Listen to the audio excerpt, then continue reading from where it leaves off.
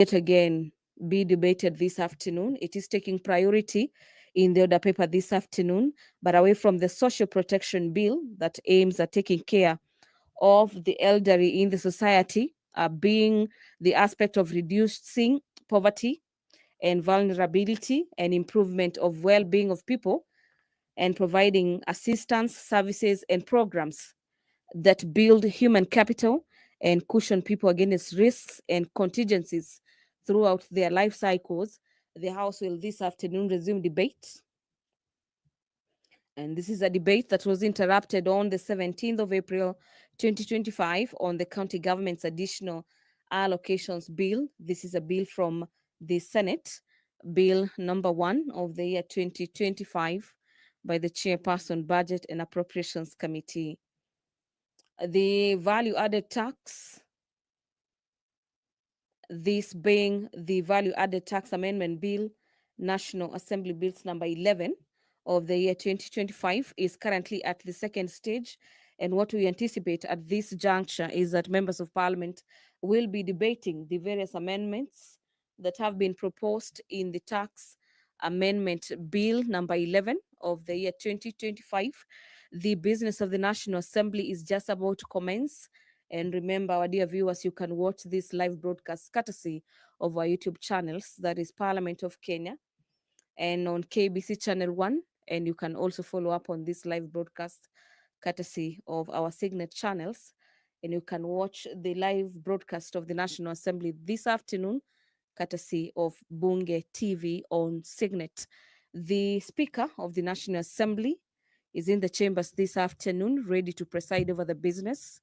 Allow me to hand over for this live broadcast brought to you by PBU in partnership with KBC. Enjoy your viewing.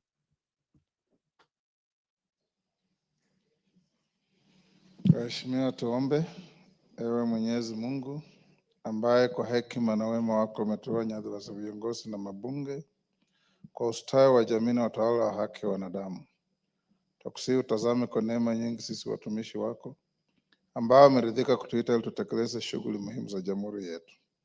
Tukuomba uteremshie baraka zako sisi tuliokutanika hapa, na utujalie na tuyatende na kufikiria mambo yote tutakayofikishwa mbele yetu kwa njia ya haki na uaminifu, ili utukufu na sifa zako ziendelezwe, na ili kustawisha amani, ufanisi na heri nchi yetu na wale ambao wajazao wamesikabidhi mikononi mwetu. Amen.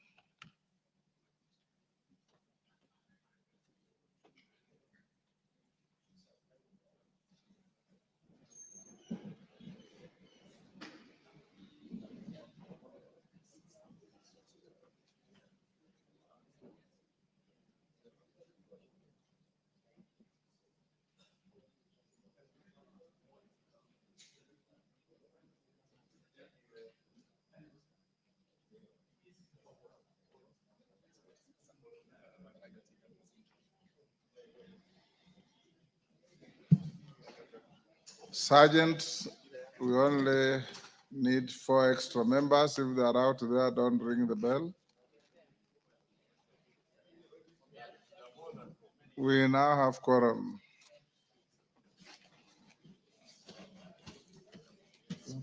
Order number 1, administration of oath. Order number 2, communication from the chair.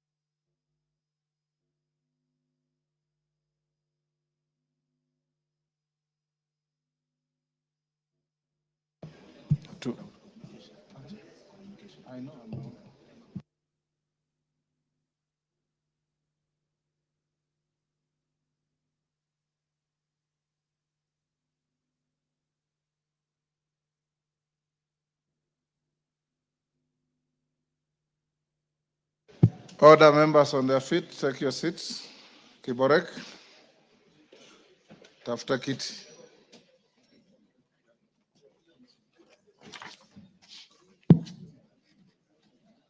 Honorable members, there's a communication on a withdrawal of the Public Transport Motorcycle Regulation Bill, Senate Bill number 38 of 2023.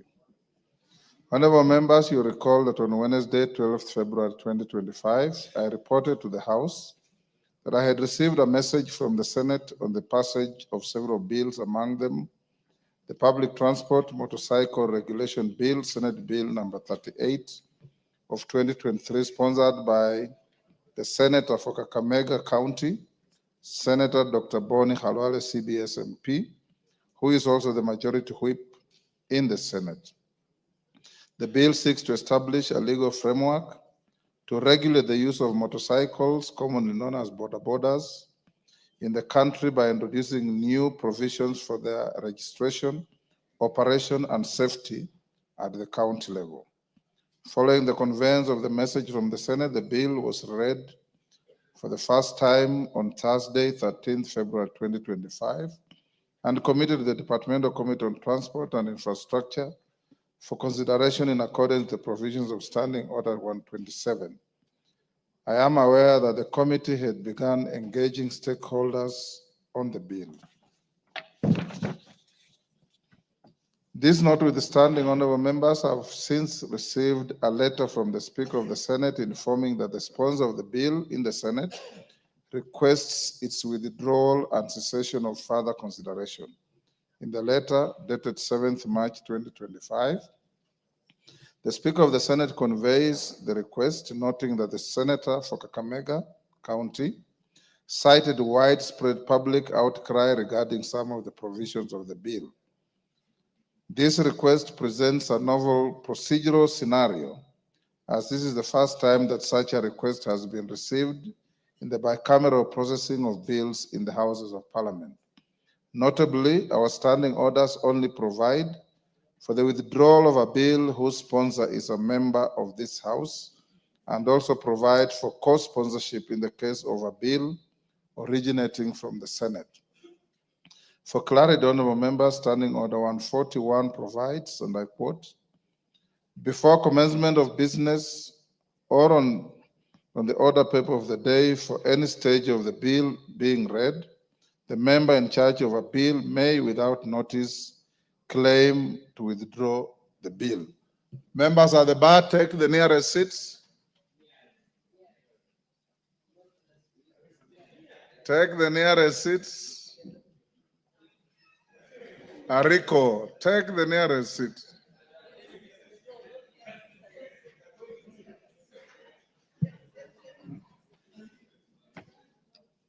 Honorable members, it is therefore evident that the current provision of the standing orders do not contemplate the withdrawal of a bill other than by the sponsor. In this instance, the Public Transport Motorcycle Regulation Bill, Senate Bill number 38 of 2023, is not co-sponsored by any member of the National Assembly. In this regard, and noting the request for withdrawal is from a member other than a member of this House, I have invoked the provisions of Standing Order number 1, which provides a basis for determining matters not expressly provided for in the standing orders. Standing Order number 1 provides, and I quote, in all cases where matters are not expressly provided for by these standing orders or by other orders of the House, any procedural question shall be decided by the Speaker. The decisions made in paragraph 1 shall be based on the Constitution of Kenya, statute law, and the usages, forms, precedents, customs, procedures, traditions, and practices of the Parliament of Kenya and other jurisdictions to the extent that these are applicable to Kenya. Honorable members, I have considered the parliamentary practice in other comparable jurisdictions to guide on the procedure to be followed. In the United Kingdom, UK Parliament, once a bill has been passed in the originating house and forwarded to the other house, the sponsor of the bill cannot unilaterally withdraw the bill in the second house. Instead, where a bill is to be withdrawn, a motion to discharge the next stage of the bill is moved for consideration by the House. This parliamentary procedure removes the scheduled consideration of the bill in the next stage of the legislative process. Erskine May's treatise on the law, privileges, proceedings, and usage of Parliament, 25th edition, notes, and I quote, by an old parliamentary rule, a bill brought from the other house should not be withdrawn. The proper course of action in this case is for the member in charge of the bill in the second house to have the order for the bill's next stage discharged. The motion that the order for the second or third reading be discharged is moved by the sponsor of the bill in the second house. Upon passage of the motion, the bill is dropped and its further legislative processes ceases. In the Parliament of India, once an individual member's bill has been passed in the originating house and is pending in the other house, the sponsor cannot directly withdraw it. The second house must consider a motion for its withdrawal. If the bill is already committed to a committee, the motion for withdrawal is referred to the committee to report back on the request for withdrawal. After tabling of the committee report on the motion, the House then considers the request for withdrawal. Once the House passes the motion, it is then considered in the other House. Honorable members, it is observed that in India, the principle of bicameral consideration during withdrawal of a bill is observed, where both houses must put a motion seeking the withdrawal of the said bill. The Speaker's role is majorly to ensure that the necessary procedures are followed in withdrawing the bill.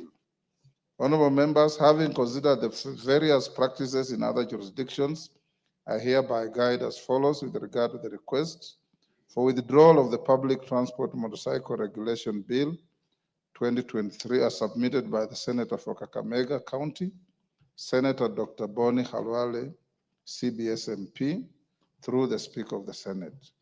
A, that to ensure order and predictability in the bicameral proceedings and processing of bills, the matter shall be considered by the House by way of a motion to discharge the particular bill from second reading, notice of which will be given, and the motion moved by the chairperson of the Departmental Committee on Transport and Infrastructure being the committee seized of the bill. That upon notice of the motion being given, the motion shall be scheduled by the House Business Committee for listing in the order paper on such a day as House Business Committee may determine. That upon consideration, should the House approve the motion, the bill shall be deemed to have been withdrawn from the National Assembly, and the Departmental Committee on Transport and Infrastructure shall cease forthwith considering the bill. If the motion to discharge the bill is not carried, consideration of the bill shall proceed in accordance with the legislative processes applicable to a bill originating from the Senate. That upon conclusion of the consideration of the motion, the Senate will be fully appraised on the decision of the House by way of a message. Having guided as such, honorable members, I shall accord an opportunity to the chairperson of the Departmental Committee on Transport and Infrastructure to give the notice of the motion under order number 6 so as to kickstart the withdrawal process. Honorable members, if that motion, if this House feels strongly that you need to proceed with that bill, regardless of the feelings of the original sponsor, and you negative the motion, then the bill will go on to the end. If you agree with the committee chair, then the bill will collapse there. Thank you, honorable members. Next order. Order number 3, messages. members on their feet. Take your seats. Take the nearest seats. Yes. Eh? I'll allow you. Yusuf, take the nearest seat.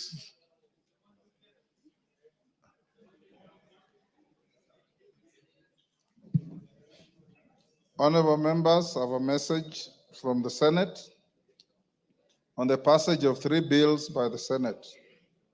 Honorable members, pursuant to the provisions of Standing Order 41-4, Order, Dorothy.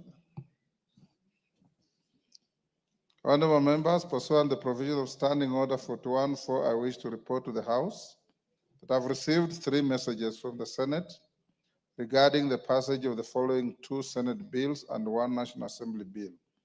1, the Energy Amendment Bill, Senate Bill number 42 of 2023. 2, the County Public Finance Laws Amendment Bill, Senate Bill number 39 of 2023. And 3, the Land Amendment Bill, National Assembly Bill number 40 of 2022. The first message conveys, honorable members, that on Tuesday, 15th April 2025, the Senate considered and passed the Energy Amendment Bill, Senate Bill number 42 of 2023 without amendments. The bill, which was published by Kenya Gazette Notice number 162 of 1st September 2023, seeks to provide for energy purchase agreements, among other provisions. The second message, honorable members, conveys that on Tuesday, 15th April 2025, the Senate considered and passed the County Public Finance Laws Amendment Bill, Senate Bill number 39 of 2023 with amendments. The bill published by the Gazette Notice number 159 of 1st September 2023 seeks to amend the County Assembly Services Act, Cap 265D, to establish County Assembly Fund. Honorable members, the third message conveys that on Tuesday, 15th April 2025, the Senate considered and passed the Land Amendment Bill, National Assembly Bill number 40 of 2022 with amendments. In this regard, the Senate now seeks the National Assembly's reconsideration of the bill in accordance with the provisions of Article 112 of the Constitution. Having passed the said bill, the Senate now seeks the concurrence of the National Assembly pursuant to the provisions of Article 110(4) of the Constitution. Honorable members, with regard to the Senate bills, you will note that the standing orders require the Speaker to cause a bill received from the Senate to be read a first time upon conveyance of its message to the House. In view of this, I hereby direct the clerk to schedule the 2 Senate bills in the order paper for the first reading at the next sitting. Thereafter, the Energy Amendment Bill, Senate Bill number 42 of 2023, shall stand committed to the Departmental Committee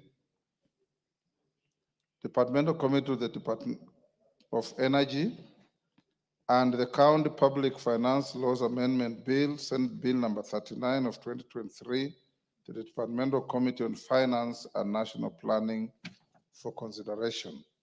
With respect to the Land Amendment Bill, National Assembly Bill number 40 of 2022, the message and the schedule of the Senate amendments to the bill are hereby referred to the Departmental Committee on Lands for consideration and reporting. I also direct the clerk to circulate the schedule of Senate amendments of the bill to all members. The committees to which the bills have been referred are encouraged to prioritize their consideration and submit their reports as soon as is practically possible to enable the House to proceed with the necessary next steps of the bills. I would encourage them to work through the recess so that by the time we resume, they have gone through the bills. Thank you. Next order. Order number 4, petitions.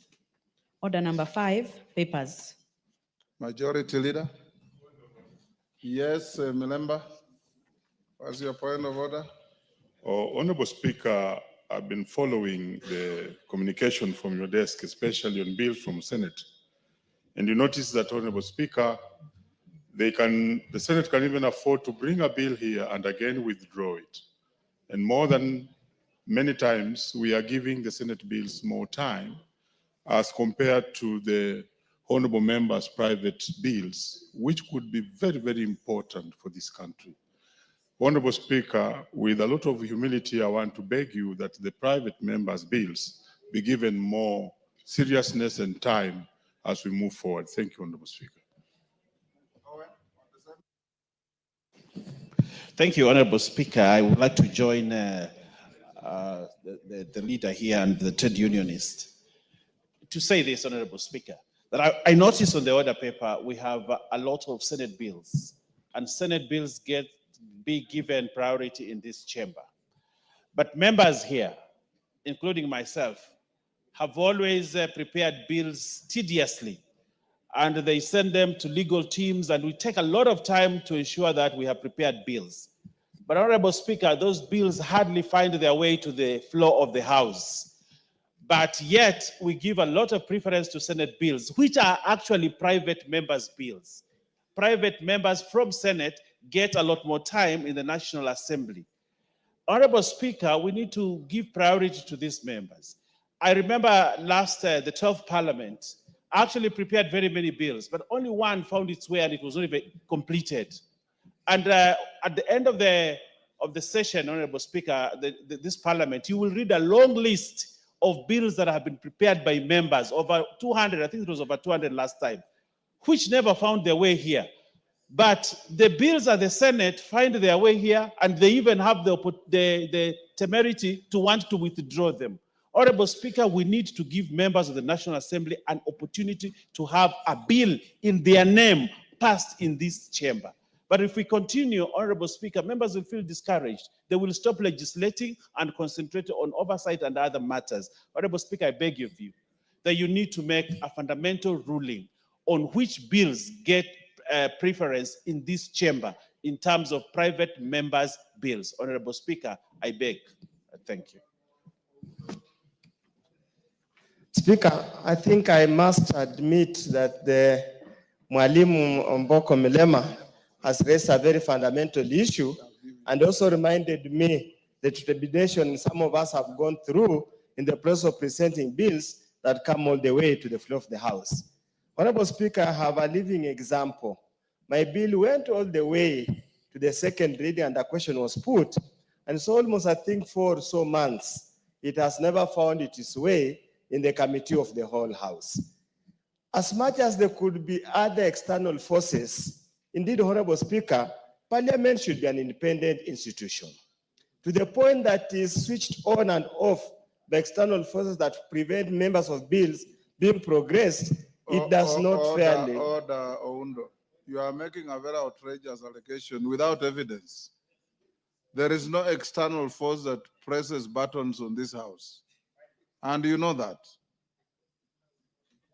Complain of the delay in processing your bill, don't make outrageous allegations against your own House.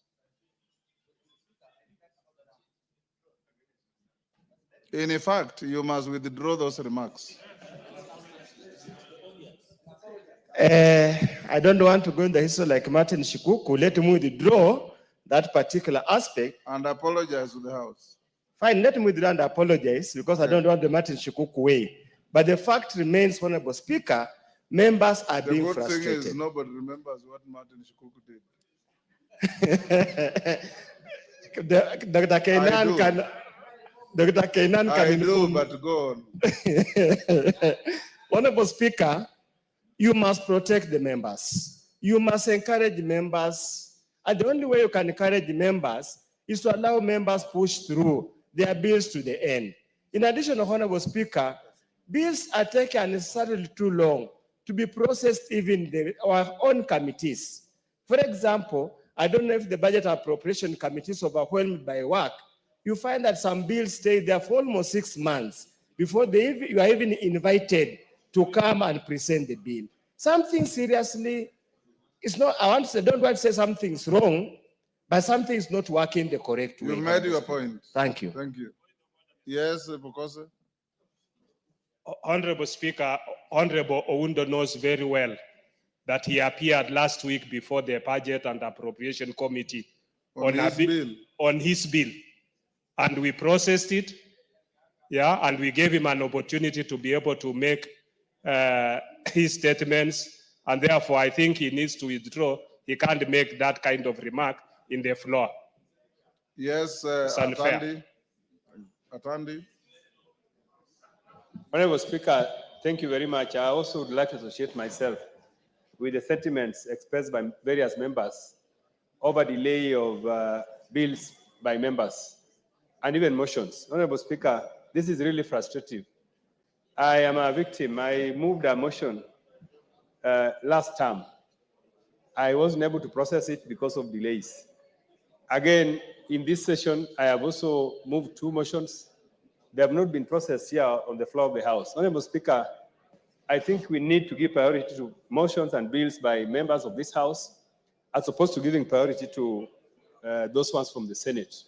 Also, Honorable Speaker, I also want to say as Chair of Budget that as of today, there is no bill by members that has not been processed by our committee. The only bill that has not been processed are only 2, and the members who are given a chance to appear, but they were busy, they sent apologies, and we agreed with them that we are going to schedule meetings later when they are available. Otherwise, the Budget and Appropriations Committee is working around the clock to ensure that bills that are before us that require approval is processed in time.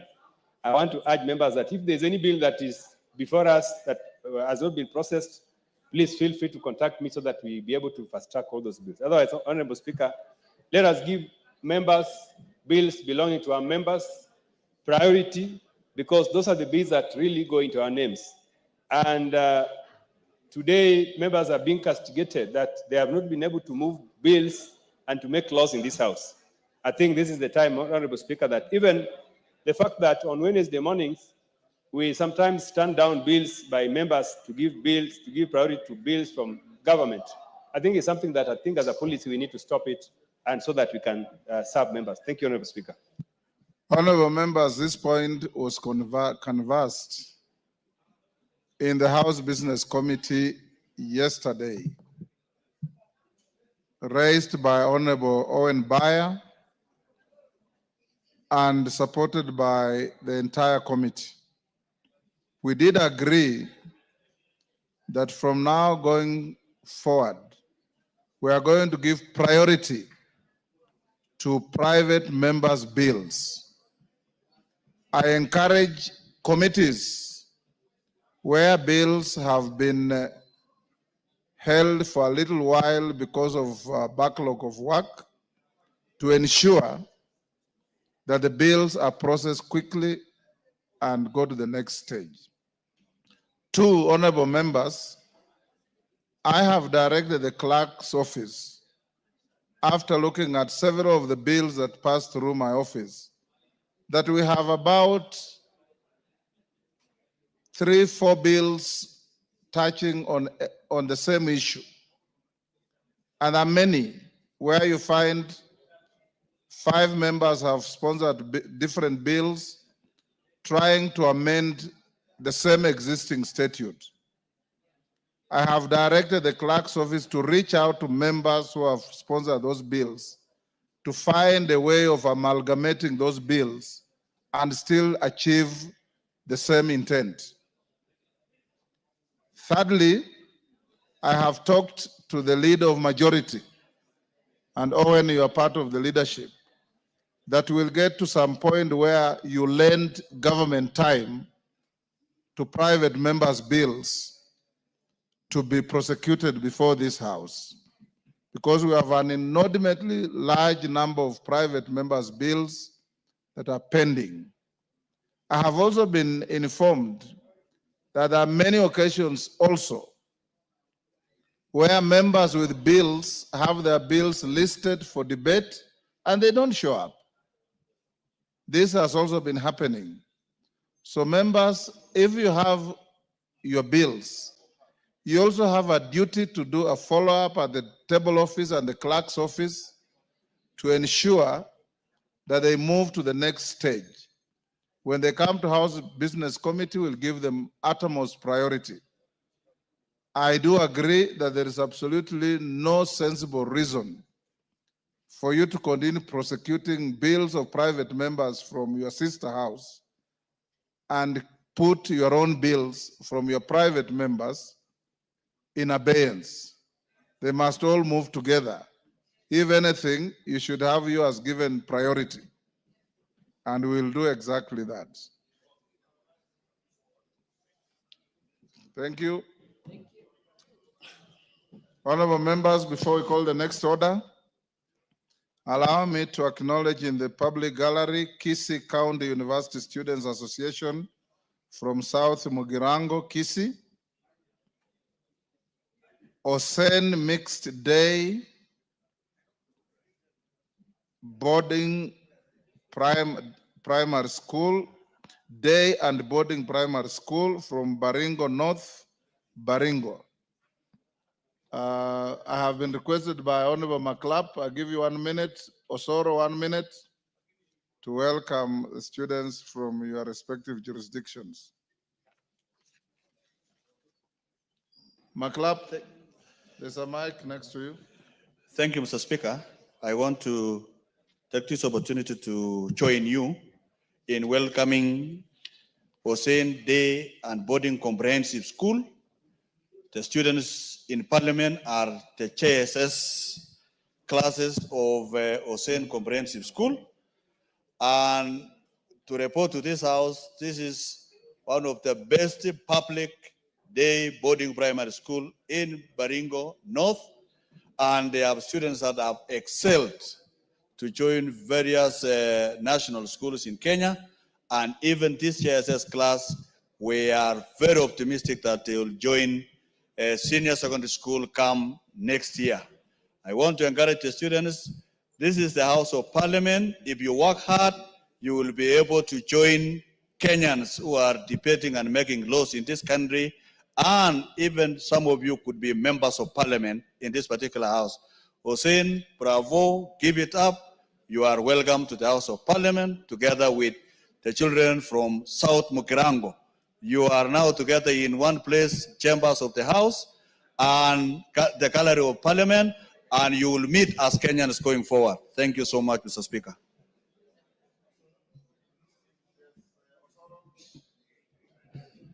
Thank you very much, Honorable Speaker. Honorable Speaker, I also want to join my colleague, the Honorable McClap, in welcoming all the students in the chambers of Parliament, but particularly the students that have come from South Mugirango constituency.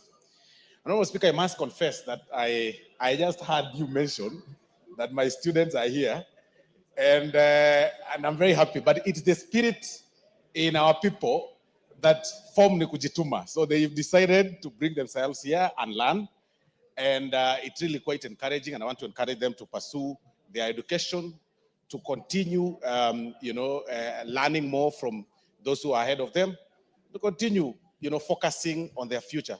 Honorable Speaker, because these are students from the university, it's important for me to mention, Honorable Speaker, that South Mugirango, by record that we have, Honorable Speaker, we have about 12,000 students so far every year going to the university.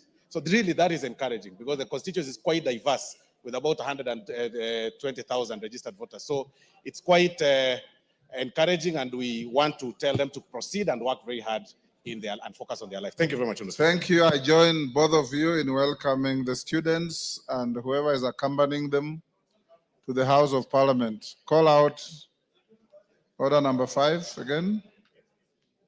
Order number 5, papers. Majority Leader. Thank you, Honorable Speaker.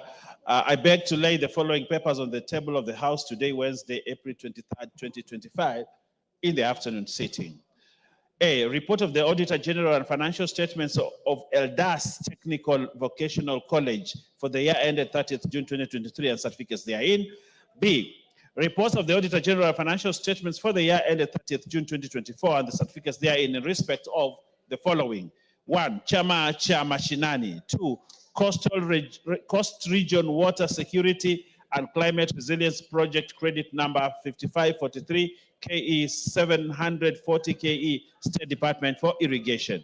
3, Commission on Revenue Allocation Staff Car Loans Scheme Fund 4, Commission on Revenue Allocation Staff Mortgage Scheme Fund.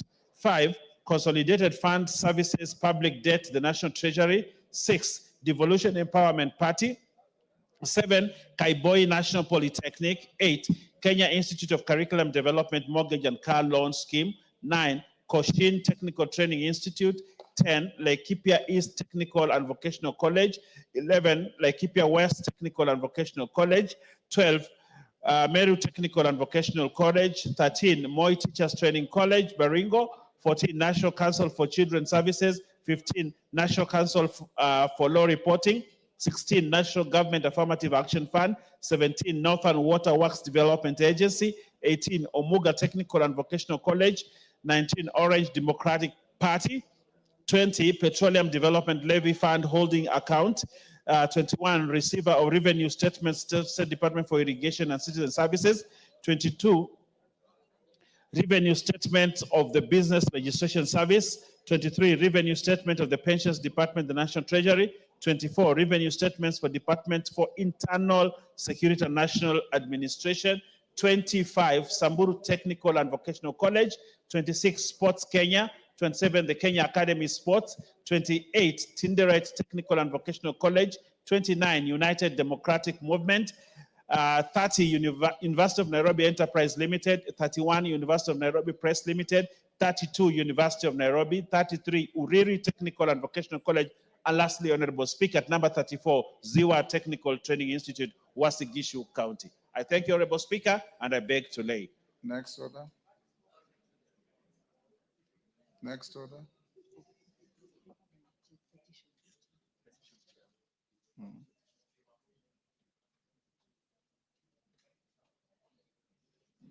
Do we have any petition?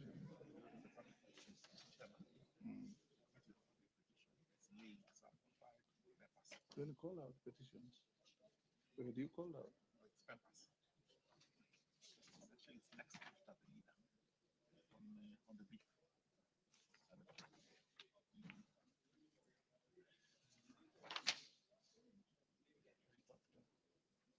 You guys are confusing me. I'm following what you are doing. Next order.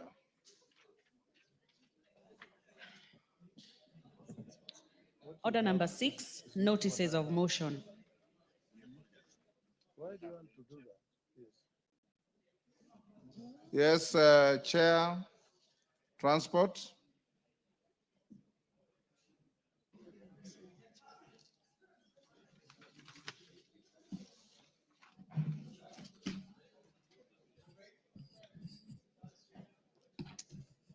Honorable Speaker, sorry. Hold your consulting with the horses. GK, hold your horses. The clerk's documents and what I have are not synchronized. Take your seat. Chairperson, Public Petitions Committee. Thank you very much. Kagezi. Yeah. Thank you very much, Honorable Speaker. Honorable Speaker, I beg to lay the following papers on the table of the House today, Wednesday, 23rd April 2025. Reports of the Public Petitions Committee on its consideration of, number 1, Public Petition number 15 of 2023 by Honorable Florence Jamatia MP regarding the declaration of Mukutani Forest as a public forest. Number 2, Public Petition number 54 of 2023 by teachers regarding unlawful deductions by Teachers Service Commission in favor of Kenya Union of Special Needs Education Teachers, KUSNET. Number 3, Public Petition number 62 of 2023 by the Kenya Union of Post-Primary Education Teachers, KUPPET, regarding stagnation of teachers' progression in public service. Number 4, Public Petition number 63 of 2023 by former employees of Bohemian Flowers Limited in Nakuru County regarding the unfair termination. And lastly, Speaker, number 5, Public Petition number 67 of 2023 by Honorable Moses Kirima, MP, regarding the dismissal from employment of Mr. Gerard Muli Kiilu by Absa Bank, formerly Barclays Bank Prestige Center. Thank you, Mr. Speaker, and I beg to lay. Thank you, Kagezi. Next order number 6. Order number 6, notices of motion.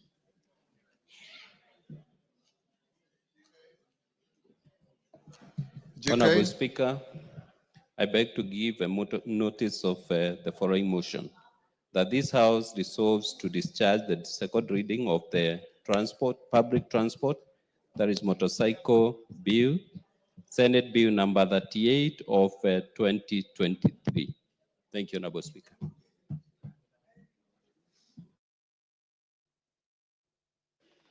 thank you, GK. Next. Order number 7, questions and statements.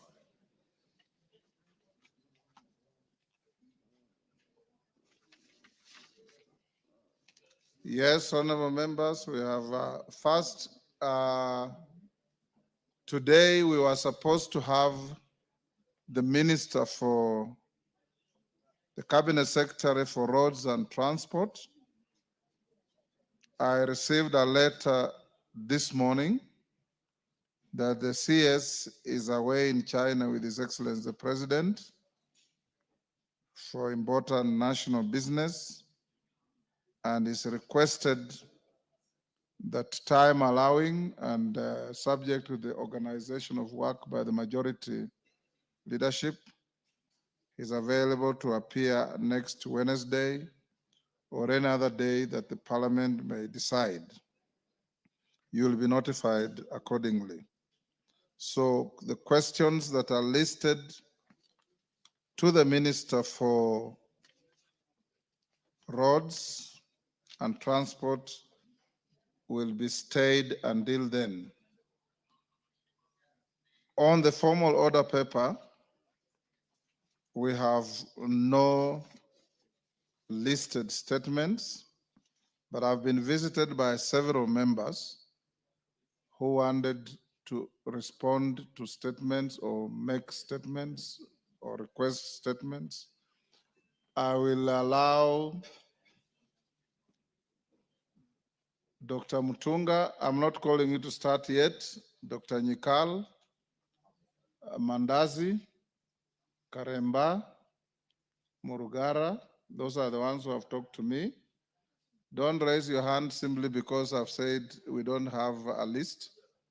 I'm talking of those who have been like the 5 wise girls in the Bible who came to see the speaker to ask for an opportunity to raise or make their statements. Let's start with the Honorable Murugara. Note your numbers. When one finishes, another one takes. Murugara. After Murugara, Karemba. After Karemba, member for Mogotio, Kiborek. After Kiborek, Mandazi. Then we'll close that chapter with responses from Dr. Nyikal and Dr. Mutunga. Those of you who have got statements and have, I think there's a Boer who also saw me, and have not reached the speaker, talk to the clerks at the table, because I'll not allow you to shoot up with a statement that I've neither seen nor approved. Okay. Thank you, Mr. Speaker. Mine is a response.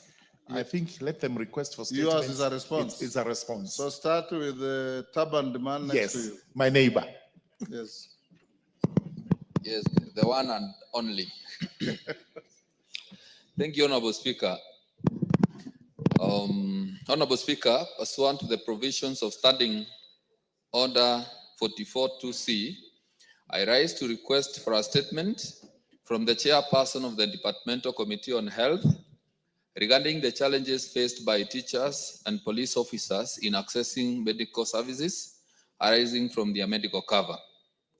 Honorable Speaker, the government-funded medical insurance scheme for teachers and the police in Kenya, which relies on capitation system, has faced significant challenges due to delayed payments to hospitals. This has resulted in hospitals, either refusing to provide services to these groups or demanding out-of-pocket payments. The issue is claimed to stem from the government's failure to release allocated funds, despite teachers and police officers being deducted their medical scheme contributions from their salaries. The contributions of teachers and police officers form the bedrock of society stability and progress. To ensure that they fulfill their vital roles in education and public safety effectively, prioritizing their physical and mental well-being is not just a moral imperative, but also a strategic necessity. Honorable Speaker, it is regrettable that teachers and police officers, particularly those from Runyenja's constituency and Embu County at large, have expressed serious grievances regarding their medical cover. These concerns highlight systemic issues that require urgent attention, as they affect not only teachers and police officers in Runyenjes and Embu County at large, but also thousands of others across the country. This crisis, marked by hospitals denying them services due to unpaid claims and stalled National Treasury contracts, exposes systemic failures endangering public servants and their dependents nationwide.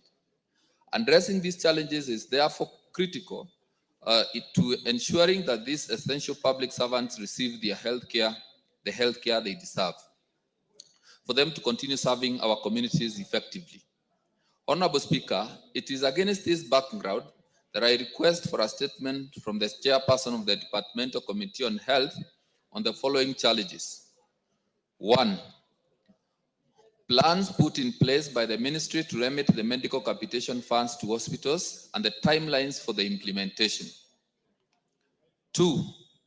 Action being taken to ensure that teachers and police officers access unlimited medical services, considering that their contributions are deducted from their salaries consistently.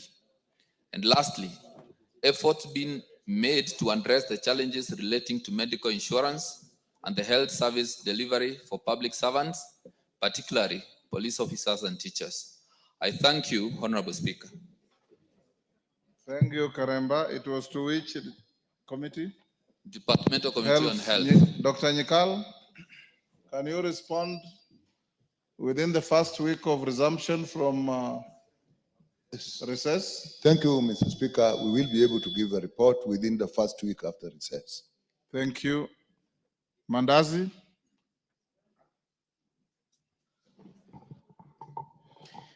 Thank you, Honorable Speaker. Pursuant to Standing Order 259D2, I rise to pay tribute to late Honorable John Koech, a former Member of Parliament for Chepalungu constituency, who passed away on the 8th of April 2025 after short illness. Honorable Speaker, the late Honorable Koech was laid to rest on the 15th April 2025 in his home in Chepalungu constituency. His life was a shining testament to public service and selfless leadership. He was a statesman of extraordinary humility, reserve, and character. A long-serving Member of Parliament for Chepalungu constituency and a respected cabinet minister, he gave his all to the service of our nation. Notably, Honorable Speaker, he is so far the longest serving Member of Parliament for Chepalungu, having held the seat from 1979 to 1990, and again from 2003 to 2007. A testament, Honorable Speaker, to the deep trust and enduring bond he shared with his constituents. Honorable Speaker, from his early days under the Kenya African National Union, that is KANU, Honorable Koech distinguished himself as a man of reason and a voice of the people. He rose steadily, propelled not by ambition, but by purpose. His leadership was marked by a deep connection to the people he served, and especially the often overlooked communities of Chepalungu. where he championed development in the education, infrastructure, agriculture, and youth empowerment. When he spoke, Honorable Speaker, people listened to him not because he shouted, but because his words carried the weight of wisdom and sincerity. He was a leader who believed that roads should reach to the farmers, that children should sit in classrooms and dream freely, that young people should have a future built on opportunity, not despair. Honorable Speaker, as a Minister for East African Community and Regional Cooperation, Honorable Koech extended his vision beyond our borders. He believed deeply in regional unity and worked tirelessly to build bridges, economic, diplomatic, and cultural between Kenya and our neighbors. His efforts laid the groundwork for stronger regional integration and a shared East African destiny. One of the most defining moments of his political career came in 2002, Honorable Speaker, during the time of great political upheaval. He made the courageous choice to part ways with then the ruling party and stood firmly on the side of change, aligning himself with the National Rainbow Coalition and in then presidential candidate Honorable Mike Kibaki. That decision, which he led to his expulsion from KANU, was not just political, it was moral. It was a stand for democracy, a bold declaration that the will of the people must always prevail over the convenience of power. Honorable Speaker, beyond politics, the late Honorable John Koech was a diplomat who served the country as the permanent representative at the United Nations Environment Program, that is UNEP, a responsibility he discharged dutifully. In burying the late Honorable Koech, we did not bury his ideals. We planted a legacy. We laid to rest a body, but his spirit of service, of courage, of leadership lives on in lives he touched and institutions he helped build. As we mourn his loss, we draw inspirations from the extraordinary lives and service and dedication to humanity.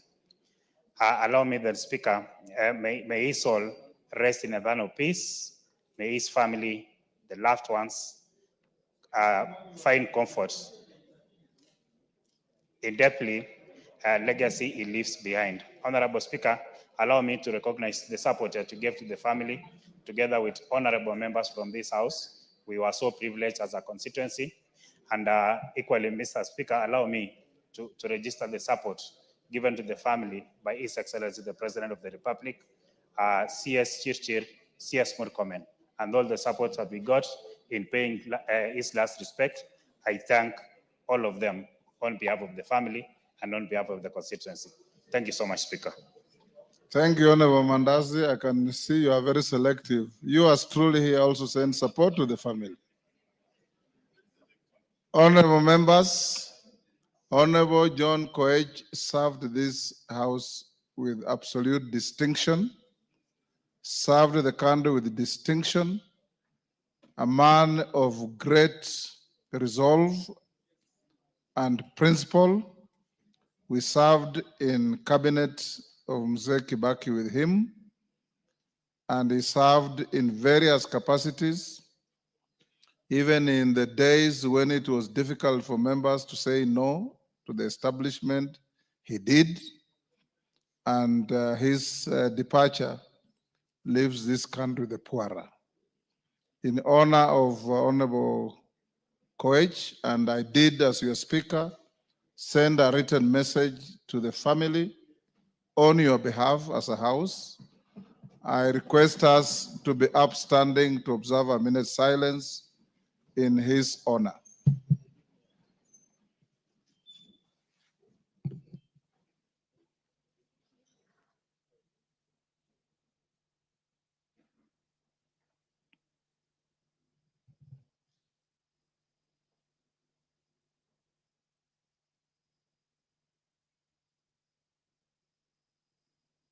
May his soul rest in eternal peace.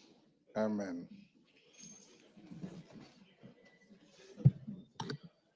Yes, Sunguli. Yes, on the same.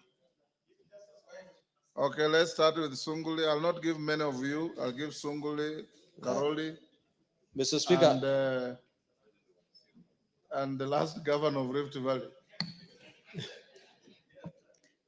Mr. Speaker, I also stand in order to give my condolences to the family of John Koech. We served with John Koech in government, and as a friend of his, as a neighboring constituency, I was always privileged to work very closely with him. John Koech was a man who did not always conform. He was his politics was always different, but he was also in strong competition with people who are of equal stature, like Munai Arab Soy. Mr. Speaker, I must say that the death of Honorable Koech just tells us two things. First of all, that great people actually go. But the second one is that if you look at it very carefully, the reason why we members of parliament must have an insurance to many things is actually very, very important. And you can deduce that from the way he lived and the way he eventually died. It's important that members of parliament look after their security after the house eventually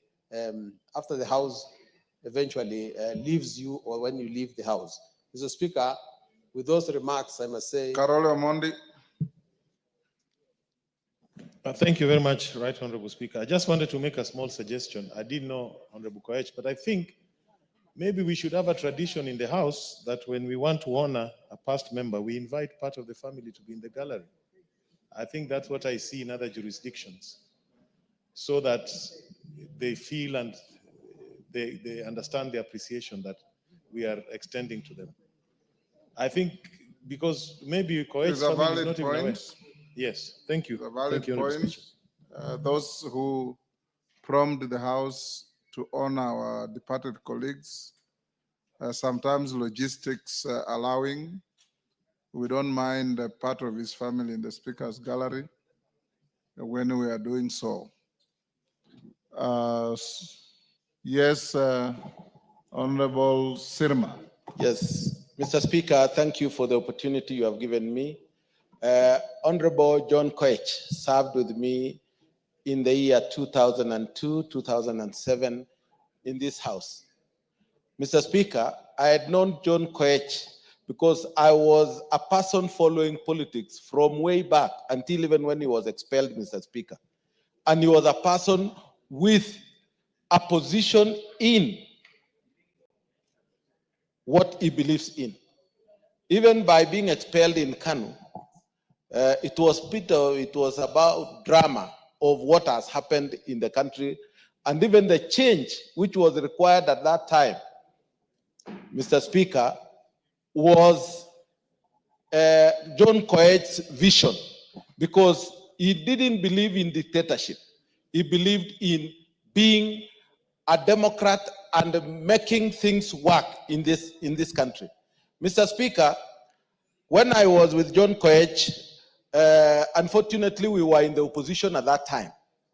And John Koech had been appointed by Kibaki into government when he stole some members of KANU. By President Kibaki. By President Kibaki. He had stolen some members of KANU at that time to work in government. So they worked together, and unfortunately, when we went for a rally in Bomet sought, we made very serious statements, Mr. Speaker. That is when I was crowned the governor of Rift Valley, because I declared secession of Rift Valley from Kenya. Mr. Speaker, John Koech almost ran away. You are disclosing a criminal offense. No problem. Yeah. I faced it at that time, and I wrote statement, and it was over. So at that time, things were not easy. Mr. Speaker, John Koech was a person who would stand during difficult times. And I know the drama which was there between Isaac Ruto and John Koech before the house in Kabarak, because one of them was being brought in through the back door and another one going through the school, because it was big game in Chepalungu constituency, because Moi was playing the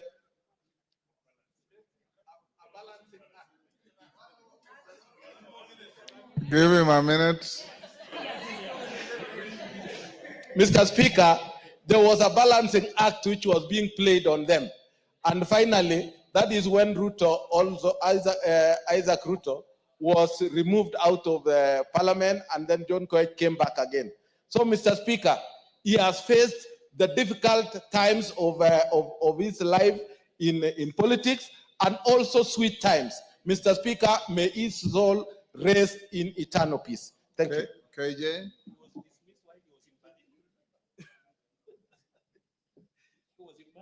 KJ? Honorable Speaker, it is on my behalf and on behalf of the people of the Dagoretti South constituency that I pass the condolences to the family of John Koech, a consummate leader, and he has served in a life that has left a legacy for his people and for the country.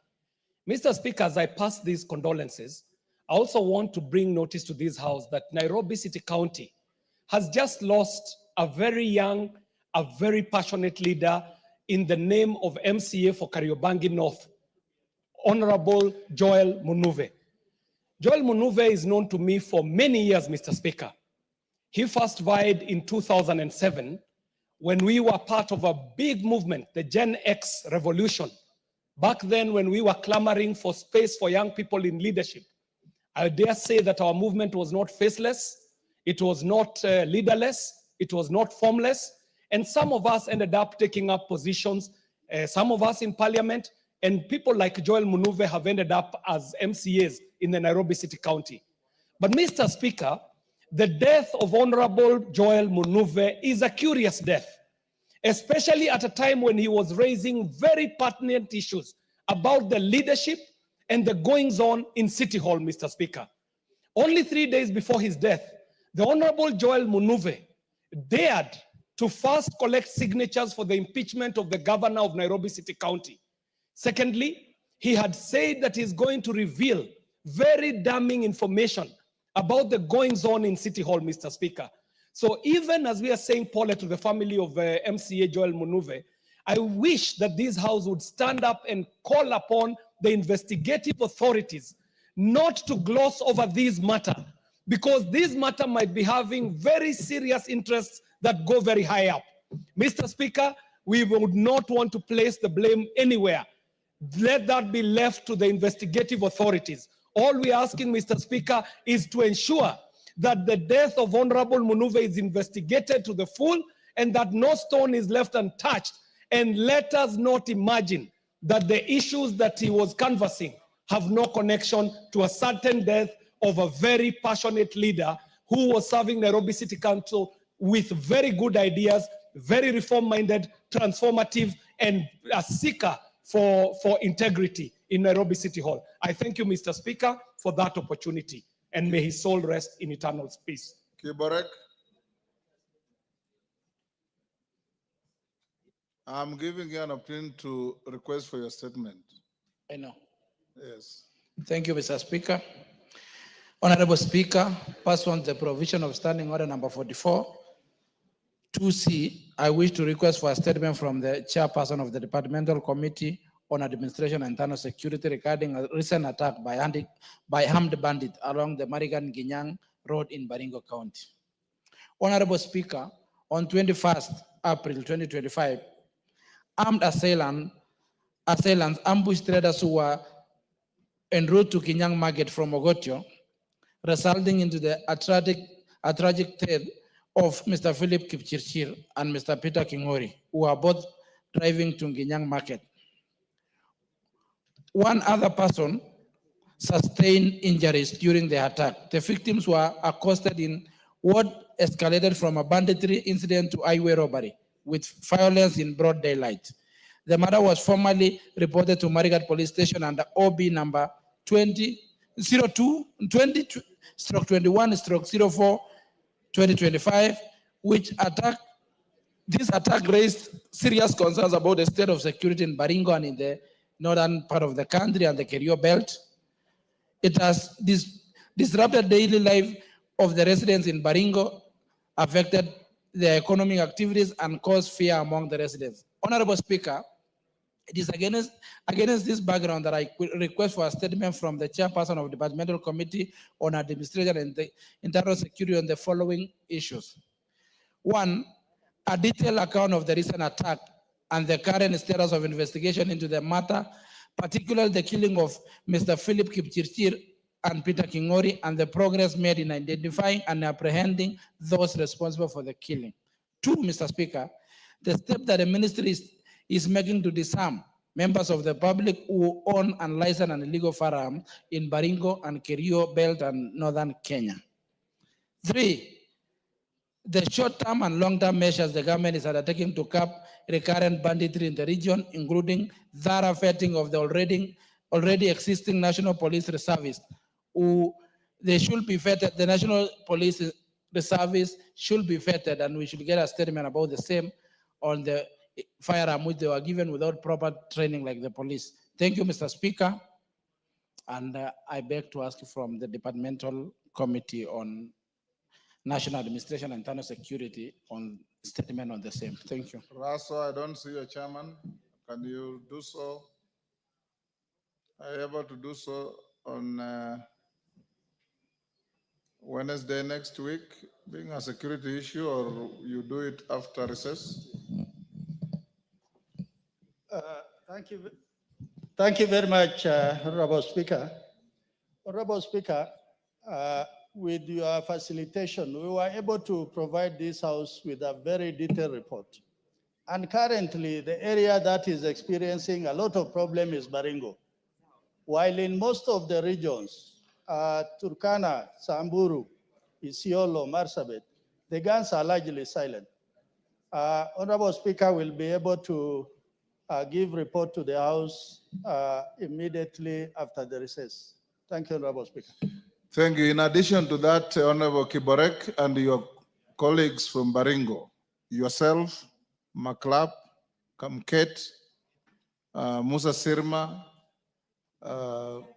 Chematia, Kandie, and Kamren, you are leaders. You are going on recess. Go around your county and talk to those young people and encourage them to stop wielding illegal firearms. It is those young men who vote for you. It is those young men who you use for good and for bad. Go and meet them and talk to them so that as leaders, you also play your role to ensure that there is peace within your jurisdiction. And I'm sure you can. Some of those young men are your age, Kiborek. And I'm sure you can use your magic as a youth to get to them and talk to them. Your access to them is better than probably Musa Sirmas and others. Please go and do that. Don't wait for the police to come from Nairobi. You can also play your part. Yes, Sirma?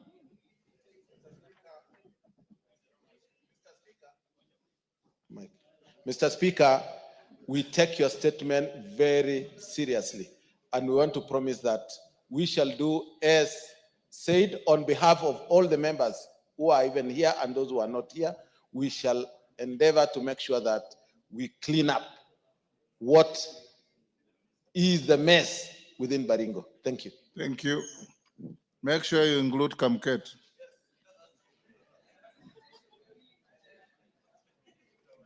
Abor.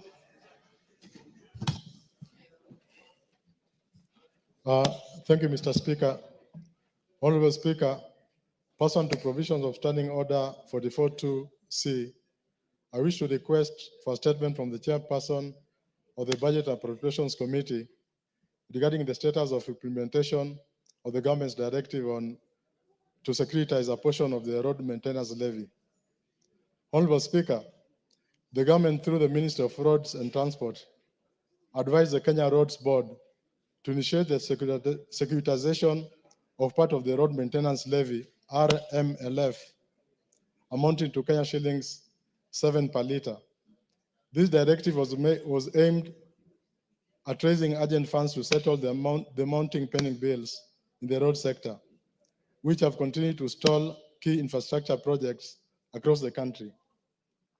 Honorable Speaker, while the securitization of future cash flows can be a viable financing mechanism under the Public Finance Management Act 2012, Cap 412A, and specifically Section 50 on public debt management, the implementation of such a strategy must be carried out transparently within the framework of public finance principles enshrined in Article 201 of the Constitution of Kenya, 2010. Other principles include openness, accountability, and responsible financial management that must be applied on the securitization proposal. Honorable Speaker, it is against this background that I request for a statement from the chairperson of the Budget and Appropriations Committee on the following. Number one, the current status of implementation of the securitization of the road maintenance levy fund as directed by the government. Number two, the legal and financial framework being used to implement this securitization process, and whether there was approval of Parliament sought as required under Section 52 and 53, Cap 412A of the Public Finance Management Act, where future revenue streams are pledged. Number three, amount expected to be raised through this securitization arrangement and the criteria that will be used to allocate these funds towards spending bills in the road sector. Number four, any guarantees or circulars issued by the National Treasury in connection with the securitization transactions and the implications on public debt ceilings and fiscal sustainability. And lastly, Mr. Speaker, timelines set for the disbursement of the raised funds and measures taken to ensure transparency and accountability during the implementation. I thank you, Honorable Speaker. Budget, that is to your committee. Can you bring a response the first week upon resumption from recess? Yes, Speaker, we agree. Thank you. Morogara, George. Thank you very much, Mr. Speaker. Mr. Speaker, this morning, Honorable David Kiplagat, the Member of Parliament for Soy, requested for a statement regarding the venue for recruitment of Kenya Prisons constables of Soy constituency in Uasin Gishu. Is he in the house? He is not here. Okay, go on. I actually sent to him the communication I got. Go ahead. Because I was told actually to deliver tomorrow afternoon. But fortunately, it has actually come from the Director General of Prisons to confirm how it is going to be in Uasin Gishu County as follows. The recruitment will be conducted in the following sub-counties. Trubo sub-county, it's pronounced Tarabo sub-county, Paul Boyd Boys High School at 8 a.m. on the 30th of April 2025. Soy sub-county, DCC's office Sirekwa at 2 p.m. Ainabkoi, Waonifo Stadium at 8 a.m. Moiben constituency at Moiben Center at 2 p.m. Keses, DCC's office Keses at 8 a.m. and Kapseret at Eldoret ASK Showground at 2 p.m. Honorable Speaker, there was also a question regarding missing sub-counties, and these members have interest in that because a few sub-counties are missing from the list, including one of my sub-counties in the Tharaka constituency known as Tharaka West. The answer I have received is that they are actually working on this to actualize the fact that all these sub-counties that are missing will be included in the recruitment exercise. And as soon as letters are produced to confirm this, they will be delivered to us for further communication to the honorable members of parliament. This communication is signed by Patrick M. Arando, CBS, Commissioner General of Prisons. And to ensure that we have it on record, I pray that I actually table it. Thank you very much, Mr. Speaker. Thank you. Dr. Mutunga. Thank you, Honorable Speaker. Honorable Speaker, I rise to respond to a statement by Honorable Eric Karemba, CBS MP and member for Runyenjes. Honorable Speaker, pursuant to Standing Order number 44-2C, Honorable Eric Karemba, CBS MP, requesting for a statement on the 11th of March 2025 regarding high cost of feeds. The Ministry of Agriculture and Livestock Development responded as follows to the issues raised in the statement. Honorable Karemba wanted to have the statistics of milk production in Runyenjes constituency and the Embu County in general. Honorable Speaker, according to the report from the ministry, Embu County produces 101,347,503 kilos of milk annually. Manyata constituency produces 47,531,820 kilos. Runyenjes produces 32,850,269 kilos of milk. Bere South produces 15,121,880 kilos, and Bere North produces 5,843,534. The second issue that the honorable member was seeking to be informed on, Honorable Speaker, is the measures being put in place to decrease the cost of animal feeds are required for the dairy farming. And the response is as follows. The first issue is National Animal Feeds Development Strategy by the ministry. The government has embarked on development of an animal feeds, has developed an animal feeds development strategy to address feed situation in the country, in which it prioritizes promotion of increased production of animal feeds, promotion of animal forage conservation, use of technologies such as irrigation to facilitate production of animal feed in arid and semi-arid areas, as well as in arid and semi-arid areas, among others. Increase in production will ensure availability of adequate forage and the constituent feed ingredients, which will in turn reduce the cost of animal feeds. The second measure that the ministry is taking up is land commercialization initiative. The government is availing an unutilized land for animal feed production through the Ministry of Agriculture and Livestock Development. The land is available for both local and international investors, and the land will be used for production of feeds to ensure availability and reduce the cost of livestock feeds. It will commercialize pastures and fodder production for distribution to farmers. The government land, such as that held by the Agricultural Development Corporation, Kenya Agriculture and Livestock Research Organization, and livestock farms and former livestock holding grounds, will be utilized for this purpose. The third measure that the government is the ministry is taking up, is public-private partnership in feed production. Honorable Speaker, the government is encouraging public-private partnership to ensure that there is sufficient investment in the livestock feed sector. For the last 2 years, the government has participated in international conferences in Rome and other countries where it has pitched for feasible investment options in animal feed industry. As a result, several investors have already arrived in the country to invest, key among them including the following.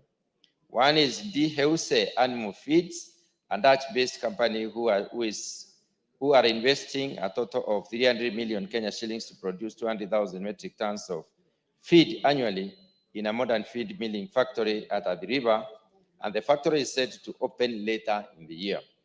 Honorable Speaker, the other one is the government has also signed an MOU with the United Arab Emirates, based in Al Dahra, United Arab Emirates company, based in it's called Al Dahra Company, which will lease and manage up to 200,000 acres of irrigated farmland in the Galana Kulalu Ranch with an estimated investment of up to $800 million. The other measure that the ministry is taking, the government is taking, is duty waiver for importation of raw materials for processing of animal feeds.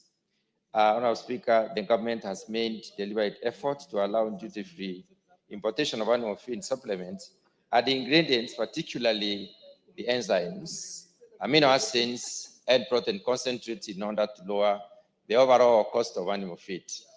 The duty waiver addresses the problem. How much more to go, Dr. Mutunga? 1.5 pages, maybe 3 minutes. Honorable Speaker. Yes, finish quickly. Okay. Honorable Speaker, the government has also deliberately incentivized capital investment in animal feed manufacturing and livestock production through similar duty waivers to enhance local production and also value addition. The fourth measure is promotion of alternative and sustainable feed ingredients. This basically recognizes the reliance on important ingredients, and therefore local production is prioritized in this particular case.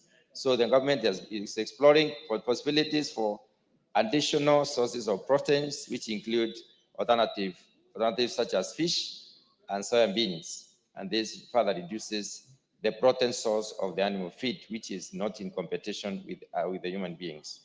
And the seventh one is investment in, the sixth one is investment in capacity building on feeds, where the government is basically training or building capacity for farmers to be able to make their own rations, which is called home in ration, and this is spreading across the country.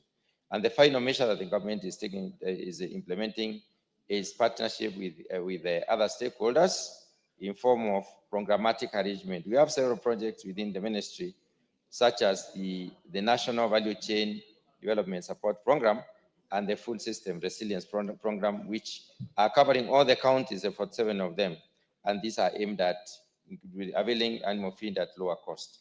The third issue that the honorable member wanted clarification on is the initiatives being put in place to enhance milk production in the country.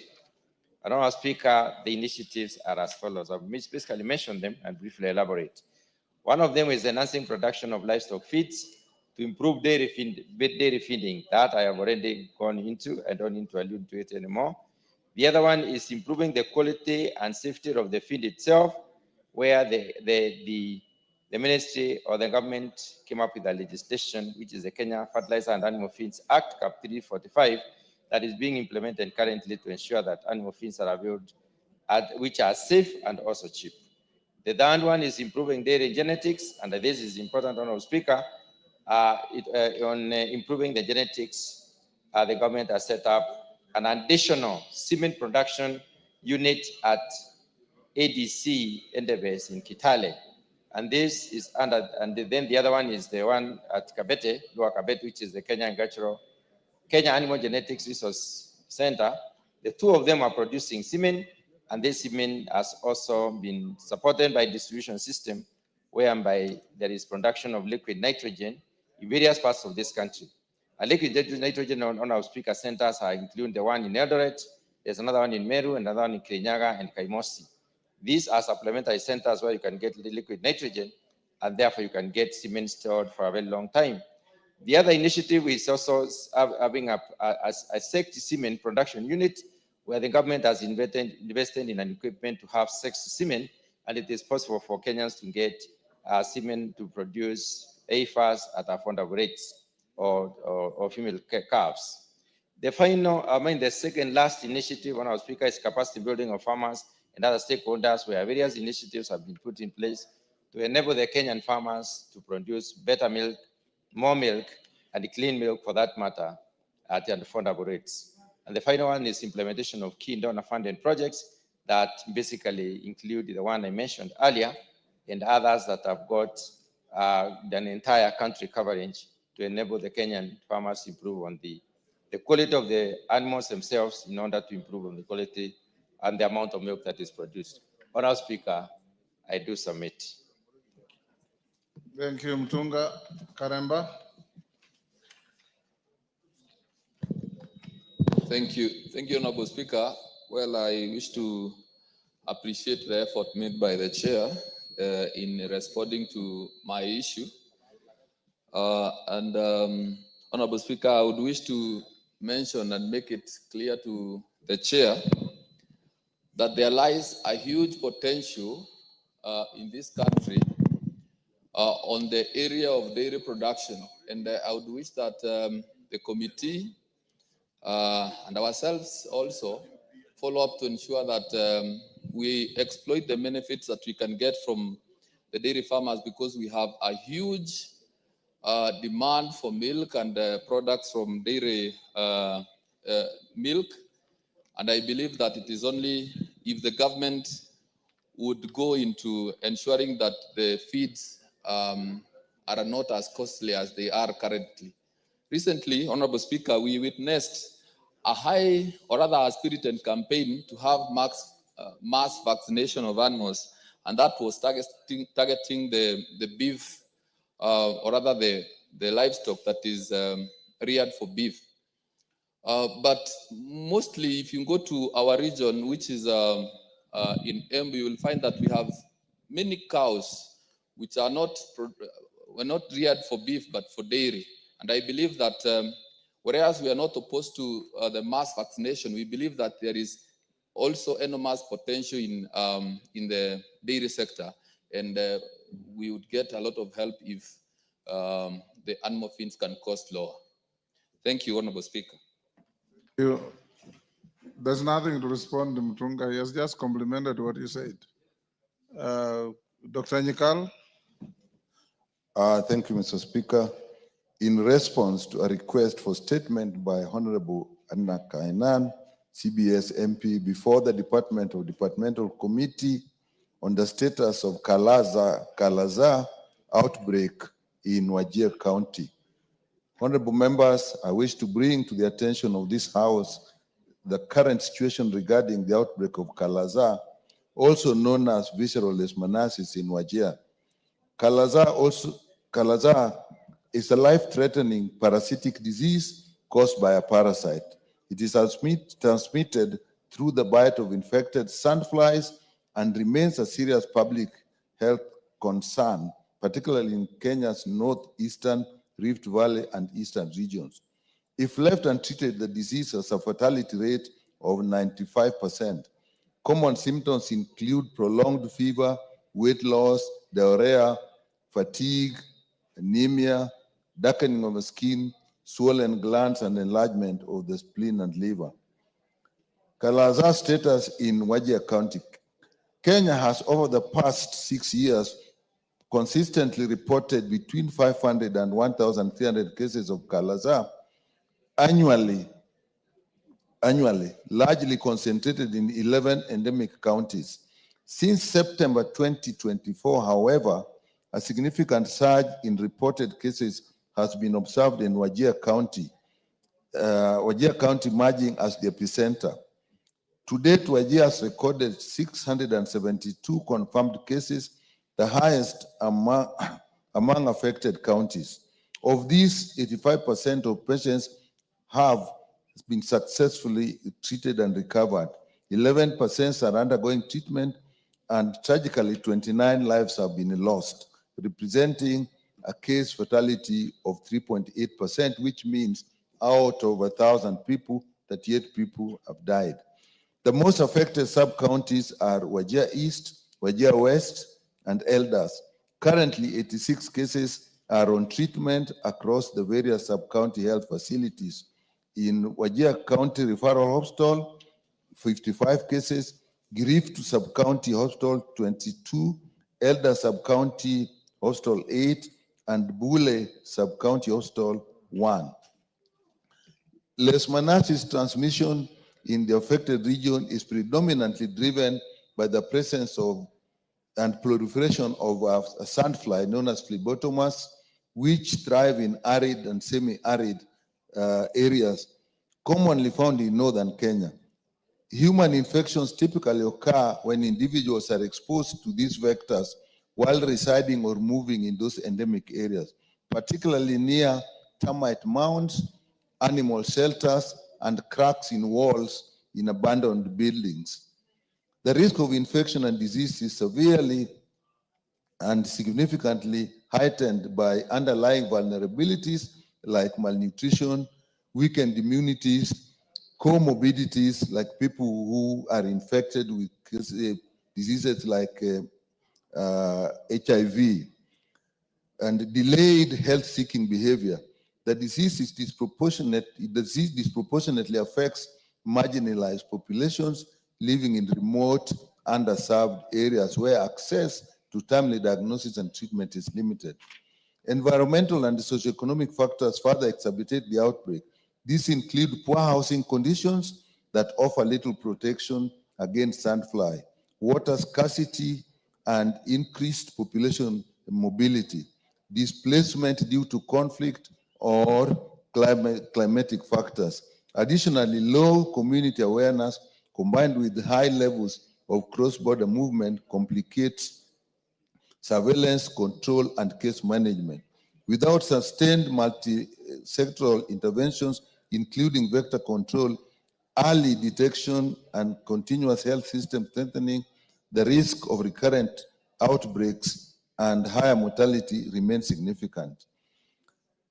Intervention undertaken in Wajir so far. Honorable members, in response to the outgoing Kalaza outbreak in Wajir County, the government of Kenya, through the Ministry of Health, in collaboration with the World Health Organization and other partners, has activated a multi-sectoral coordinated public health response, meaning including many sectors. The ministry deployed a multidisciplinary team led by their field epidemiology team to conduct rapid field investigations and case management. To bolster frontline capacity, they have trained over 30 healthcare workers in diagnosis, treatment, and case management of leishmaniasis across the 4 affected centers. This is complemented by continuous medical education targeted on the job mentorship and training on case-based surveillance reporting through health information systems aimed at improving the data accuracy and timelines. To support the diagnostics and treatment, the Ministry of Health has distributed 768 boxes of a rapid diagnostic test, 850 vials of sodium stibogluconate, 1,900 vials from paromycin, 840 vials of ambisome. Those are actually the 3 drugs that are used in the treatment. An additional 200 test kits and 400 more vials of drugs were also procured using supplementary funds. Furthermore, in collaboration with the partners such as World Health Organization and Medicines Sans Frontières, the ministry coordinated the delivery of these critical health products and technologies to Wajir County to ensure uninterrupted availability of essential diagnostic and treatment supplies for the affected population. To strengthen inpatient cases, 100 hospital beds and mattresses were distributed to improve the quality of care and comfort in the treatment facilities. Importantly, 3 mobile laboratory units were deployed in the most affected sub-counties to facilitate timely diagnosis, treatment, and on-site data collection. In addition to these medical efforts, the ministry launched comprehensive vector control activities aimed at mitigating the spread of leishmaniasis by targeting sandfly vector responsible for the disease transmission. To this end, the ministry procured 50 farm guard masked duster machines, 150 omni pumps, and 141 2-stroke engine sprayers. Basically, these are actually for spraying in the environment and spraying inside the houses.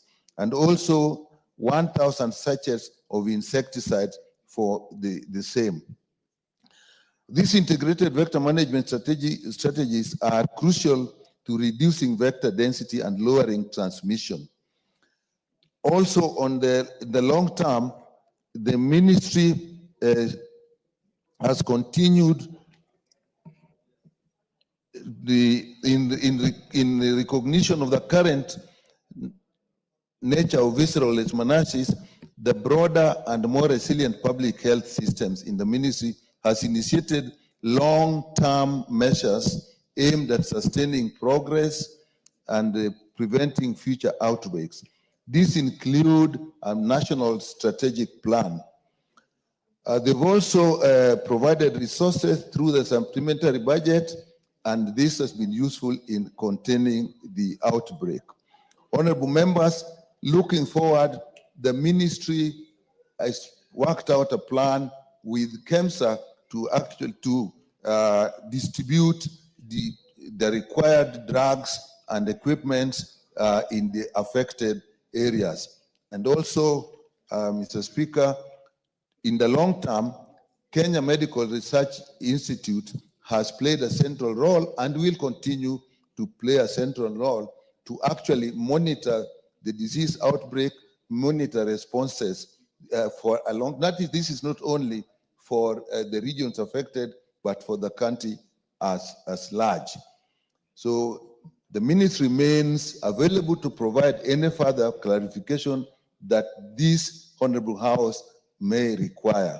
Signed by the Honorable Minister Aden Duale, ECG, EGL, Cabinet Secretary.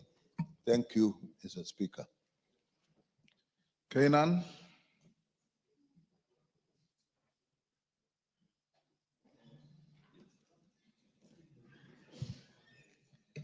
Thank you, Mr. Speaker. Mr. Speaker, the answer given by the chair is comprehensive. But as usual, Mr. Speaker, most of it is theoretical. The Kalaza outbreak, Mr. Speaker, is not a matter of yesterday. It has been there for years. And I'm sure in your other lives, even as a lawyer, as a magistrate, you know what happens in that particular area. Every year we are being told there's a strategic plan. Something is being done. Mr. Speaker, if we look at even the answer, 95% of all the Kalaza reported cases actually are fatal. 2 Wajir alone has over 762 cases. Ideally, it means it's something that we know health is devolved. But equally, Mr. Speaker, we also know that most governors, most county governments are also not prepared for this critical function. Therefore, it behoves upon the national government, notwithstanding this as a critical county function, to be always ready and be prepared to attend to these innocent people when they are infected by this these sandflies. Mr. Speaker, this has happened. It has happened many years ago. It has happened last year. It's happening this year. Ideally, by now, we should have a rapid response team at the Ministry of Health headquarters that will always be ready actually to attend to any part that faces this challenge. So what urgent measures are you putting in place, or the ministry putting in place, to make sure such outbreaks don't recur again to any other part of the Republic of Kenya? Thank you. Dr. Nyikal, what urgent measures? According to this report, Mr. Speaker, they actually have a team, an epidemiology team, that is actually who actually respond. And this case, actually, they responded, and they started by actually training people, and that involved the county health workers. That's according to the report, and also purchase of the drugs and the test kits that were required, and also purchase of the equipment that is needed to spray both in the houses and also in the environment where people live. So those are really the measures that I could see in this report they have taken. Honorable members, before the next order, allow me to acknowledge in the Speaker's gallery Pare Council of Elders led by Mzerama Lukindo from Taveta constituency, Taita Taveta County. Musimame, mushangiliwe. Asante sana. Munakaribishwa katika jumba la bunge na mkae kwa starehe na fasaha.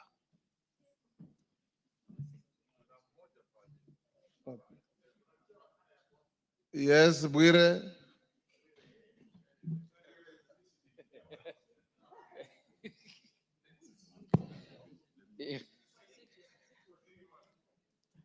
Honorable Speaker, Article 56 of the Constitution.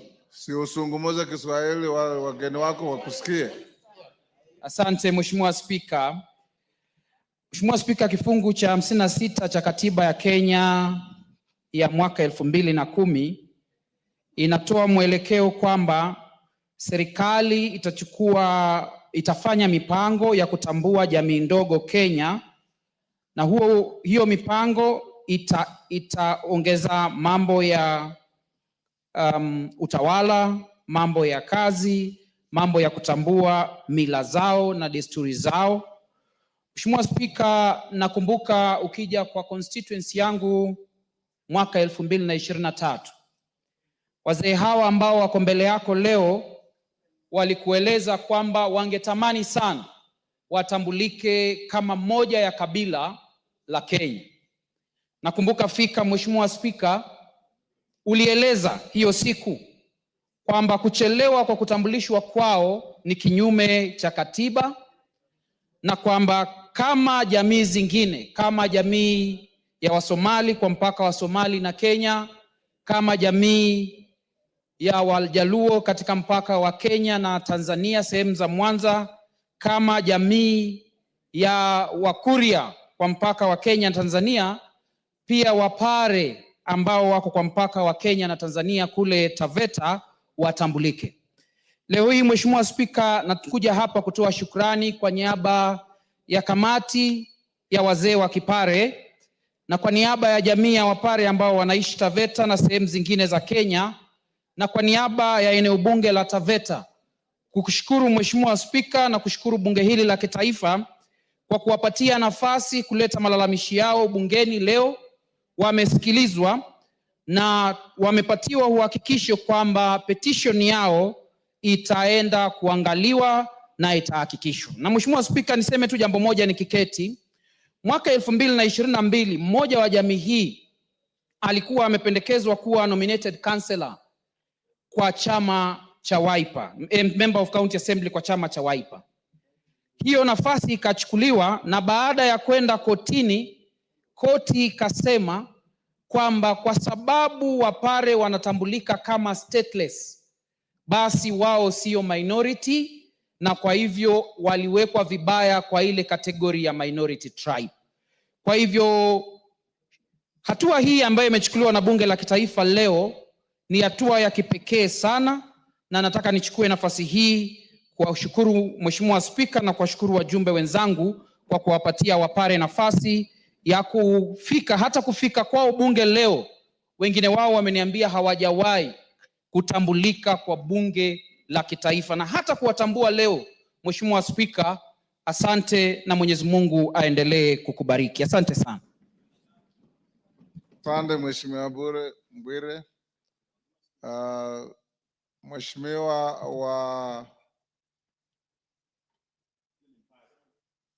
Mheshimiwa wa Kisauni. Asante sana Mheshimiwa Spika, pia mimi kunipa fursa hii kutilia nguvu swala la ndugu yetu Mheshimiwa Bwire.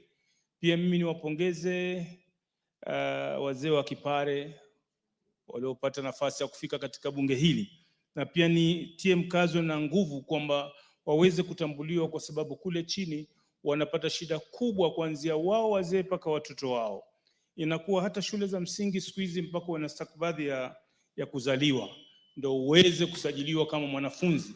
Inakuwa ni vigumu kwa watoto wao, wajukuu zao, na hawa ni jamii ambayo wako wa Kenya, ni Kenya, hakuna mahali ingine wanaishi. Wanaweza kuwa wako upande wa Tanzania, lakini wako wale Wapare ambao ni wa Kenya, ambao tuko nao paka maeneo bunge ya Kisauni na sehemu zingine. Kwa hivyo mimi Mheshimiwa Spika, pia nasimama hapa kwamba kutilia nguvu watambuliwe kwa haraka kama jamii za Kipemba watambuliwe walivyotambuliwa, na wale waliobaki waendelee kutambuliwa, bora wako Kenya, ili kusudi waweze kuajiriwa, waweze kufanya mambo yote yale ambayo yanatikana kama raia anavyofanya. Kwa hivyo, Mheshimiwa Spika, mimi nimesimama kuunga mkono na kusisitiza kwamba hili jambo lichukuliwe kwa haraka ili wasiweze kupata tabu na adhabu wanaoendelea kupata. Asante sana Mheshimiwa Spika. Owen Baya.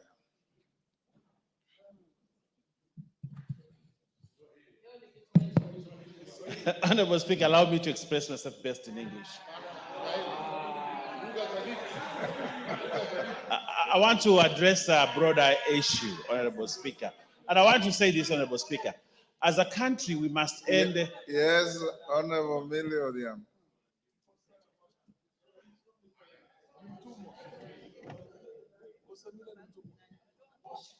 Thank you, Mr. Speaker. Mr. Speaker, I wish to protest very strongly at the attempt by Honorable Baya to speak in English when it is people like Honorable Millie Odhiambo, that is Kiswahili si mdomo chao, that cannot speak Kiswahili today.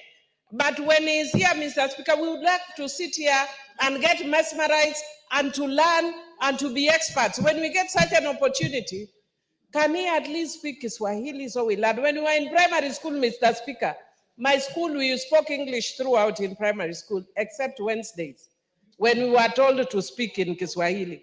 The school went very silent on Wednesdays. Mr. Speaker, I'd want to remember my primary by being quiet today and partaking of the knowledge in Kiswahili. So could you please declare him out of order so that he speaks in Kiswahili? Mr. Speaker, I'm not an expert at mesmerizing people. And allow me to tell the Honorable Billy, I can express myself best the way I would like to. Honorable Speaker, we must end statelessness in this country. Stateless must be ended. Yes. Stateless is actually a position where you belong nowhere. And it is one of the greatest sufferings in the world, not to belong to a state. Honorable Speaker, we have salvaged the Makonde, we have salvaged the Shona, the Pemba, the Pare, the Rundi, and the Rwandese that are still in this country require an affirmative action. We solved the Makonde problem. We still have a problem with the Nubians because of their code. We have a problem with the Watha, and the Sanya. We still have issues, Honorable Speaker. But as a country, we should be the forefront to solve the issue of statelessness. I have pushed a bill, Honorable Speaker, in this House that has taken inordinately too long to actually finish, to solve the whole issue of statelessness. And if given an opportunity, I believe this Parliament, the 13th Parliament, should be in record to finish statelessness. And we have a president who is not averse to these issues. I think when he came to Kilifi to give the Pemba citizenship, he was very categorical. Let Parliament do its work to ensure that we have a law that does not allow a Kenyan who is discriminated by virtue of being stateless. Honorable Speaker, I have seen stateless people suffer. You can't register a SIM card, you can't have a bank account, you can't even marry, legally because you are stateless. You cannot even own children, have children of your own, registered in your name. Those are some of the vagaries that come with being stateless. These Pare people deserve to be Kenyans and belong to the state Kenya. Honorable Speaker, let's use the opportunity that we have as leaders to ensure that we end stateless. And this is a group, and this is a tribe, and this is a community that must be given the due respect by being called Kenyans by virtue of registration and being Kenyans. Minority Leader. Thank you. Mr. Speaker, first I want to congratulate Honorable Bwire for taking this bold step of bringing people who are marginalized and minorities in his constituency. Mr. Speaker, this is what real representation is. Mr. Honorable Bwire, congratulations for the work you've done. This is how you represent your people, by especially taking care of the minorities. But having They said, are worse than minorities, they are stateless. they are stateless, actually. You are right, Mr. Speaker. They're even worse than minorities. But having said that, Mr. Speaker, people only realize the fruits of their a right, enjoyment of a right, when you lose it. Mr. Speaker, There are people also in this country who face a lot of discrimination in terms of even acquiring. Kenyans who are unable to acquire national documents like national identity card and passport. Mr. Speaker, I am shocked. I am shocked when I saw a governor in this country, in this Republic of Kenya, Mr. Speaker, shouting at the top of his voice from somewhere in Mount Elgon or somewhere there in Trans Nzoia, saying some Kenyans should not be given the identity cards. Mr. Speaker, I came to realize the training of a person is very important in life. And the way I'm getting trained in this house, Mr. Speaker, is what has made me serve the people. Mr. Speaker, some of the people who have gone through the provincial administration, who have served in that region of Northern Kenya, Mr. I started Speaker. training you when you were a councillor. Kabisa, Mr. Speaker, Yes. in Malakisi, you took me to Malakisi Yes. in 2005 so that I can interact with the public, you remember. Mr. Speaker, a whole governor stands in his place addressing a gathering of Kenyans saying that other Kenyans must be discriminated against. Mr. Speaker, I know the governor was a former PC or a former DC, and I know the culture that goes on when you are especially posted to Northern Kenya, where you have to be paid for you to give somebody's identity card.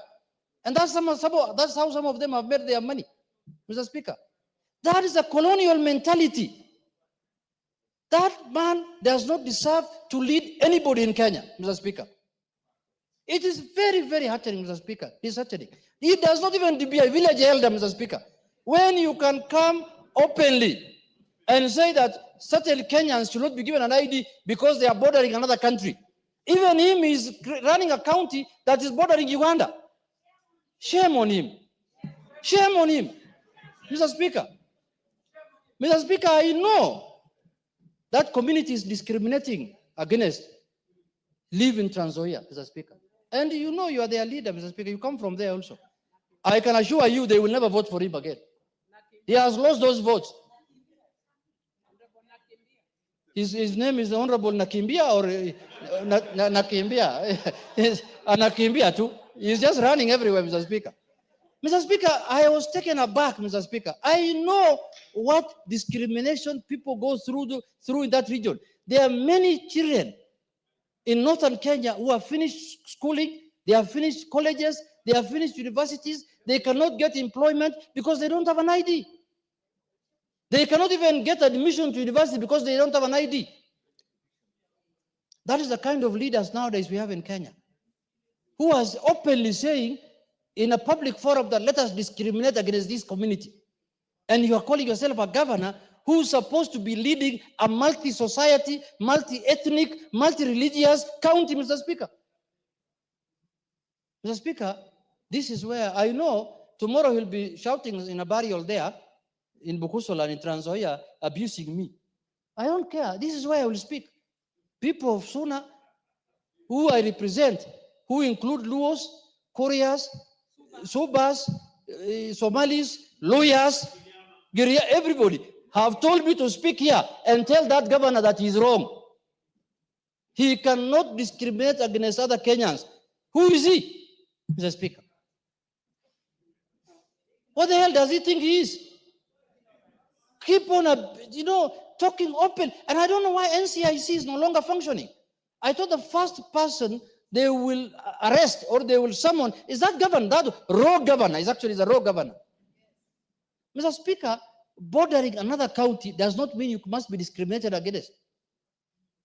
How many counties border other countries? Mandera borders another country. Busia borders another country. Where I come from, Migori, borders Tanzania. Narok borders Tanzania. Trans Nzoia borders Uganda. Kwale borders Tanzania.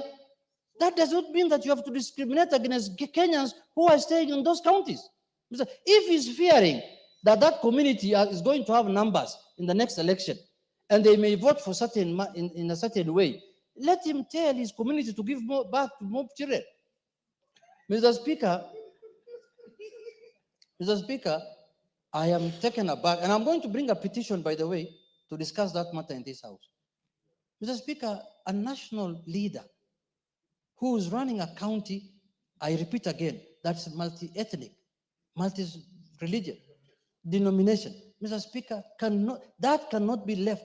I saw the other day in some burial I attended, not at some burial, the burial of my speaker's mother, talking a lot of things. I could not even respond to him. I just kept quiet. When I remembered what he said from the community that I come from ancestry, I just looked at him and said, this is the guy who wants to deny my people ID cards. This is the guy who wants to discriminate against other Kenyans. This is the guy who wants other Kenyans to be called non-Kenyans. And he used to be a former regional ward, where if we start talking about what happened even under his leadership in the Rift Valley, Mr. Speaker, we'll be speaking here all day. People were tortured, people were killed, houses were burnt in the Mau Forest, people were removed from Mau Forest at night, their homes burnt, everything done, people died, and he still has the audacity to tell everyone who cares that, oh, you're stupid man, I can talk whatever I want. You cannot discriminate against other Kenyans and you expect us to keep quiet. We will not do that. Thank you. Thank you, Mr. Speaker. But, Mr. Speaker, I will say what I've said on this floor of the House, outside the House, and I will go even to Trans Nzoia in Kitale Town and say it. Those few remarks, Mr. Speaker. Thank you very much. Karole Omondi. Thank you very much, Right Honorable Speaker. Let me take the opportunity to congratulate Mheshimiwa Honorable Bwire for the bold step of bringing the people of Pare ancestry to the National Assembly. I think as leaders, our job is to find solutions. That is why we are here. We can ventilate, we can say as much as we want, but if we don't offer solutions, then I don't think we are rendering the service that we are expected to do. On these two issues, we already have a solution which I've already proposed and which is being processed by the help of the Speaker and the Clerk. On the issue of the Pares and the other stateless, I've already proposed a bill, Kenya Citizenship and Immigration Bill, which will create a new category of acquiring citizenship by ancestry in terms of historical connection, lineage, affinity, consanguinity, and we'll also implement the right of return for all Africans who are exported out of Africa. So that is a solution. What this House should do is to support that. The second thing, the idea of IDs. Already I've proposed a bill, Registration of Persons Amendment Bill, that will enable students to get ID cards and voter cards while they are still in school. This afternoon, we reiterated what we said in Naivasha, that we should prioritize members' bills. All these solutions are amongst us here. It is up to us to actualize the solutions. So I would plead and give the Wapare people assurance that at least in this House, there'll be a solution. They'll not be stateless. We will pass this bill and they will get the citizenship. In fact, I know Wapares very well. There's a famous joke in Tanzania, not to demean anybody, but they like to say, you know, my mother was from there. If you have money and you want to send it to your mother in the village, if you give it to Ampare, it will get to your mother. If you give it to Amchaga, it will not get there. But if you have a beautiful sister-in-law and you ask Amchaga to escort her to your mother, she will reach there. With Wapare, she will not reach. Thank you very much, Honorable Speaker. Yes, Benja.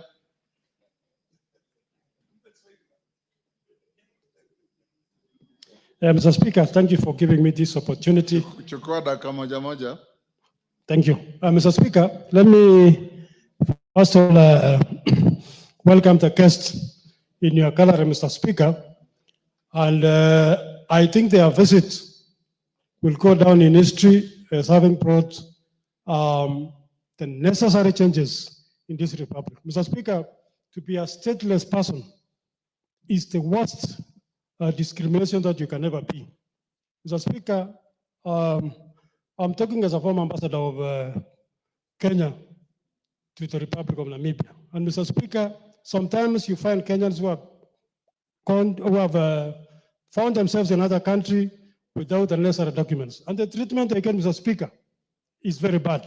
So, Mr. Speaker, I want to support the comments made by my colleagues. I also have a community from Rwanda who were brought a long time ago, Mr. Speaker, to come and plant tea in Kericho. And because of one or two reasons, Mr. Speaker, they have found themselves in Kenya. but they are facing discrimination. They cannot get IDs. They have actually been forced to change their names, Mr. Speaker, so that they can fit in. Farah Maalim. Mr. Speaker, I want to add my voice into the issue of statelessness and discrimination in our country. Mr. Speaker, you started your legal career way back in the early 80s, and you used to travel all the way to Northeastern Province. And you remember the kind of discrimination that was there, where a DC or a DO is a judge, he's a magistrate. You'll be arrested by his administration police officers, and then you are brought before a DO to sentence you now on the charges that were preferred against you by the people he sent you. Mr. Speaker, we have seen a lot in this country. I myself, in 1980, when I was going to go out, give me another 5 minutes, Speaker. Yes. When I was supposed to travel out of the country, I was supposed to fill a form called P7 for me to get a passport. And it says to be filled by non-indigenous Kenyans like Asians, Arabs, and Somalis. Now, when you tell the residents of Wajir and Garissa and Mandera are non-indigenous, who is the indigenous community to Mandera or Wajir? Are they Kikuyus? Are they Luos? Are they Luyas? Are they Subas? And you claim, and you claim these people, this is part of Kenya. You're not saying that these are Somalis, let them go to Somalia. Mr. Speaker, it's good for us to understand history. And Millie remembers this very.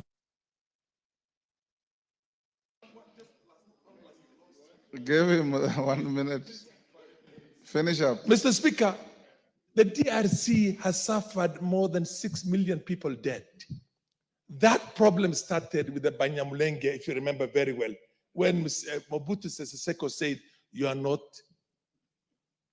Zairwa, you are not Congolese. Go to Rwanda because you look like the Tutsis of Rwanda. And they went to war. And that war is still going on right now. The M23 you're hearing about is as a result of the problem that started that time. 100,000 people who are discriminated can destroy a nation of 60 million. Wapare don't have any other country. Let them be given their citizenship. Let's protect our country and our nationals, because nobody is going to accept to be discriminated against. Natembeya belongs somewhere else. It does not belong to Kenya, by the way. And his ideas are crooked. Awacha akimbia mahali ingine. Atoke hapa. Mayaka, 1 minute. Asante sana Mheshimiwa Spika kwa fursa hii ili nijiunge na wabunge wenzangu kuwakaribisha wenzetu kutoka Pare katika bunge hili na kuwahimiza wajisikie huru, wajisikie nyumbani. Na Mheshimiwa Spika, kama bunge tunajiunga mkono pia kuwakataza wale ambao wanataka kuwabagua wenzetu ambao wametoka katika sehemu za mpaka na kuwashurutisha na kueleza ya kwamba wengine wao ambao ni viongozi katika kata ama kwa vile mnavyosema kwa county wanafaa kuwe katika kipao cha mbele kuwahimiza wenzetu ambao wametoka mpakani ili wawe hapa. Lakini pia Mheshimiwa Spika, nataka kuwahimiza wenzetu kutoka Pare ya kwamba siku ingine mkikuja muje pia na vijana wachanga ili wenzetu ambao hawana mabibi waweze kupata mabwana kutoka sehemu zingine ili Wapare waongezeke na wapate mabibi kutoka They are not hawking girls. Asante sana. They are looking for statehood. A person who is stranded and is looking for statehood cannot hawk women around. Member for Busia. Thank you, Mr. Speaker. First of all is to say poleni ndugu zetu kutoka kule coast. This issue has been there for a long time. they suffer what also our brothers and sisters who were married at the border face, proving many things. If you say you must prove if you are a Kenyan, and the only proof is that you gave birth, they want a certificate. Maybe you met in a bush, loved each other, made babies, and because many people in their lives don't go that other way of marriage processes, the only proof is kids. Public acknowledgement, the Ligrus, chiefs, they know these people, how they even started living together, their story, their history. So I want to thank the president for easing it. Then members will have to stop there. I want to encourage you as members of parliament, as many of you, Junet, everybody has said, we must eliminate statelessness in our country. We must. There are people, even in Kabete here, there are Shonas who came to Kenya from Zimbabwe. They are stuck there stateless. They were given. That is very good. We must eliminate statelessness. And as African people, look at your history and remember, in the early 1900s, in Namibia, where Benja says he was an ambassador, I remember, the Germans gave a license to hunters, and the license read, you are free to shoot an elephant, a rhino, a lion, a buffalo, and a bushman. The bushmen are the hereros. They were licensed to shoot them on sight. The same thing that happened to other people elsewhere. We as Africans must love each other regardless. Whether an African found himself here from Senegal, or from Sudan, or from Ethiopia, or from anywhere, they're our brothers and sisters, and there is no right for them to be stateless. And as members of parliament, live to this billing. Young Bwire brought a petition. The petition committee should expedite it.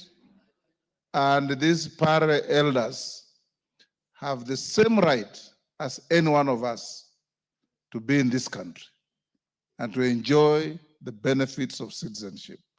So Bwire, you have a duty, and parliament leadership. In fact, you should have a catalog of all stateless communities in the country, put them in one basket, and we encourage our president to accede to giving them citizenship all at once, so that we eliminate statelessness. The Rwandese who came to weed maize in Trans Nzoia, the Burundese who came to pluck tea in Kericho, the Nubians who came to Kenya to guard the British. They brought you Nubian gin, the forerunner to Changa, which many of you enjoy, and many other things. Let's call the next order. Order number 8, motion, consideration of nominees to 31 National Government Constituencies Development Fund committees.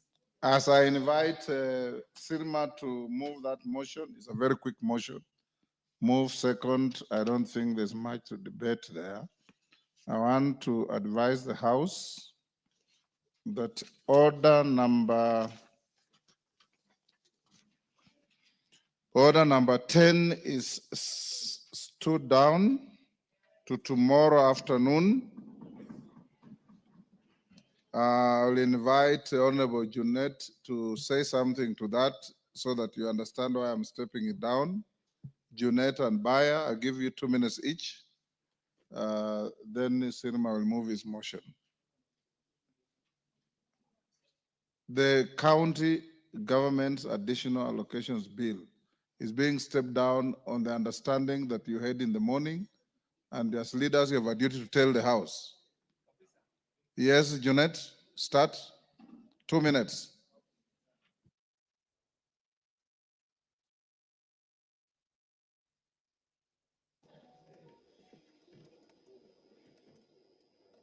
Give Junet the mic.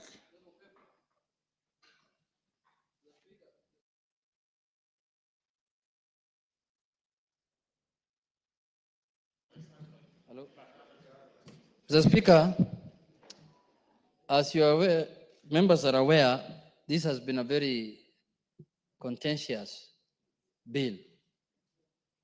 And this morning, yesterday, after the matter quorum was raised by none other than myself, the Speaker called for a meeting at his office with the leadership of Parliament, and we discussed the matter at length with the Speaker, and then he invited the Council of Governors to a meeting today, 8 in the morning, which was attended by all the leadership in Parliament, Honorable Baya, Honorable Mili, and Honorable Osoro, and other members, and the Budget Committee Chair.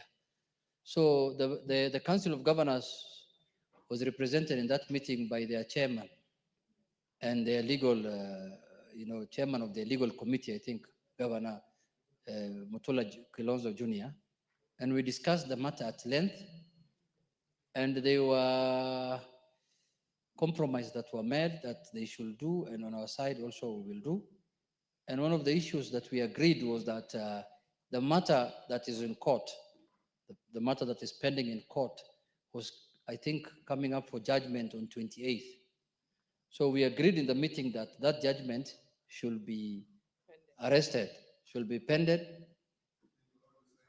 In law, the Speaker advises me, it is called you stay the judgment, so that we can engage constructively on this matter of RMLF.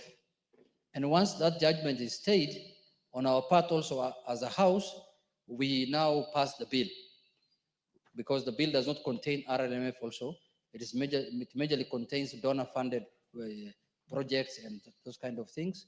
So if a consent is filed in court between the two parties to stay the judgment, and that consent is filed in court, then we can pass the bill so that also the donor funding can go to the counties. So that is what we agreed this morning, and that is what is being implemented. And we hope that by end of business today, that should end. And then tomorrow now we can go back to business of the House and bring back the bill on the order paper. But my last issue, Mr. Speaker, is, Mr. Speaker, no one in the country, whether governors or any leadership or even the citizenry, should never think that this House is opposed to devolution. Mr. Speaker, this House supports devolution completely. And that is why every year we support the division of revenue bill. We have supported every county bill, every bill that concerns counties that has either originated from this House or from the Senate, Mr. Speaker. We support devolution completely because we know the intention of devolution is to make the lives of our citizens better, Mr. Speaker. The soul of this constitution is devolution, Mr. Speaker.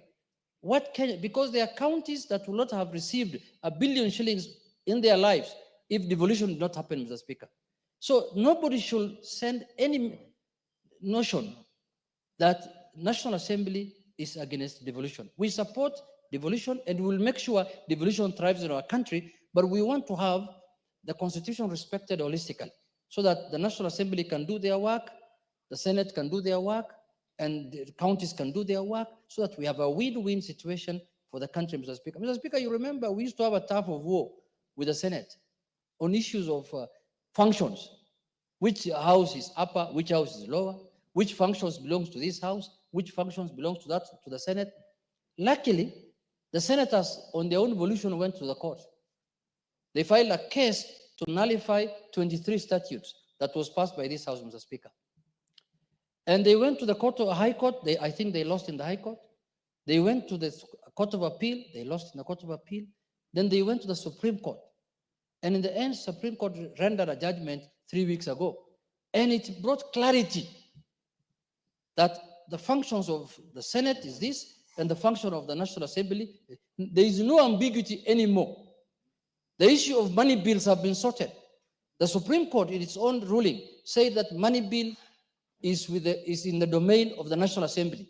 It cannot originate from the Senate. They have said any It bill, cannot originate anywhere else. it cannot originate anywhere else. My teacher is teaching me, who is the speaker, other than the National Assembly. Yes. It is saying that bills concerning counties can originate from the National Assembly and can as well originate from the Senate, Mr. Speaker. It has also said national government CDF is not unconstitutional. It is constitutional. It is said that the National Assembly almost described the National Assembly as the upper house because of the powers that the Supreme Court has declared. It's not my own making. The ruling is in public, Mr. It's Speaker. a judgment, not It's a ruling. a judgment, yes. The judgment is in public. Anybody can access it. Anybody can read it. It's no longer secret. So, Mr. Speaker, even this county government issue can go to the Supreme Court. And I'm sure the Supreme Court will say that this is the position. So please, we want to develop our country. We want to support devolution. We want to support all institutions of this country to function in accordance with the Constitution. So nobody should badmouth the National Assembly. Nobody should say the National Assembly is doing anything wrong or it's an affront to the devolution, Mr. Speaker. With those few remarks, Mr. Speaker, that is the position of the National Assembly. Owen. Thank you, Honorable Speaker. Honorable Speaker, I want to thank you for taking leadership in this matter, and also thank the leaders of the National Assembly, Junet, Mili, the Chairman of Budget, Osoro, and myself, who sat in that meeting in the morning, to actually come up with resolutions that take a firm position that everybody should respect their positions. One, Honorable Speaker, I want to reiterate the sentiments of the Honorable Junet. As a House, we support devolution, and we'll go out all our way to ensure that devolution works. But Honorable Speaker, that should not be used to twist the National Assembly. That, probably the National Assembly does not support devolution. We support devolution, but that should not be used to twist us. One of the things, Honorable Speaker, was that this case must be arrested. That's the word that was used, arrested, so that a judgment does not ensue, so that we can deal with the county, the bill that is before us. Yes. So, Honorable Speaker, what I would like to say is that as a House, we will stand very firm on this matter, such that the governors must respect the space of the National Assembly as we respect theirs, and ensure that what is due to members of the National Assembly, or what is due to the national government, remains in the national government, because the funds that they're fighting for are national government funds that are available to KERA and KURA. And therefore, Honorable Speaker, what I would like to reiterate the position, I know yesterday members felt very aggrieved, but I think the leadership of the House will protect the members of this House and ensure that what they will require as funds for roads will still remain there. Honorable Speaker, lastly, Honorable Speaker, I would like to say this, that the governors have for a long time tried to poke holes to get much more every time. And I think it's time that we rested this matter. We pass a law, they go to court. NGCF, they want to go to court. I think it's time that they stopped doing that to ensure that we have a smooth country and everybody remains on his lane and everybody does the functions that they have been given to do. We wish the governors well. When they get money, let them implement projects that help the constituents, the county. Allow national government also to do their work, so that all this put together, Honorable Speaker, takes our country forward. But I want to reiterate what the Honorable Junet said. And I want to say this. The letter that was published by Anyang' Nyong'o yesterday was in bad faith. Bad faith. And as a National Assembly, we condemn it, and it must remain condemned. And every governor there must take their position as it is and do their work instead of spending a lot of time trying to do things that are necessary. I thank you, Honorable Speaker. Now, Musa Sirma, you can move the motion at order 8.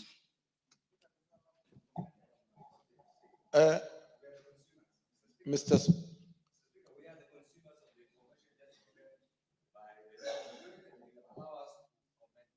I don't want to open debate on it. They are your leaders. You should trust them.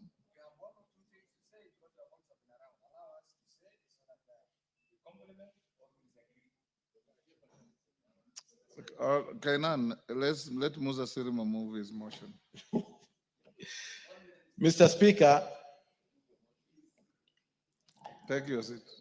Mr. Speaker, I wish Take your seat. to ask that I move that this House adopts the report of the National Government Constituency Development Fund Committee on its consideration of nominees to 31 constituencies committees laid on the table of the House on Tuesday, the 22nd of April, 2025, and pursuant to the provisions of Section 43(4) of the National Government Constituency Development Fund Act, Cap 414A, and paragraphs 5, 2, and 10 of the National Government Constituency Development Fund Regulations 2016, approves the list of nominees for appointment to the following 31 constituencies committees of the National Government Constituency Development Fund. Mr. Speaker, the names of the constituencies are in the order paper. I do not need to read. And Mr. Speaker, I want to assure the members that the CS made good of his promise and the respect to the chair, because it is so important that funds are released to the constituencies before we go on recess, Mr. Speaker. Mr. Speaker, as I move this, Mr. Speaker, we want prudent use of these funds, which will make development in this country better. Mr. Speaker, without much ado, I beg to move that this House approves. And I want to ask Honorable Wangwe, the MP for Navakolo, to second. Thank you, Mr. Speaker. Thank you, Honorable Speaker. Honorable Speaker, I rise to second the motion as moved by the great member for the chair.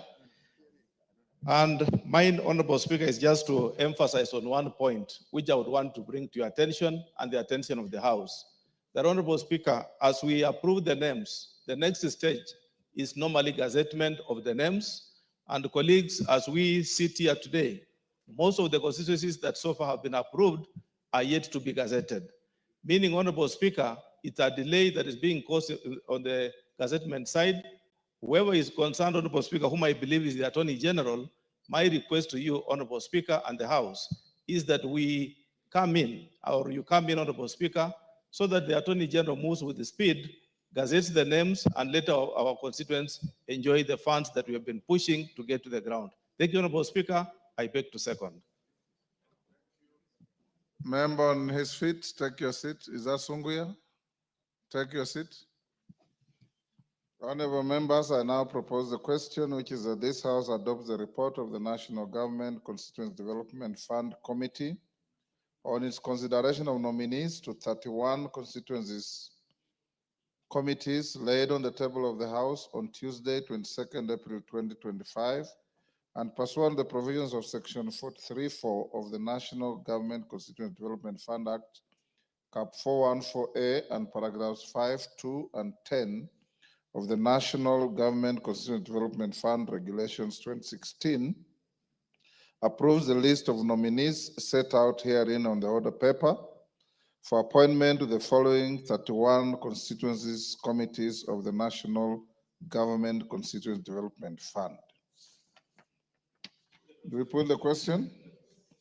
Honorable members, I now put the question at order number 8, which is that this House adopts the report of the National Government Constituency Development Fund Committee on its consideration of nominees to 31 constituency committees laid on the table of the House on Tuesday, 22nd April 2025, and pursuant to the provision of Section 43(4) of the National Government Constituency Development Fund Act, Cap 414A, and paragraphs 5, 2, and 10 of the National Government Constituency Development Fund Regulations 2016, approves the list of nominees set out in the order paper herein for appointment to the following 31 constituencies committees of the National Government Constituency Development Fund. As members of that opinion say aye. Will those of the contrary opinion say nay? The ayes have it. Next order. Order number 9, the Social Protection Bill, National Assembly Bill number 12 of 2025, second reading. resumption of debate. My record shows, Carola Mondi, you had 7 minutes to wind up your speech, your contribution. Yeah, thank you very much, Right Honorable Speaker. I did point out in the morning that the measure of poverty is what is called the food poverty line, which calculates what the nutritional requirements or food energy requirements are per person. And then it is weighed against the actual food expenditure of a household or a person. And then we put you either above or below the poverty line. According to Kenya National Bureau of Statistics, their study of 2022, the poverty rates are lowest in Nairobi at 16.5 and the highest at 82.7 in Turkana. The reason why I'm giving this background is so that we understand how to identify those we classify as needy. When I read this proposed bill, I'm a little worried that the classification may not be very scientific because we are using very general terms as persons in need, orphans or vulnerable children. Yes, there's a point of order from Honorable Atandi. Honorable Speaker, this bill was moved yesterday, and this morning we have been discussing this bill, and most members are in agreement that this bill needs to be passed. I was going to urge you to ask the mover to just reply. Honorable Atandi is out of order for the proponent of the bill to move closure of debate. Get another member to do so. You are legitimately right, but wrong procedure. Yeah, thank you. Yes. Sorry for that rude interruption. He wanted to oust. Is in this bill, or is it moved by a leader of majority? Yes. Sorry, I was looking at the wrong order. Anyway, let's allow Carola Mondi to finish. So then we'll put it to the House. If you agree, then we call the mover to reply. Honorable Speaker, so the categorization under Section 28 may not be very accurate. Somebody could be an orphan, but is not below the poverty line. You could be an old person, but you are not below the poverty line. You could be a person with disability, but you are not below the poverty line. So I think there's some very serious work we need to do here to avoid controversies in the future. Secondly, as a House, it would have been better to understand the full cost implication of implementing this bill and the social programs contemplated thereunder. You realize it talks about non-contributory universal social protection program. We don't know whether this will take 100 billion or 200 billion. I think as a House in the memorandum, the leader of majority should have informed us so that we could really debate from a position of knowledge. Because it is going to apply to everybody. And those who will be excluded can easily go to court and claim discrimination and basically derail the entire system. So I think we need to do additional work. And in any event, if we are talking about universal non-contributory universal protection program, already there are so many forms of social protection that exist. We have schemes by government where we give subsidized foodstuffs. Yeah, there are schemes where we waive fees or we give free medical care. We have community health workers who offer assistance and service to those in need. We have bursaries, we have free education in some components, and we have emergency funds, which are not included in this new proposal. And I'm wondering where all this will fit. I thought we should have a comprehensive bill that is dealing with social protection in all the spheres where government funds are being spent. But also, if you look at Section 31, Honorable Speaker, we are being told that the authority or the board that is being proposed to be established will conduct an assessment to verify whether applicants are eligible, or in other words, if they are in need and are eligible for protection. In a country where over 50% are below the poverty line, I mean, what kind of bureaucracy are we going to create that can assess all applications? Is this really practical? I'm just wondering how this monster will function, where you are being told in Turkana, the poverty prevalence is 82.7% of the population. How many forms will they have, or what system will they have to help us do this assessment? Mr. Speaker, I understand very well that this is Can you find part out of the more? conditionalities in our relationship with the World Bank, but I think it is better we do good work and improve on this bill so that we don't create a monster that will not work, will just create acrimony in society, and eventually will be a conduit for corruption. I think we really need to do a lot of work. Thank you, Honorable Speaker. Yes, I'll give Timothy Kipchumba as the last contributor. For Tim, you'll have 5 minutes. Then we can ask the House if we can call the mover to reply. Thank you, Honorable Speaker. Honorable Speaker, I rise to support the letter, the intent, and the purpose of this very progressive piece of legislation. Honorable Speaker, this bill collapses the Social Assistance Act. Actually, it says when it is passed, it repeals the Social Assistance Act, which, in my opinion, had a lot of loopholes. So, Honorable Speaker, these are very progressive piece of legislation that as a House, we should be able to support. Honorable Speaker, this bill addresses the issue of second generation rights, that is social and economic rights.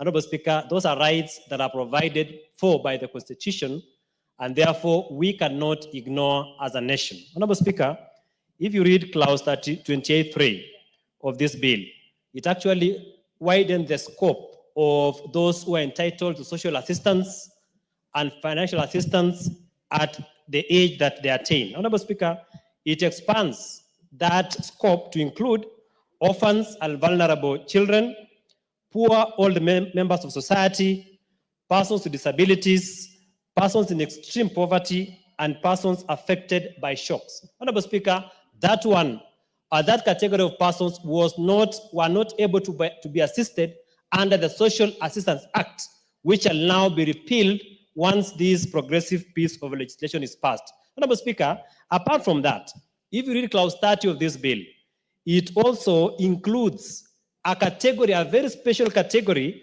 of non-Kenyan citizens in an emergency situation. Honorable Speaker, there has been a challenge on how to handle non-citizens who have an emergency in this country, and I believe that this bill, once it is passed, that category of people has been provided for and therefore will be subject to assistance. Honorable Speaker, of great importance is, if you look at part 4 on the issue of offenses, Honorable Speaker, for the first time, many vulnerable people have been conned or have been the subject of fraud by people who collect money on their behalf, pretending that they are the ones who are entitled to it. I've read, Honorable Speaker, clause 45 on the issue of fraud, which provides that any person who defrauds the board or conspires or aids or abets another person to defraud the board commits an offense and shall be subject, and on conviction shall be liable to a fine not exceeding 2 million shillings or to imprisonment for a term not exceeding 5 years. Honorable Speaker, that provision was not there is not there under the current Social Assistance Act. So, Honorable Speaker, that is, for me, it is a progressive provision under this particular statute, which will be able to assist or to curb the issue of fraud.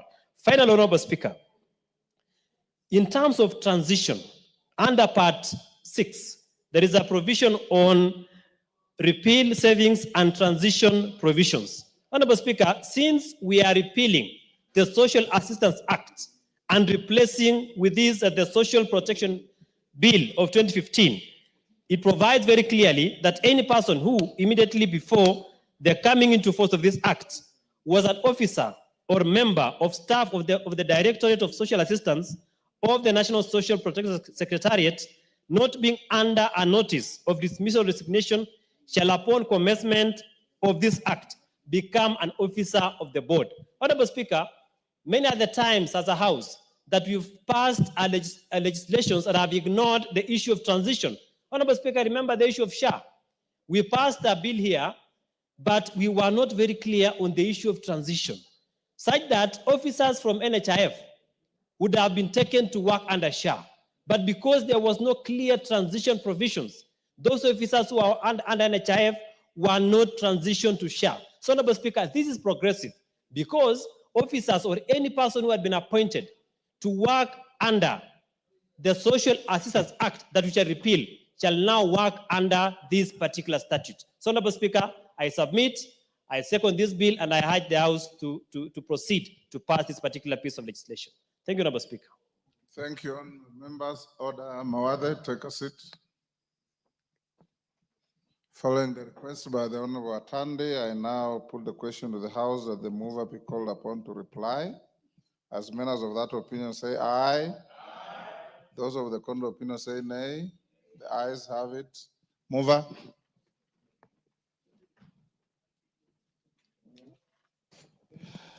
Honorable Speaker, I stand to reply to the Social Protection Bill, Honorable Speaker, and I want to thank members for the contribution, robust contributions, and we've had incisive thoughts on this bill, and I think we will have a very good committee of the whole on the same to ensure that we give Kenya a good social protection bill. Honorable Speaker, as billed by the Honorable Toroitich, this is a very progressive bill that unshackles and unhinges a lot of things that are in social protection. So, Honorable Speaker, I reply. Honorable members, we'll put the question to this tomorrow at 2:30. Now call out order number 11. Order number 11, the Value Added Tax Amendment Bill, National Assembly Bill number 11 of 2025, second reading. Majority Leader. Honorable Speaker, I beg that the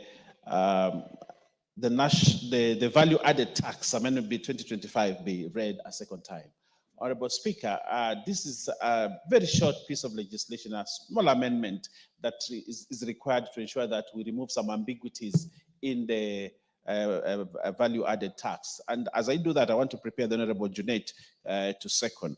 Honorable Speaker, this bill just needs to do a small thing, and I want to do that. What it wants to do is that to amend the value added tax. The bill amends the first schedule in paragraph 146 of part 1 to remove ambiguity caused by the use of the words after this date.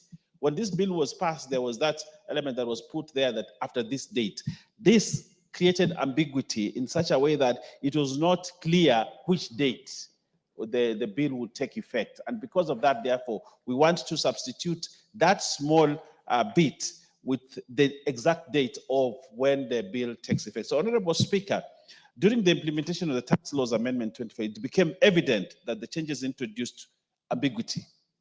The proviso added to paragraph 146 states, providing that the value of such investment is not less than 2 billion shilling, and the exemption was granted before 1st January and shall continue to apply for 12 months after this date. Honorable Speaker, this House is aware that the Tax Amendment Act took effect on the 27th of December 2024. As currently worded, the amendment appears to apply retrospectively, implying that the Cabinet Secretary should not have granted exemption after January 2024, and that only exemptions granted before this date are valid for 12 months, ending in January 24. This does not reflect the intended purpose of providing a transition period of the VAT exemption. Instead, it inadvertently suggests that the Cabinet Secretary acted contrary to the law by granting exceptions through 2024, despite the law at the time permitting such grants. Honorable Speaker, so what are we doing in this law? Honorable Speaker, if you look at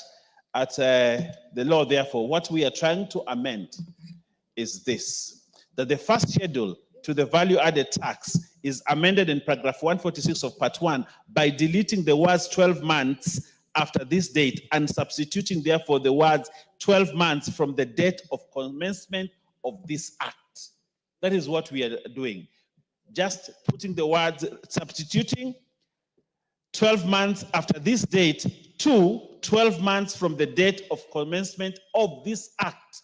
And that is what we are doing, Honorable Speaker, in this small amendment. And therefore, I don't want to belabor the point. It is straightforward what we want to do as a parliament, and we should not take a lot of time. I want to request the Honorable Junet Mohammed to second. And after secondment, 1, 2, 3 contributions, and we call the mover to reply, and we go ahead, Honorable Speaker. No, I'm just making a suggestion in my contribution. Honorable Speaker, the Honorable Junet.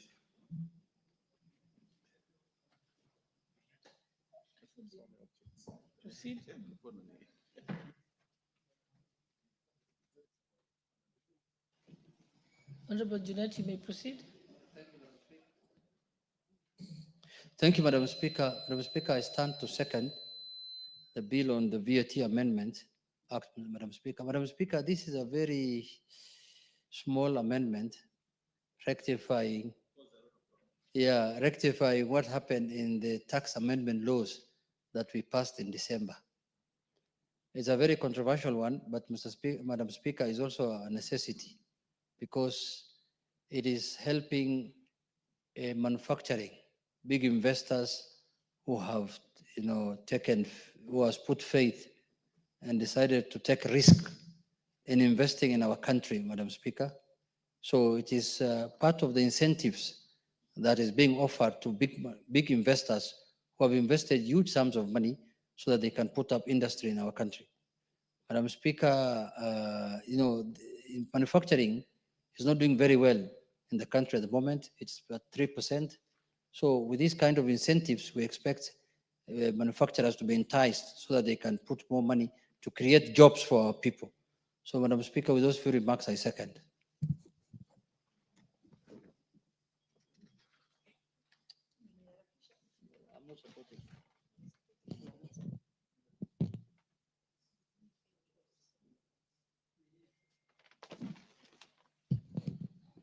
Honorable members, I now propose that the Value Added Tax Amendment Bill, National Assembly Bill number 11 of 2025, be read a second time.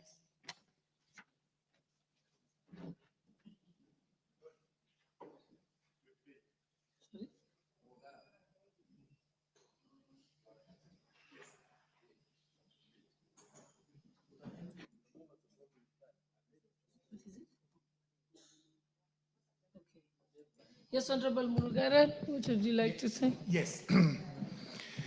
Thank you very much, Madam Speaker. Madam Speaker, I rise to support this Value Added Tax Amendment Bill 2025 as explained by the Leader of Majority, the Deputy Leader of Majority, and the Leader of Minority. It's a small bill, but it has great impact on what it makes provision for, looking at the first schedule to Cap 476, which we are trying to amend. This particular section 146 deals with, or clause 146 deals with exempt supplies. And the provision that was made here is that the Cabinet Secretary has to make a determination on what to exempt from VAT to the provided magnitude so as to promote investment and manufacturing in the country or in the sector. It's important that every moment we pass these tax laws, we look at what investment we are promoting and what manufacturing is also to be promoted.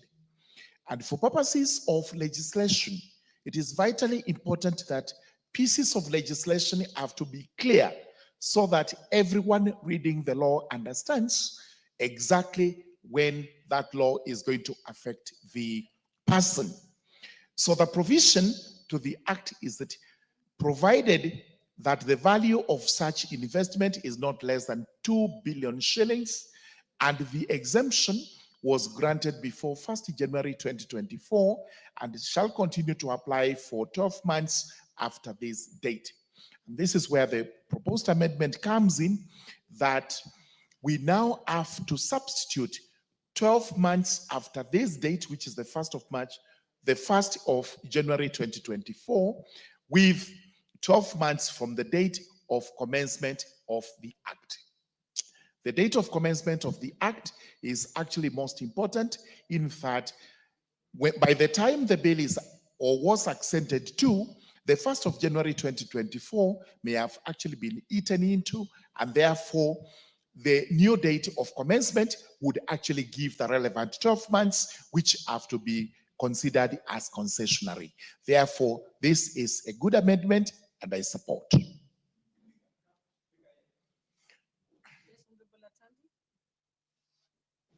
Honorable Speaker, I also rise to support the bill as presented by the Deputy Leader of Majority.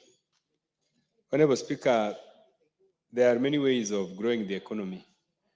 One of the ways of growing the economy is giving tax incentives to potential sectors that are important for regenerating more revenue and also creating job opportunities. Honorable Speaker, in this year, the economy is projected to grow on the back of manufacturing.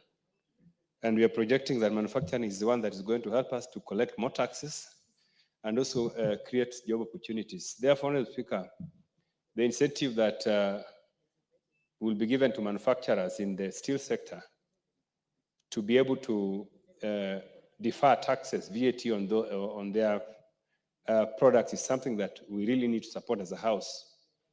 And even though in the past I've said, Honorable Speaker, that tax incentives is an area that we need to kill so that we can be able to save 300 billion that we lose on VAT waivers. On this particular one, because of the prospects of job creation and growth of the manufacturing sector that we foresee, I think this is something that I want to urge the House to pass and allow these particular investors to be able to move in and pump in the resources they have. Some of them are foreign investors, some of them are local investors, and we believe that they are going to create the jobs that we need for our people. Honorable Speaker, in line with the bottom-up economic transformation agenda that we are championing as broad-based government, this is something that is going to help the economy. Honorable Speaker, I support.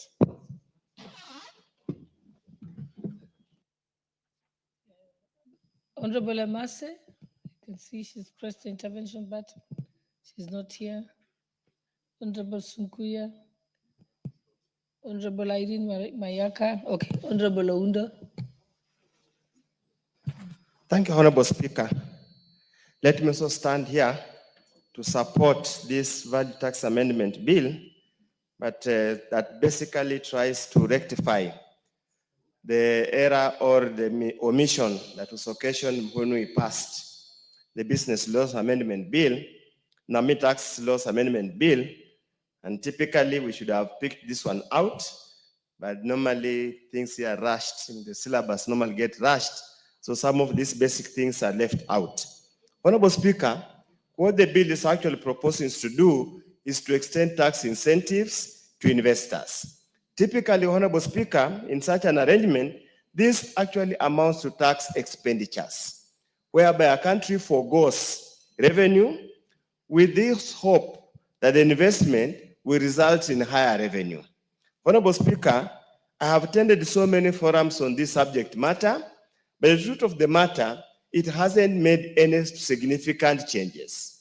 We only end up enriching the manufacturers, and yet we leave the country poorer than it was before then. Honorable Speaker, EPZs have been here with us for many years. We have granted them tax incentives, yet they have not contributed significantly to improving the GDP of the economy, improving capital growth, and even improving per capita income in this country. So, Honorable Speaker, many of us were always apprehensive when these kind of amendments are brought without having any study to determine what's the long-term impact of this kind of tax incentives at basically milk and transfer the benefits from the people of Kenya to some amorphous institutions outside of this country. We just hope and pray that these incentives should only last for the period intended here. They should not go beyond this particular moment. And Honorable Speaker, tellingly, it's just targeted to a certain class, a certain sector, Honorable Speaker. And many Kenyans, if you Google, they know who are the investors in this sector, the steel sector. We must get away from this country passing laws that seems to only geared towards pleasing some certain quotas for their personal gains, because some people somewhere are the beneficiaries of the end results of this matter. At this Honorable Speaker, we are going to legislate about everything, anything, in order to support certain forms of businesses, forgetting to look at the employer effect of those kind of changes. So, Honorable Speaker, with those few remarks, I support, but obvious reservation, but honest, but we need to get it moving as it is. Thank you, Honorable Speaker. Who else wants to contribute? Honorable Mayaka? Thank you, Honorable Speaker. Honorable Speaker, I also stand to support this particular amendment because, Honorable Speaker, as has been indicated by the mover of the bill, is that this is in essence going to help in correcting the ambiguity that was caused by the previous bill. But also, Honorable Speaker, so to speak, is also just to encourage and promote a method of people being more of investors than not being investors, Honorable Speaker. And Honorable Speaker, 1 year for an investor, for manufacturers, is a very long time, and especially in the steel industry, because that is one industry that doesn't have that many people. But also, Honorable Speaker, the people who are there are making a lot of impact. Honorable Speaker, we are a country that is largely an assembling nation rather than manufacturing. And therefore, when we have situations where we are encouraging people to go into the sector of manufacturing, then that is always a welcome. And Honorable Speaker, because this is a very brief amendment, with those very few remarks, I want to support this, and I submit. I thank you. It seems like there is no further interest. This matter, we shall put the question at a later time. You can move a reply? Yes. Sorry, Honorable Speaker, in reply, I would like to say this, that this is a bill that gives incentive to manufacturing and turns Kenya into that manufacturing giant that we have always wanted to be. And Honorable Speaker, this is an important piece of legislation that encourages manufacturing, encourages investors, and therefore it's important that we pass this bill. Also, Honorable Speaker, we are correcting the ambiguity that was created when we passed this in the Business Laws Amendment Act, the omnibus law, and therefore because of that, and I think we need to be more careful as Parliament in future so that we don't create this kind of errors that put cabinet secretaries who are implementers of this law into an awkward position. So, Honorable Speaker, I reply.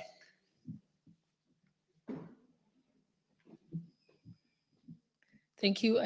We shall defer the putting of the question to a later time, maybe tomorrow. Okay, next order. Order number 12, motion, consideration of the prevention of terrorism, implementation of the United Nations Security Council resolution on suppression of terrorism regulations 2024. I see that the chairperson of the Committee on Delegated Legislation is not present, so we'll defer that motion also. Next order. Order number 13, motion, consideration of the prevention of terrorism, implementation of the United Nations Security Council resolution on prevention, suppression, and disruption of proliferation financing, amendment regulations 2024.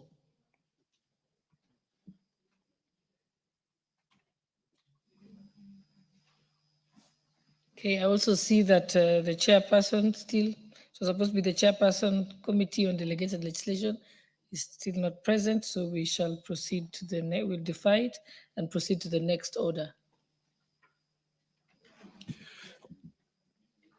Order number 14, motion, consideration of sessional paper number 1 of 2025 on the Kenya foreign policy.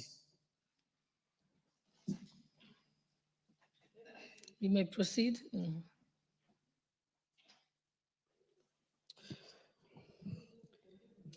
Thank you.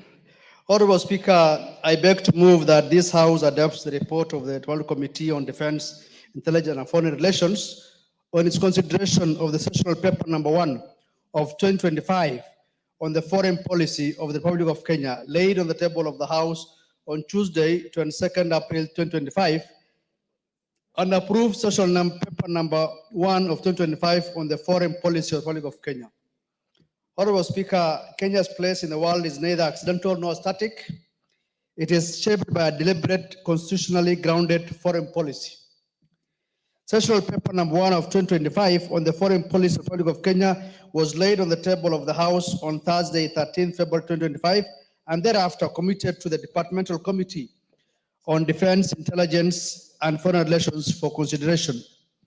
Honorable Speaker, as Kwame Nkrumah once said, and reminded us powerfully so, we face neither east nor west, but we face forward. This sessional paper embodies that forward-looking stance.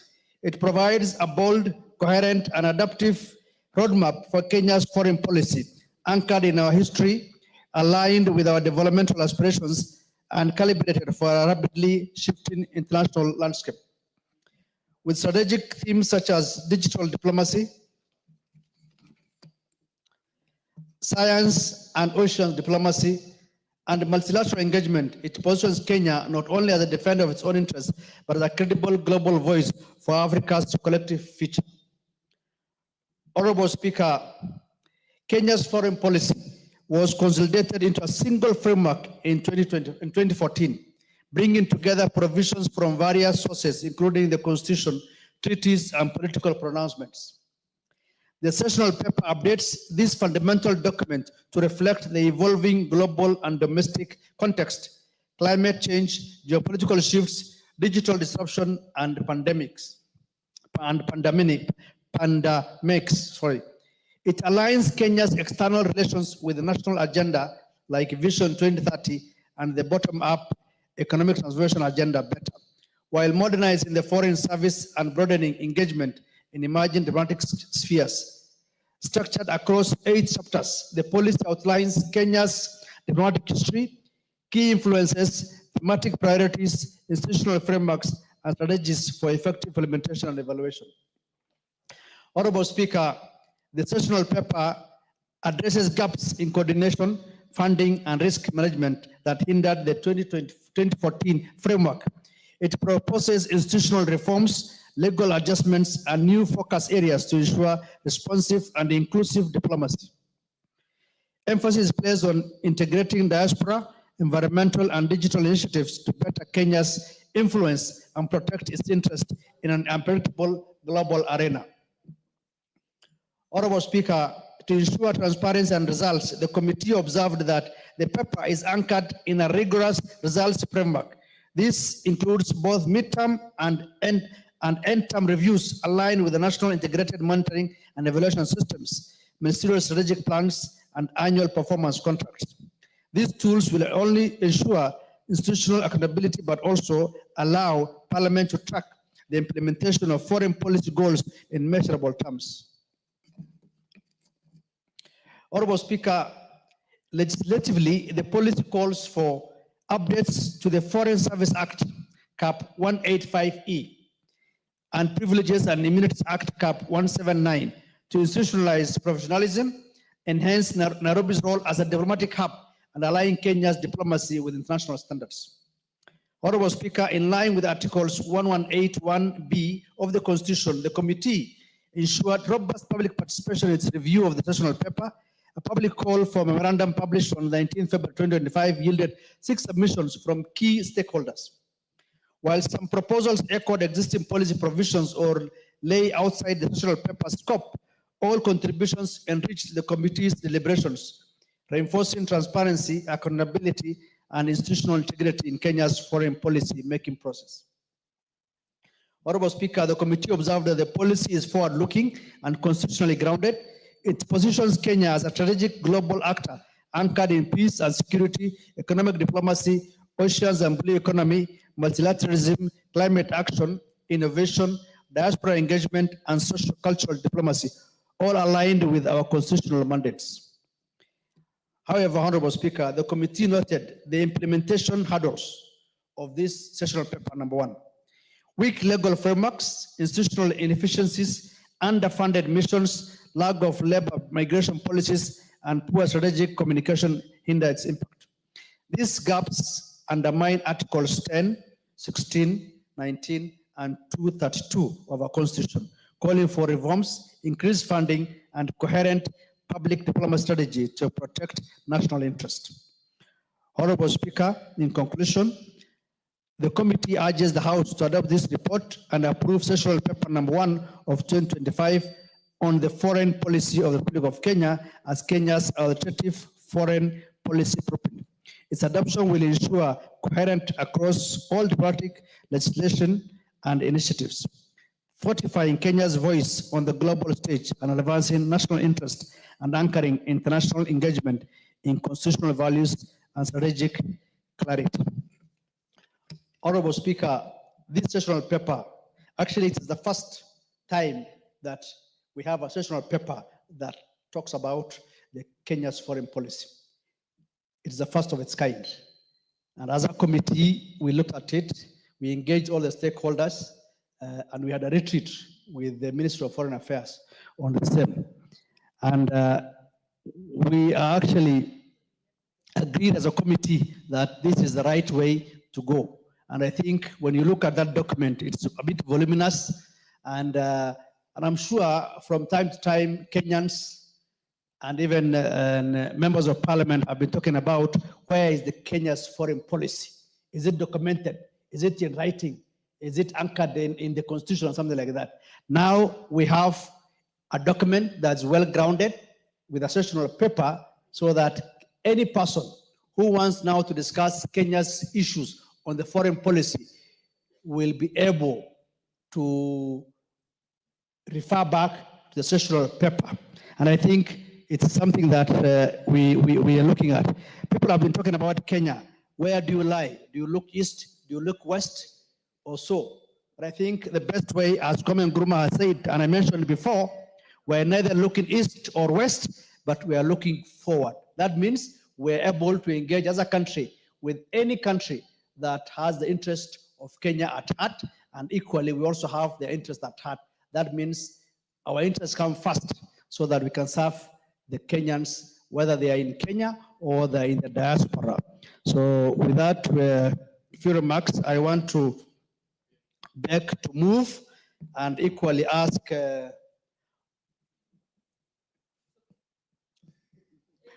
okay, I will ask Honorable Kandie to second this motion. Thank you. Thank you, Honorable Speaker. I rise to second the motion for the adoption of the sessional paper titled The Current Tragedy to Position Kenya's Foreign Policy in the Global Landscape, and to commend the Departmental Committee on Defense, Intelligence, and Foreign Relations for robust review and strategic recommendations. Honorable Speaker, the committee observed that the sessional paper does not shy away from confronting reality. It identifies key structural and systemic risks facing Kenya's foreign policy. Apparatus ranging from legal and regulatory misalignments, forex fluctuations, and shrinking global markets to climate shocks, rising cyber vulnerabilities, fiscal austerity, and persistent regional instability. These are not abstract concerns. Honorable Speaker, they are real threats to Kenya's economic diplomacy, regional leadership, and citizen welfare. Honorable Speaker, the paper recommends the adoption of public-private partnerships, PPP, to optimize diplomatic assets, and it's an innovative move that responds to budgetary constraints without compromising Kenya's global visibility. Most notably, the reclassification of Ministry of Foreign Affairs on diaspora affairs under the security sector, already approved by the cabinet, acknowledges the evolving nexus between diplomacy, national security, and strategic economic engagement. In sum up, Honorable Speaker, the committee is persuaded that this paper is not merely a bureaucratic document. It is a blueprint for reimagining Kenya's place in the world with clarity, courage, and constitutional fidelity.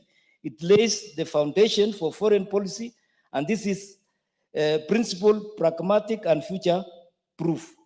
I therefore second the motion and urge this House to adopt the paper as a strategic compass for Kenya's diplomacy in the 21st century. Thank you, Honorable Speaker. I beg to second. Thank you.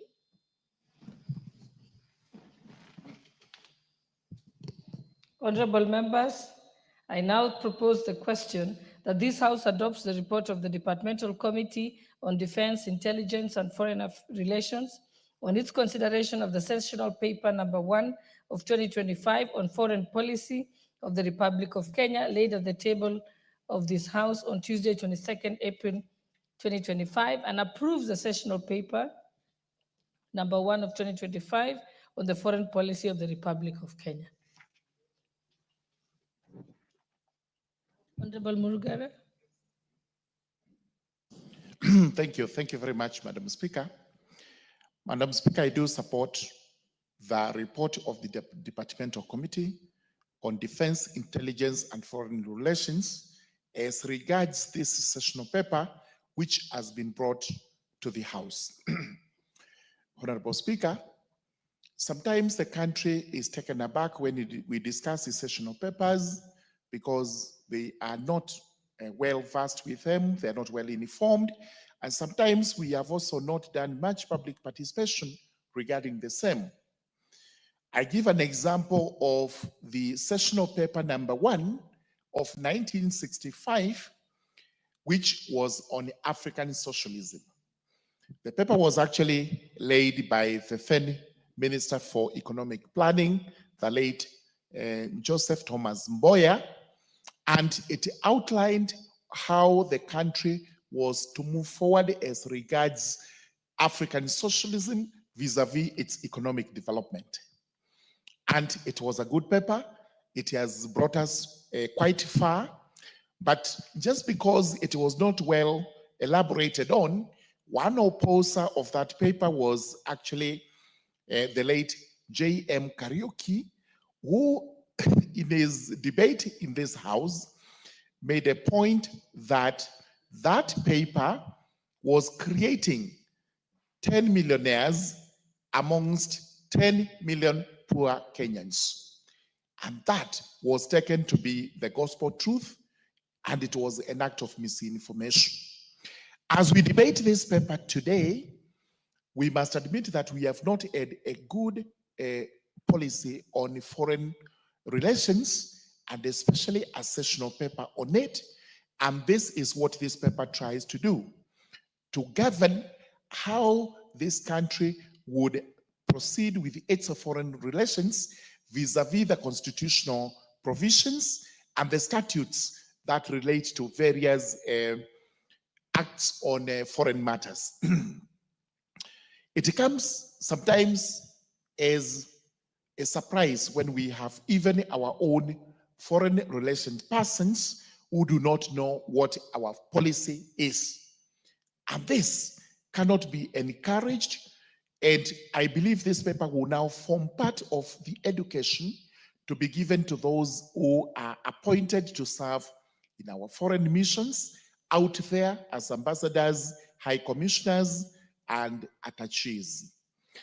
This is a good paper, which in my view, I do propose that we actually support this report, adopt it, and then we proceed to familiarize ourselves with what the foreign policy of the Republic of Kenya is going to be from now henceforth.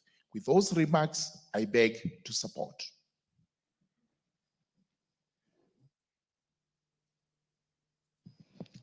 Any other members who want to contribute? Honorable Millie Odhiambo, member for Suba. Thank you, Madam Speaker, for giving me this opportunity. Madam Speaker, I wish to indicate that I'm a member of the committee and wish to support this policy. Madam Speaker, I want to agree with our chair that in Kenya we have no choice but to look forward in a rapidly changing world. Madam Speaker, it would only require a stranger in the world not to know that things are happening globally very quickly and very fast. If you see what is going on in the United States of America, only countries that are not strategic are likely to survive economically and otherwise. And Kenya must also reform its policy to conform with what is going on in the US. And in conforming with what is going on in the US, we must place Kenyans first. We have always known that a lot of Kenyans have preferred the United States of America as a strategic destination, both for tourism and for education. But given that there are challenges now in that direction, we must put Kenya first. Donald Trump is putting America first. Kenya must put Kenyans first. It means, Madam Speaker, that if we have to discover new frontiers, doesn't mean we are ignoring the United States. But if you have had a friend who, for maybe I can give it as an example, as we as women, if you have a boyfriend that you love very much, and you see your boyfriend is courting another girl, it's time for you maybe not to be to start a boy. A man is also a boy. We take care of you, you are boys. Madam Speaker, when you see this boy beginning to start looking elsewhere, then Madam Speaker, you don't bury your head in the sand. You start looking for options so that if he bolts, you have choices. So let Kenya open eyes. We've just come from Tashkent, Uzbekistan. And Madam Speaker, we were actually a form of tourism attraction in that place because they've never seen Black people. Most of them have never seen, so we are being stopped and photos were being taken of us. But as a leader, I look at what are the strategic things that Kenya can get from this country. We can actually, they are trying, if you go every corner, they have international schools teaching English. Those are opportunities we can go and take our people there to teach English. Madam Speaker, there is opportunity for trade in that area. So that's a virgin area that Kenya can consider as a place that we can't put all our eggs in one basket. So yes, Kenya must actually look forward. We cannot look east or west. We have no choice but to look forward. Madam Speaker, again, the other issue that I wanted to say is the challenge for us as a country is we must be consistent. We are very good at coming up with very good legislation and policy. But for them to be sellable, Madam Speaker, we must be convinced about the things that we have passed as a nation, whether they are law or they are policy. We must own them and we must practice them. We must walk the talk. If Kenya says that we are looking forward, then look forward. Don't look confused, look forward. And that means as a country, let's see what works and put Kenya and the interest of Kenyans first. Madam Speaker, the other issue that I wanted to say is that Kenya must also undertake a strategic review, which I know maybe we did when we were coming up with this policy. And we are stuck many years back. Whenever I hear Kenyans speaking, we keep talking about we are the greatest economic hub. We are. Have you ever been to Ethiopia of late? We are the greatest economic hub. When were you last in Arusha? We are the greatest economic hub. When were you last in Rwanda? Mr. Speaker, while we are sleeping, our neighbors are rising. And Kenya must place itself strategically, economically, knowing that this is just like even any business venture. The others, when they see that you are doing well, we look for different ways to go ahead of you. And how are they going ahead of us? Look at Rwanda, the same thing I've seen at Tashkent. You walk in and the first thing you see is how clean, how tidy, how safe. And those are concepts that must be infused in any foreign policy document. You cannot say that we are going to promote tourism so that people can come to Kenya when they are fearful that they are walking and somebody might grab our bags. Mr. Speaker, when we were in Tashkent, Mr. Speaker, I was amazed. There were people who were assigned to us as translators, and they did an amazing work. And in our typical Kenyan way, we wanted to say thank you by tipping. they will not allow you to take. They say in their culture, a thank you suffices. Why can't we have those uniquely African, Kenyan cultures that we are losing that made us so attractive? Teaching people to smile. It used to come naturally. I know because we are having challenges, it's going. Just our hospitality. As an African people, we are very hospitable. That seems to be growing off the window, Mr. Speaker. Mr. Speaker, we need to leverage on technology, especially if you are talking about making Kenya a serious economic hub. I've heard the chair speaking also of the PPP. Mr. Speaker, I want to thank the Parliament of Kenya, and I want to ask that we take most MPs through this, the training on PPPs, and then let us also let the public know. If you look at what is happening in Ethiopia and every others, it's because of PPPs. But then unfortunately, we are so opaque in the way we do things, maybe because there are few people who want to steal here and there, but that, especially when we don't have other means of getting resources without taxing Kenyans immediately, of course, because you'll be taxed eventually, is the PPP is the way to go. So, Madam Speaker, finally, I want to suggest that Kenya must work stealthily, but carefully and strategically as we forge ahead. Madam Speaker, we must walk the talk.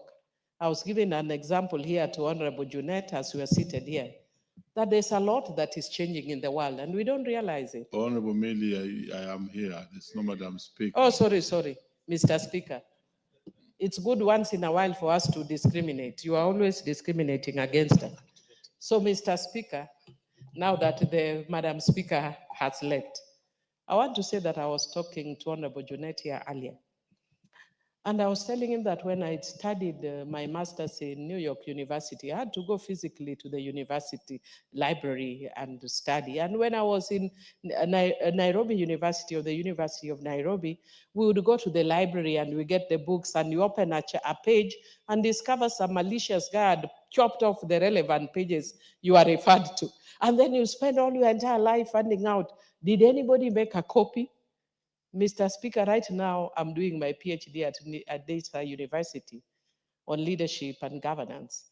And Mr. Speaker, what happens as I'm going online and I'm studying, AI comes and tells me, why are you struggling when you can do X, Y? Of course, it's very tempting, but because I come from the traditional school, I want to study a journal. I actually love it even when I have a book and a real journal in my hand and I read and I light. That's kind of my kind of thing.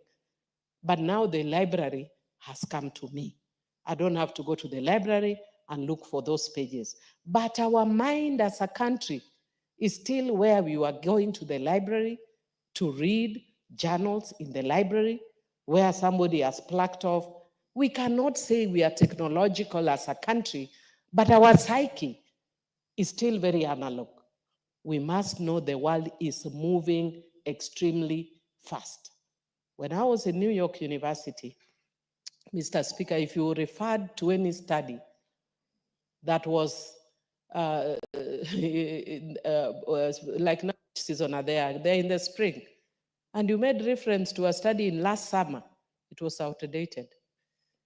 The last you can refer to is, in the winter. So they say in the study of the winter. That's how fast the world is moving. But Kenya, we are trying to catch up. So I'm even seeing in my university, we are still referring to XYZ, but we are not moving that fast. So what I'm saying is we must change our psyche as a nation. In the way we pass law, we are doing excellent, I think, because the majority or the average age of this parliament is fairly young, extremely well educated. I see now members are bringing so many bills. The days when we used to bring bill when I first came into this parliament, it was like you performed a miracle. There's no more any miracle. But now we need to move from the miracle of passing laws to implementing. We need to move from the miracle of passing policies to implementing. And this is sometimes where the technocrats fail us. And I would want to encourage, if we are truly patriots, that sometimes I think my little action does not affect my child not getting a job, does not affect my neighbor getting the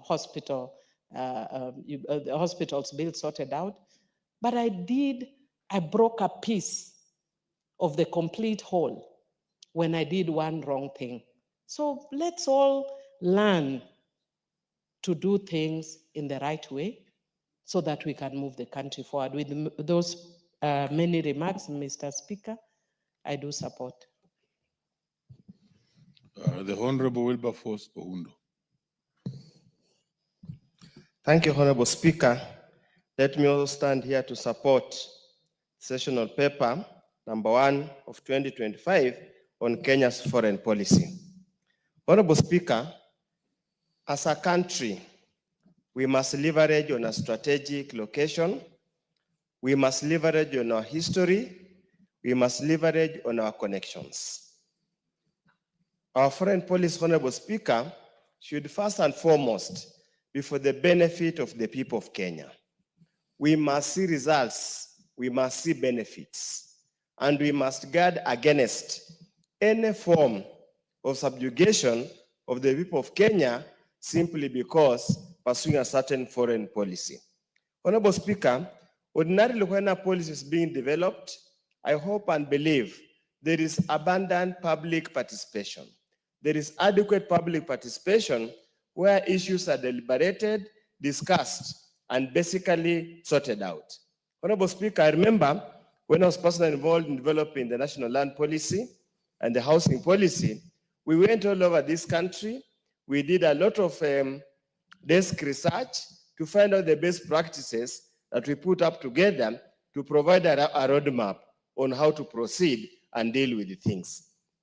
Honorable Speaker, ordinarily, a policy must be formulated, approved before subsequent legislations are passed. Unfortunately, in this country, Honorable Speaker, we passed a bill on foreign relations sometime last year, without a foreign policy. Of course, everybody, a session of paper on foreign policy, everybody will obviously ask, what was the anchor? Or is this the typical way of Kenya doing things? You speak out the end, then you start saying the end. The end justifies the means. I just hope that there has been adequate consultation with the ordinary mwananchi, the experts, and those who serve in foreign relations. Honorable Speaker, I've had an occasion to travel before becoming a member of parliament and also as a member of parliament. We have very commendable people outside there serving in our missions abroad.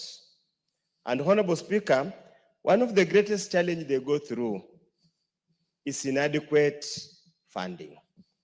I just hope and pray the policy has addressed the issue of facilitation to enable them undertake the functions or the duties that have been assigned to undertake. It will be a terrible remiss on our side if we have not addressed that particular matter. Honorable Speaker, the issue of strategic missions becomes critical. We have areas that Kenya can exploit for purpose of enhancing tourist arrival, purpose of enhancing trade, and other related activities, yet we do not have adequate or physical presence. Simply because at times, whoever we send in those foreign missions, I want to be very guarded in the use of the word I want to use, and Honorable Speaker will permit me. I want to put it in brackets. Political rejectees who have no training at all in diplomacy, who feel they're just going to look for a job. It's not a career calling. Simply, they report, sit around, come to the office, walk around, and do nothing. I hope Chair is here and the committee are alive of these challenges, and they will indeed resolve these issues. Honorable Speaker, if you speak to career diplomats in the Ministry of Foreign Affairs, they cut a case of a very frustrated lot. They have the skills, they have the experience, they have the drive. Yet when it comes to the appointment of ambassadors and high commissioners or go to missions, they pick anybody, anywhere, anytime, as long as that particular person is politically correct. And that's why, Honorable Speaker, it's no wonder that in this country, we have made so many diplomatic goofs. We have made so many diplomatic mistakes that literally embarrass Kenyans. And then you ask a very simple question. Do we have a diplomatic, do you have a Minister of Foreign Affairs? Do you have a robust diplomatic position that enables us to speak out what to say and what not to say? Honorable Speaker, we as a politician, when you go where it was written even, I think in Chinua Achebe, when you talk about old bonds, old women become upset, and old men likewise. You want those old women to support you, and yet you make reckless statements, you make reckless maneuvers that really leaves you wondering, what is it all about? And Honorable Speaker, Honorable Millie Odhiambo has talked about that we probably, when you have a boyfriend and he starts looking for another girl, I just want to correct, not because you have a problem, just because probably the man wants to sample. In any case, sharing at times is caring. Honorable Speaker, Kenya and the world should not have a problem. We are supposed to interact and do business with everybody. So we must anchor our foreign policy that as we deal with the East, we do not antagonize the West. The West does not see as if we are abandoning them to go to the East. That requires tact, requires skills, requires training, requires experience. The people who make top-level decisions, Honorable Speaker, do not have that training, do not have that experience. That's why you find we oscillate one regime, we're on this side, another one we're on this side. When you go and we get stuck in the other side, we try to go back this other side. We end up, Honorable Speaker, with very expensive loans. We end up with programs that are of no value to the people of Kenya. Honorable Speaker, foreign policy should transcend personal interests. Honorable Speaker, the tiff we have with Sudan was avoidable. Tiff we have with Sudan was avoidable. Personal business relationship between two people should not have led us where we are now. To the extent that a foreign country can petition the National Assembly, the parliament of a country, to intervene is a very telling statement, Honorable Speaker. Honorable Speaker, I just want us, we need to put our acts together. We were rated very highly many years back, but Kenya is no longer rated, is not revered, is not respected as it was then. If we were, Honorable Speaker, we would not have been taken on a roulette route in Addis Ababa, where Baba, Raila Amolo Odinga, with his status in this continent, could have been beaten or could have considered to avoid lengthy processes to an unknown somebody from a small country. It that shows, Honorable Speaker, that our foreign policy has got a lot to be done. Much, much more has to be done, Honorable Speaker. And I call upon the committee that oversights. We must get our acts together. We must truly oversight. We must not pander to the executive. We must not be yes and yes people so that we only go to praise and worship, even where the mistakes are seen, where the shortcomings are seen. We have no guts, we have no courage to point them out so that we address on the issues. And of course, Honorable Speaker, a policy, a sessional paper policy is not static, must be alive to changing circumstances. Donald Trump has thrown the world upside down. He says America first, the rest of you don't care. He can impose any tariffs because he knows the economy of America is strong enough, can withstand any shocks. I hope as we go along, we'll be alive to changes in the world, how world leaders look at them, look at us, and generally realign, amend, and realign, evaluate, reassess, realign our foreign policy over time to align with the changing international arena. With those many remarks, Honorable Speaker, I support. Very well, Honorable Wundo, and on my screen is, we don't have any more interest on this one. Yes, Honorable, but please key in your card. I can't see you here. Thank you very much, Right Honorable Speaker. It gives me great pleasure to comment our proposed sessional paper on foreign policy of the Republic of Kenya 2025. I think it is the second one. The first one we had published was around 2014. Until then, we didn't have any particular policy document regulating our foreign policy or international relations. Honorable Speaker, when I got this document, I first quickly took a good look, and my expectation was that I would see a certain set of goals, what really defines the anchor of our foreign policy, or how we intend to conduct our foreign relations. And I'd also took time to look at what other countries have done.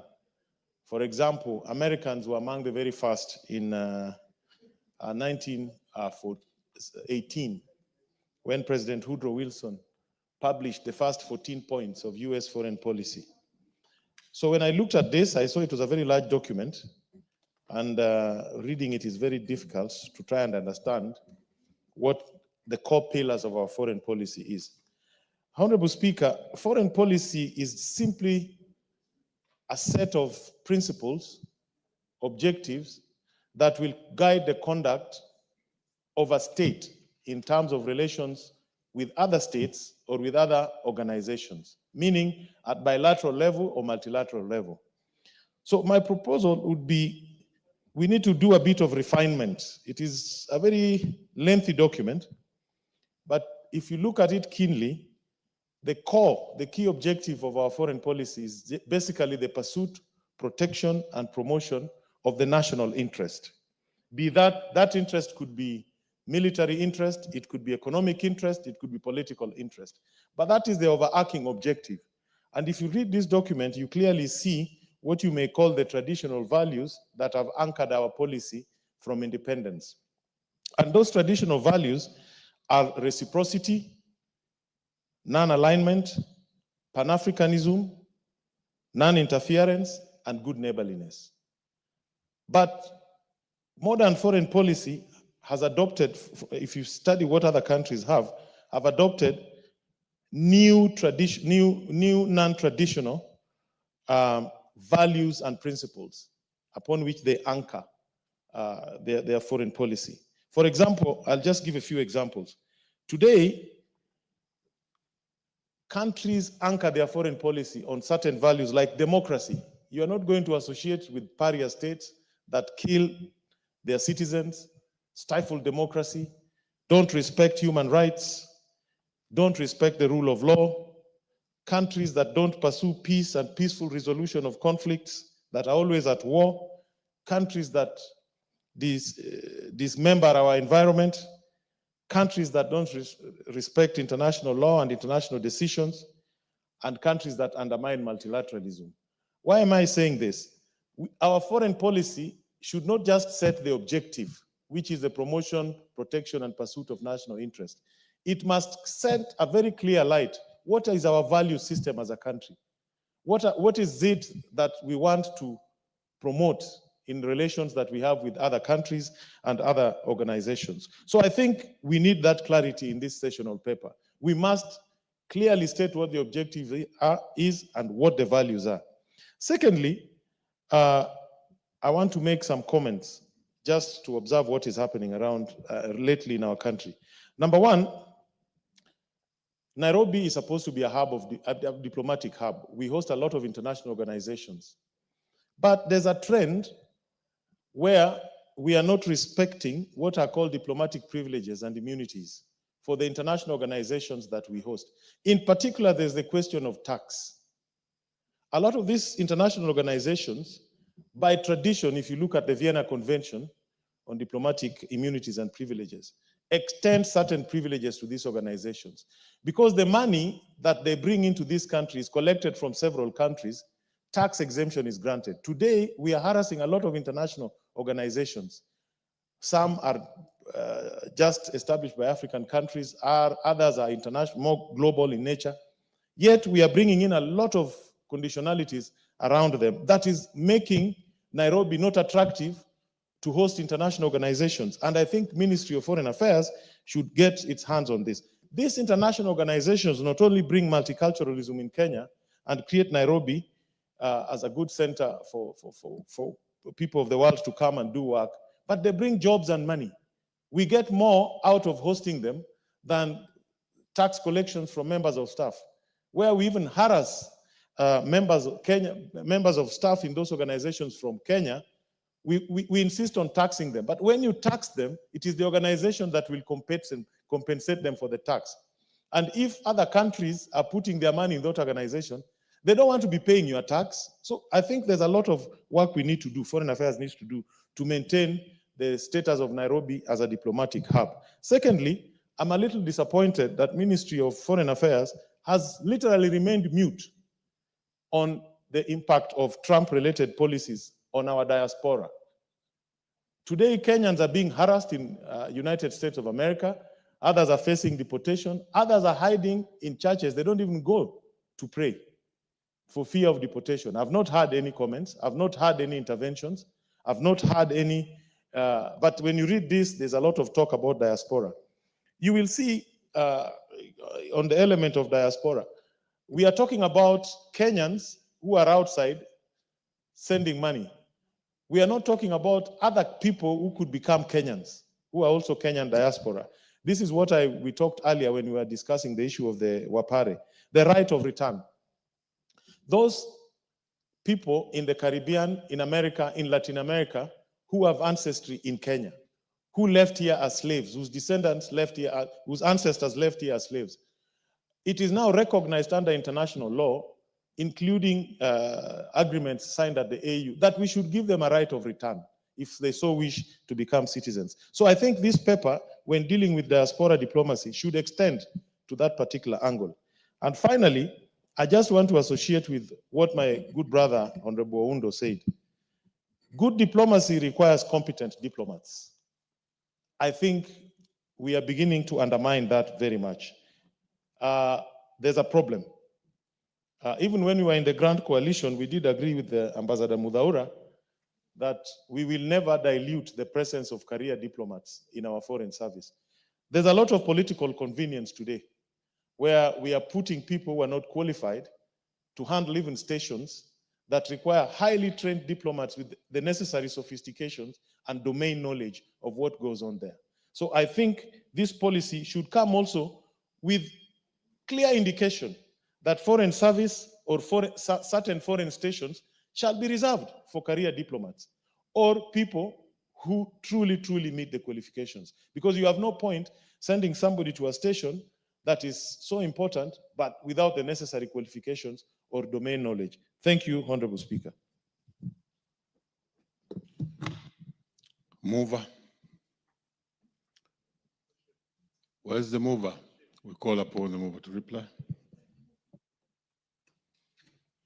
Thank you very much, Honorable Speaker, and I want to thank the honorable members who have raised a number of issues. I don't want to speak to each one, but just one specific one where members have talked about career diplomats and the issue of members, especially from the political side, being appointed. And I think it's not good to use the word political rejects. They are not political rejects. I think they just want, the voters decided that it's not your time now and that somebody else takes over. So I think it's not about political rejects. It's a matter of going for elections and the electors deciding that you need to take a break.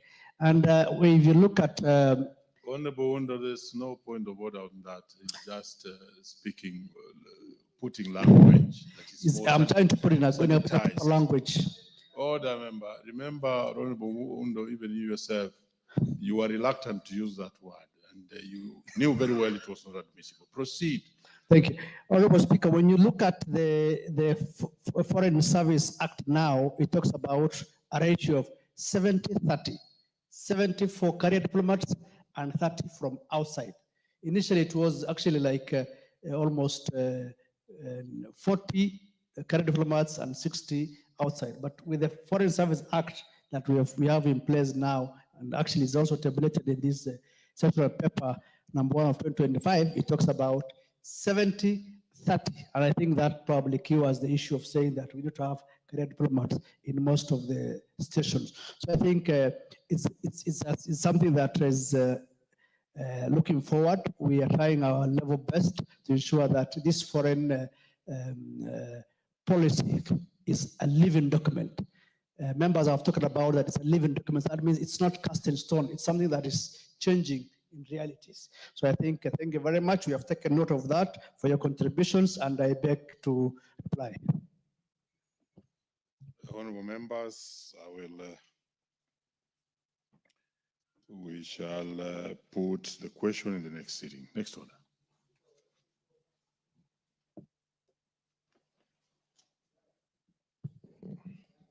Order number 15, the Learners with Disabilities Bill, Senate Bill number 4 of 2023. Second reading. The chairperson, Departmental Committee on Education. Any member of the Education Committee? I think the chairperson or Departmental Committee on Education was away on some official business, and therefore, next order.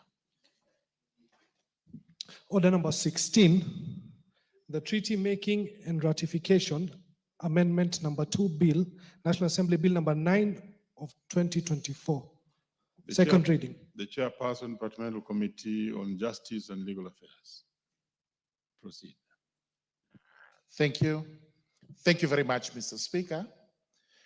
Mr. Speaker, I beg to move that the Treaty Making and Ratification Amendment number 2 Bill, National Assembly Bill number 9 of 2024, be now read a second time.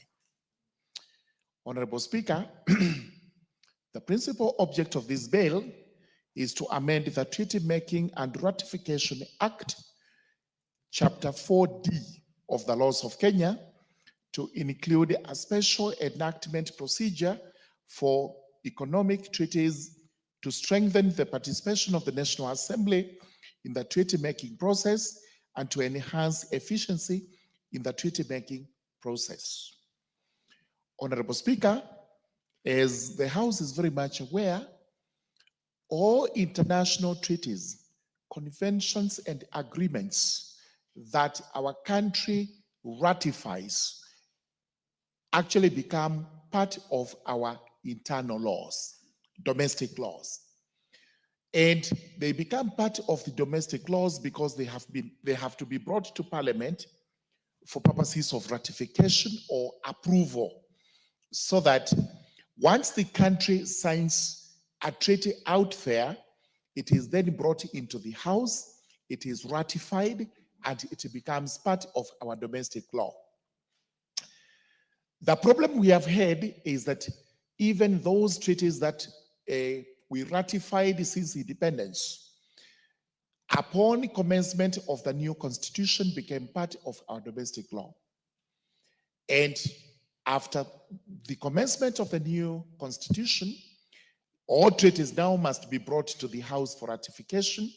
And once that is done, they are confirmed to be part of our laws. However, there comes a time that this House asks questions as regards exactly what some of these treaties are. And since the input of the House is minimum, we have to live with it because there is no room for the House to amend such treaties. So we have to live with it, we have to ratify as they are, and they are binding on us in the form they are in. And if we breach them, we are actually in the breach of our own laws. This is the reason why a proposal has now been brought to the House, and this is very good law, I must confess, by the Justice and Legal Affairs Committee, so that we can amend and make certain provisions peculiar to certain circumstances, whereby this House will now be involved in the treaty making process. And those two instances are Clause 3 proposes to amend Section 3 of the Principal Act by deleting what there is and introducing a new clause where multilateral treaties, including treaties which deal with the trade agreements, where Kenya undertakes to engage in fewer trade protections with other countries to promote more trade. And number 2, treaties that relate to taxation, trade, or investment, or unilateral agreements between Kenya and any other country involving a one-sided arrangement in which Kenya benefits from lower trade barriers from the other country. These are specific 4 instances when we will now be required to bring such agreements to the House, not for ratification, but as the process begins.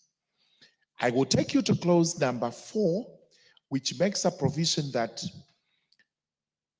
the new Section 5A is introduced after Section 5. And this is exactly where you find objects of this particular bill, because it says that within 14 days of commencement of negotiations for a treaty, the treaty are the ones referred in clause 3, the cabinet secretary responsible for matters relating to the treaty making shall notify the National Assembly of the following. Here, our cabinet secretary for foreign relations, foreign affairs, would have to bring to the attention of the House within 14 days when the country starts negotiating treaties with foreign countries. And what is to be brought to the attention is set out in subclause A to E, and includes the negotiation objectives, the proposed heads of agreement, the need for the treaty, the potential benefits of the treaty to Kenya, the implications of the agreement on the economy, existing agreements, laws, and taxes. Then from there, we have to move on with the subclause 2, which is going to be the new Section 5A, subsection 2. The relevant cabinet secretary shall notify the National Assembly of any changes to information relating to the negotiation of a treaty within 7 days of such change. What this in essence means, once we begin negotiating a treaty within 14 days, it has to be brought to the House. This treaty is economic purely. It is not every treaty. It has to be brought to the House, and after it is brought to the House, as the process continues, there are possibly changes that will be brought to the provisions of the treaty, and within 7 days of occurrence of those changes, the House must be informed. The new subclause 3 relates to the relevant committee of the National Assembly. Clause 2, yes, the relevant committee of the National Assembly, then in as far as it's practically possible, would have to confer with the cabinet secretary once the treaty is brought to the House. Again, this is similar to what we call pre-publication scrutiny, when we actually look at laws before they are published, or even what are called the bylaws, the delegated legislation. We look at it before it is published, so that just in case there is any input from the House, it is included in what is going to be published. In subclause 4, because this is what is very important, the relevant cabinet secretary shall table an annual report to the National Assembly on the status of the ongoing negotiation of treaties. All the treaties that have to be brought into this House will now have a record or a register kept so that every year the cabinet secretary would have to give us a report on the status of each of the treaties being negotiated. And from there, we move to the proposal which is clause 5, which proposes to amend section 6 of the Principal Act to make the following provisions. In negotiating an economic treaty, the national executive or the relevant State Department shall ensure that the terms of the treaty do not adversely affect. We have A to D, which are the areas which are protected by this act when it comes to negotiations to bring into being existence of new treaties. The ability of the country to mobilize domestic revenue, that is, the treaty should not curtail our ability to raise money internally through taxes. The food security of the country, nobody should actually make us get into agreements where the food situation in the country is compromised. The establishment and the growth of local industries, again, which we are all looking into to develop the country, to industrialize the country. We would not allow any treaties that are trying to curtail this to come into being, and the ability of the government to regulate an industry in the public interest. That is, whether the treaty brings in a new industry or a new sector, economic sector, all the time the government has the residual powers to ensure that it will regulate that industry purely because of public interest. Then we go to clause 6, which is a proposal to amend section 6 and introduce a new section 6A, which has a total of 6 subclauses with paragraphs in between, and they relate to the relevant cabinet secretary, that is 6A1, shall, prior to signing of an economic treaty, prepare what is called a regulatory impact statement. This is a statement which will put down in writing what the impact of that agreement is.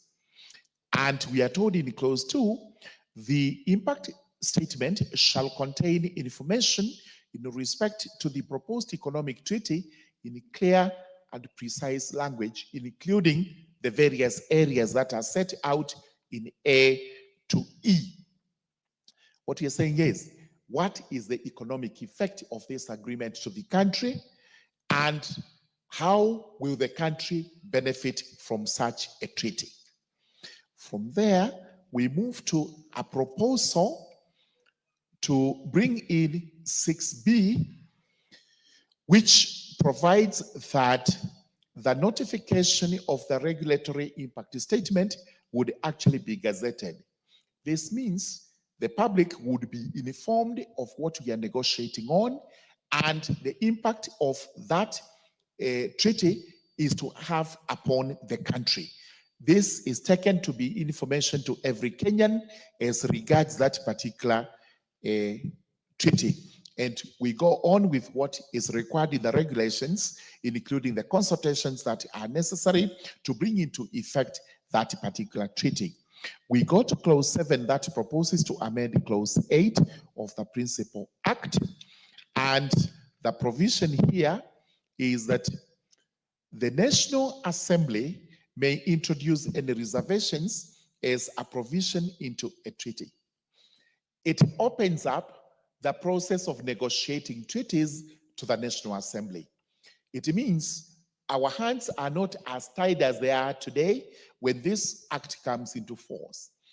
Where we feel that there is need for us to make reservations so that they do protect the interest of the country, we would be allowed to actually do so by this particular act. And we have clause 8 that proposes to amend section 9 by introducing a procedure during the ratification process at the National Assembly. What the National Assembly is supposed to do once it is introduced here, it would be that it has to be committed to the relevant committee for consideration. The committee would actually make the relevant consideration.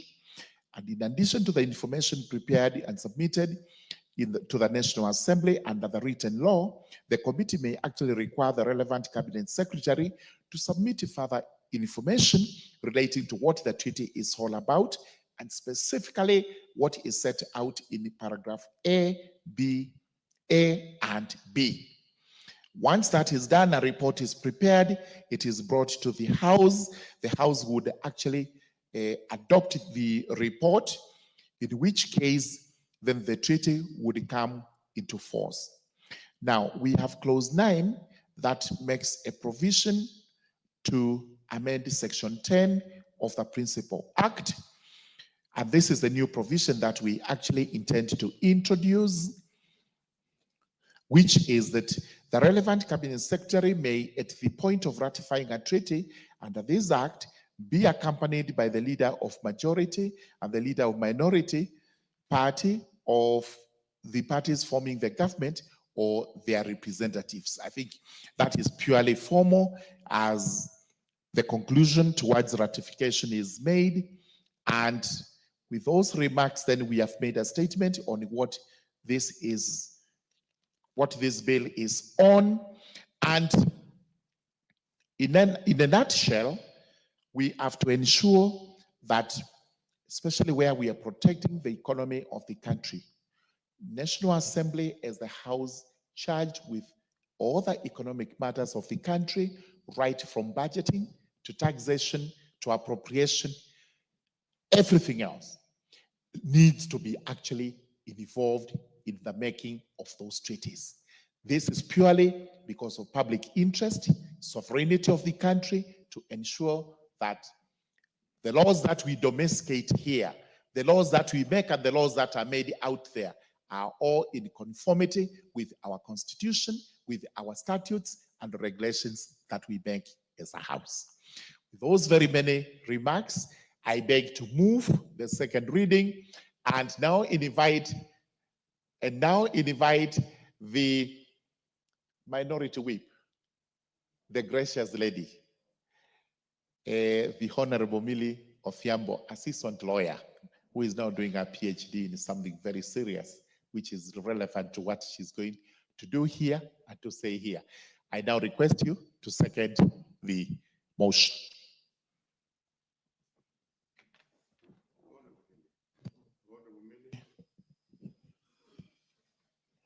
Thank you, Mr. Speaker. Mr. Speaker, I do stand to second this bill and thank the chair of the Legal and Justice Affairs Committee for bringing this bill at this time. Mr. Speaker, I know that Honorable Kaluma had actually brought similar amendments, and I hope that your proposed amendments have been consolidated with those proposed amendments by Honorable Kaluma. Mr. Speaker, I am honored that I actually brought the bill, the Treaty Making and Ratification Act, that is now law, that is now being amended. And Mr. Speaker, it is said the proof of the pudding is in the eating. And there's been a lot of eating of this act, and it is apt time that it be amended, because in eating, you discover where there are gaps. And I'm glad that you have seen, and the ministry has seen several gaps that would require this amendment. I am also happy, Mr. Speaker, that it is coming shortly after we have discussed the policy on the foreign policy of Kenya, which touches on fairly very similar issues. Mr. Speaker, if I talk about the background of how I came up with this act, I know I've said it before the floor of this house before, but I'll just repeat that when I sat in the select committee on the Constitution in 2010 when we were coming up with a new constitution, and the religious sector, especially the church, came out very strongly against Article 2.6 and 2.7 of the Constitution that was providing that treaties that are ratified by Kenya shall become part of the laws of Kenya. And they were saying that we cannot give an individual or other people the power to enact laws without involvement of a parliament that are elected as representatives of the people. And one of the things that I promised the church then is that I will bring a law that will give that authority back to Parliament. And so in bringing the Treaty Making and Ratification Act, we did exactly that, which was to try and give that power back to Parliament. However, one of the things that became very clear, when you are dealing with international law, Mr. Speaker, once a treaty is ratified, it becomes law. And once the country ratifies, it becomes law. And so what happens is that, let me not talk about ratification first. In the negotiations, when the country goes to do that, Parliament is not involved. When they come to tell us that we are about to ratify, Parliament can only put reservations. And it has been a problem that we either reject a treaty wholesale or recommend reservations. But what this bill seeks to do is to get Parliament to be involved in the positions prior, so that when it comes to Parliament, we don't find ourselves in that position. At the same time, it still gives that power of negotiating treaties primarily to the executive, as it should be, because that is primarily the role of the executive. But because it will become law, the voice of Parliament must be heard and must be seen to be heard. And so I really support most of the provisions included here. One of the gaps that we had actually missed in this, because my mind is mainly on the areas that I have expertise, which is in human rights and social justice and all that. So if you look at the original treaties, it focused on, my mind was thinking of treaties like the Convention on the Elimination of All Forms of Discrimination Against Women, Convention on the Rights of the Child and others. But you are actually now coming in with economic treaties. That's not my forte. Of course, if you put me there, I'll still become an expert, but it's not my forte. And because of that, we didn't put a lot of emphasis.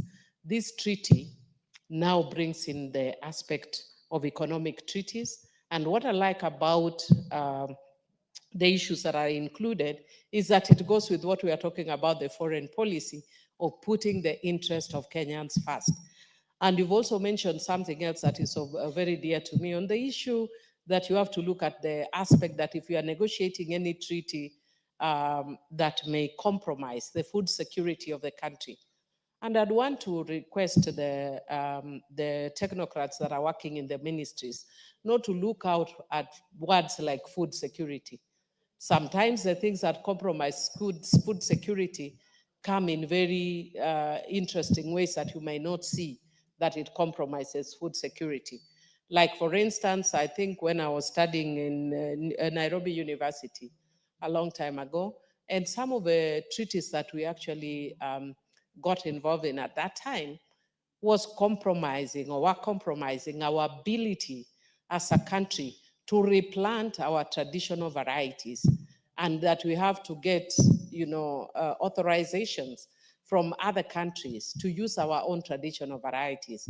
Once you do that, and there are areas where you cannot, get these new varieties very easily, then you're making our country slaves, especially on food varieties.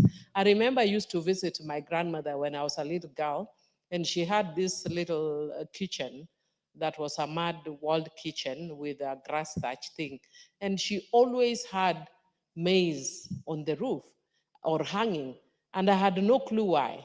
But I was told that is the way that they stocked varieties. Now visit any home. First of all, we don't have the mud whatever anymore. But even if we do, we don't even have the granaries anymore. But part of the reason is because of the treaties that we passed that compromise our food security. So I am happy that you have brought this that puts Kenyans first. Mr. Speaker, I also, maybe if I look at clause 5 of the clause 5 of the new bill, is it clause 5 or 5 or 6? Oh, that is the one on food security. I also want to commend you on the notification of regulatory impact statements in the new proposed clause B. that say preparation of a regulatory impact statement for an economic treaty shall be notified in the Gazette and in a newspaper likely to be read by people particularly affected by the proposed treaty. So you are going beyond making this a business of parliament, but also making it a business of Kenyans, that when we are making a treaty, Kenyans must know and must be involved. What a tragedy, Mr. Speaker, that in implementing projects, we don't do the same. Mr. Speaker, I want to bring a bill that in that bill, we will force the government, I don't know, I'm still looking for the name for that bill, that if CDF has done projects, it must be circulated that Suba North constituency, CDF, has done so many projects in this financial year. And if a county has done projects in this financial year, it has done so many projects in this financial year. By ward, let's start by village, by ward, by sub-county, by county. Mr. Speaker, because there's a lot of pilferage, because we don't have that step of accountability, Kenya is not that poor a country. What we have is poverty of commitment, poverty of integrity. What we need to do is to enhance that so that when we have monies for CDF, for the counties, and from any other source, how do we account even money by NGOs? How do you account for monies that go to the ground if all those monies were made, if Kenyans were made aware, not by what I voluntarily as a member of parliament tell you that our NGCDF has done this building or blocks. I may choose what to show appropriately, or I may show but not and leave out the core issues that the public needs to know.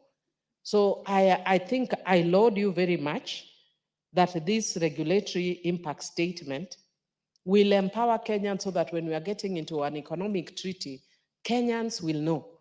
Similarly, let us have, as part of our oversight role, and as part of Senate oversight role, as part of oversight role in the counties, that the Kenyans must know exactly what has been done in the country. Mr. Speaker, I see my time is up, and with those few remarks, I wish to second.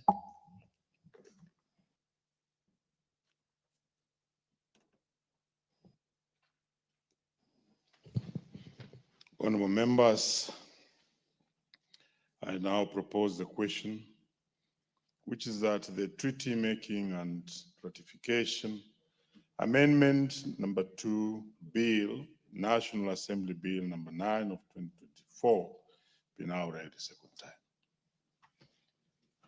And first on my list here is the Honorable Wilberforce Oundo. Thank you, Honorable Speaker. Allow me to support the bill, the Treaty Making and Ratification Amendment Bill, number 2 of 2024. And let me, Honorable Speaker, speak from 2 points of view. I sat in the Committee of Delegated Legislation in the 12th Parliament, and many of the times the saddest moment was the moment when we had to annul a regulation simply because there wasn't any form of parliamentary participation in the process.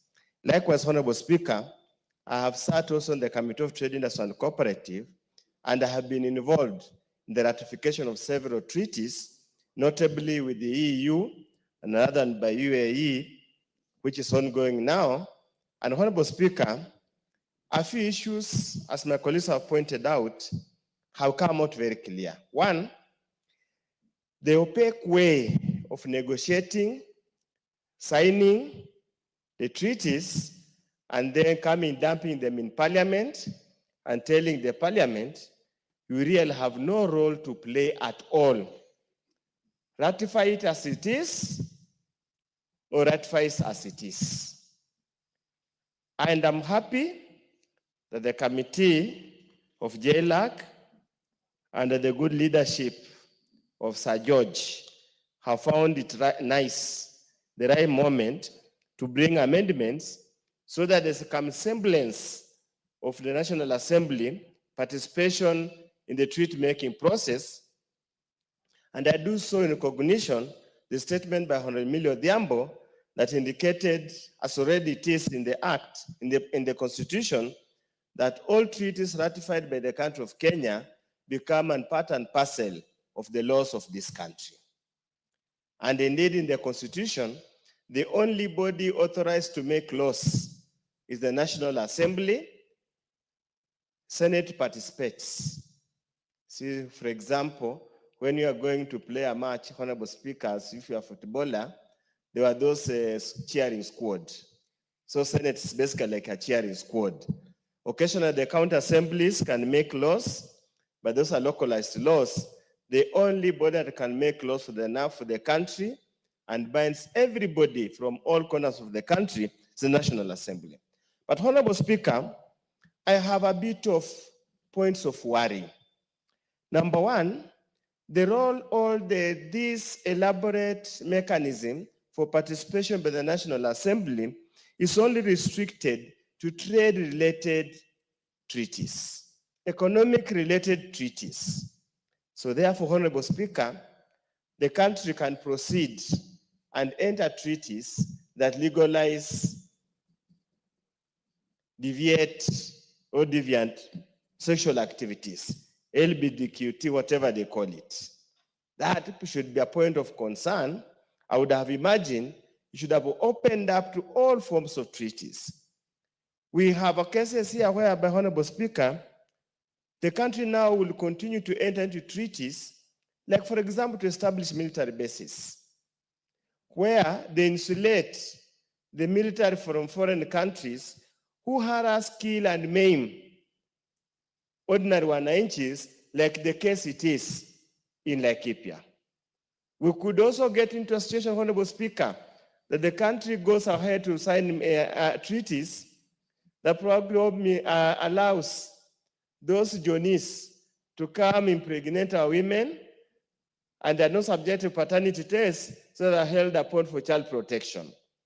That, Honorable Speaker, is a source of worry, and I do hope the committee in its public participation, I suppose they have received those kind of representation, and when we get to go to the committee of the whole house, we'll then have a chance to review at the matter critically. Honorable Speaker, clause 4 that seeks to amend clause 5 and by including clause 5A lists areas, the checklist. What are the issues to be checked? What are the issues to be considered at? Honorable Speaker, the procedures are fairly elaborate. At times they could be cumbersome. They're going to be onerous, but that's the price you have to pay to make sure that whatever we legislate and approve in this country has a very clear provision of the interests of the Kenyans. However, Honorable Speaker, I have another two concerns. And this, if you allow, Honorable Speaker, without interfering with my timing, I would want the chair, probably at the appropriate time, to clearly come out very clear what is negotiation, what is execution of the treaty, and what is ratification. Honorable Speaker, in my understanding, and that brings me to the point of clause 9, as I'll go back. Ratification is done by the National Assembly. So I do not understand that I need to be guided and educated why the leader of my majority party or minority party forming the government has to accompany the cabinet secretary in ratifying the treaty. I thought ratification is parliament that ratifies, and that is why the bill, even the act, is a treaty making and ratification. So that's a point that we need to clearly understand. Honorable Speaker, at the point of informing Parliament National Assembly, the Cabinet Secretary informing National Assembly, they have commenced the process of negotiating a treaty. Following before, likely next is the issue of regulatory impact assessment. Inevitably, it would follow some element of public participation. I'm not so sure whether this is a good use of public resources, that again, when it comes to Parliament, Parliament again subjects the same to public participation. I suppose with the new, I don't know, I need to be guided whether the public participation bill that we discussed here, or we attempted to discuss here, was finally enacted, because it said the threshold, the modalities, the process of public participation, so that we could actually lift what the views the people said, synthesize the same, and clearly inform without having to waste more public resources. Honorable Speaker, when you go to clause 7 of the bill, this seeks to amend clause 8 to provide the National Assembly may introduce any reservation as a provision into a treaty. And it goes on to say, where the National Assembly introduces a reservation and this clause, the section, the clerk of the National Assembly shall indicate in writing to the relevant government secretary the specific clauses or clause of a treaty for which the National Assembly proposes to make reservation. In the bill before us, Honorable Speaker, there seems to be nothing compelling the Cabinet Secretary to ensure the reservations of the National Assembly are incorporated before the negotiations are completed and the treaty is signed. We would seek an amendment to make it compulsory, because the National Assembly is a representative of the people. We presume they act on behalf of the people. So consequently, whatever recommendations they make, they must be carried. Honorable Speaker, again, it brings into the same issue that might be considered is not making it mandatory. Honorable Speaker, clause 6. Clause 6, in amendment on page 293, this is what it says. The responsible Cabinet Secretary shall ensure that all comments and submissions are considered before an economic treaty is made. Considered, not made mandatory, unless in legal terms, considered is different from the typical English word. You can just say, well, consider. I'm not duty bound to take it as you have recommended. I just consider. I can consider, disregard it, and say, you won't ask me to consider. I consider, I didn't find any merit in it. I disregarded, I proceeded to sign. Because the danger, Honorable Speaker, once a treaty is signed, and most of them could be multilateral treaties involving very many countries and very many organizations.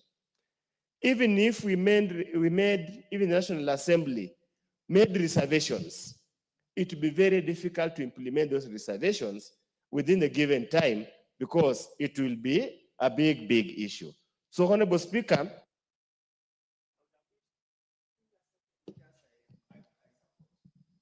You have had your bite, and you had actually indicated you support the bill. So let's have the next speaker, Honorable Mary Amase.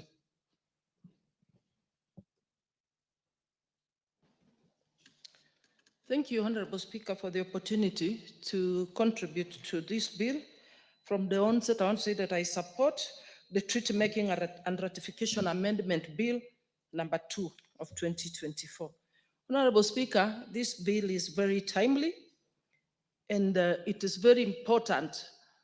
One is that it gives Parliament the opportunity to be able to represent and protect the people of Kenya, by giving Parliament the opportunity to be able to scrutinize the treaty before it is approved.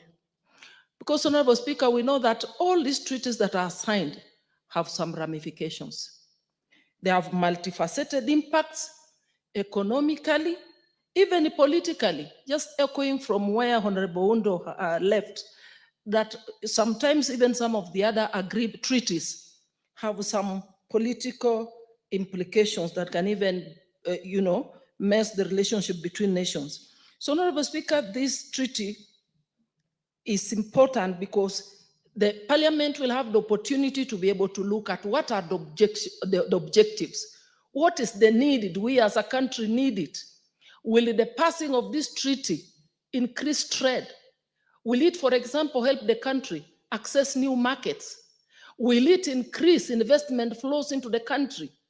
Or shall it have other impacts in terms of curtailing other policies and laws that will impact on the economy, that would affect taxes and many other policies? So it is important because it gives Parliament the opportunity to be able to scrutinize before it is approved. That is on clause, that is 5A. And also, at the same time, it is also recommending that if any changes are being made to the treaty, it gives timelines within which the House needs to be notified, that is Parliament. In clause 5.2, it gives the 7 days within which such notification for such a change should be brought to the National Assembly. Also, another good thing about this bill is that it gives room for consultation between the National Assembly and the Cabinet Secretary.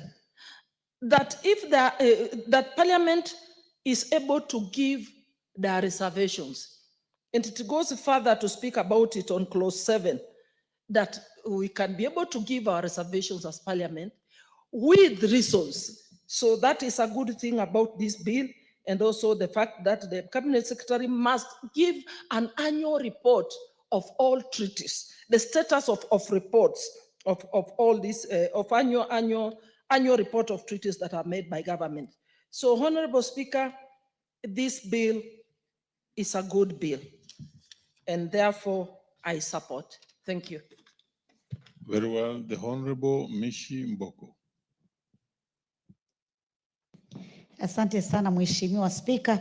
Mheshimiwa Spika, naunga mkono mswada huu unaozungumzia kutengeza mikataba ya kiulimwengu na kuthibitisha.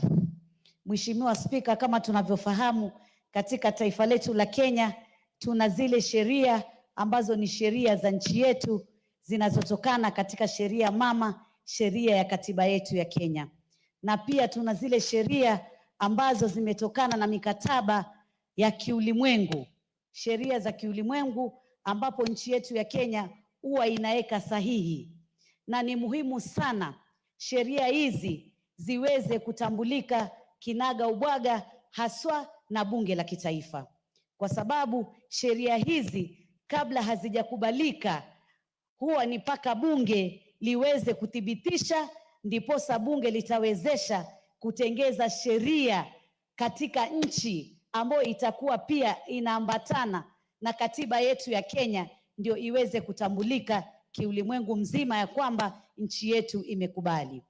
Niweze kusema Mheshimiwa Murugara amezungumzia kinagaubwaga sana vile vifungu ambavyo vimewekwa kuzungumzia mswada huu, na mimi niweze kusema vifungu vimezungumzia masuala muhimu sana, kwa sababu sheria hizi za mikataba ya kiulimwengu ni sheria ambazo lazima tujue faida yake ni nini katika taifa letu la Kenya na madhara yake ni nini katika taifa letu la Kenya.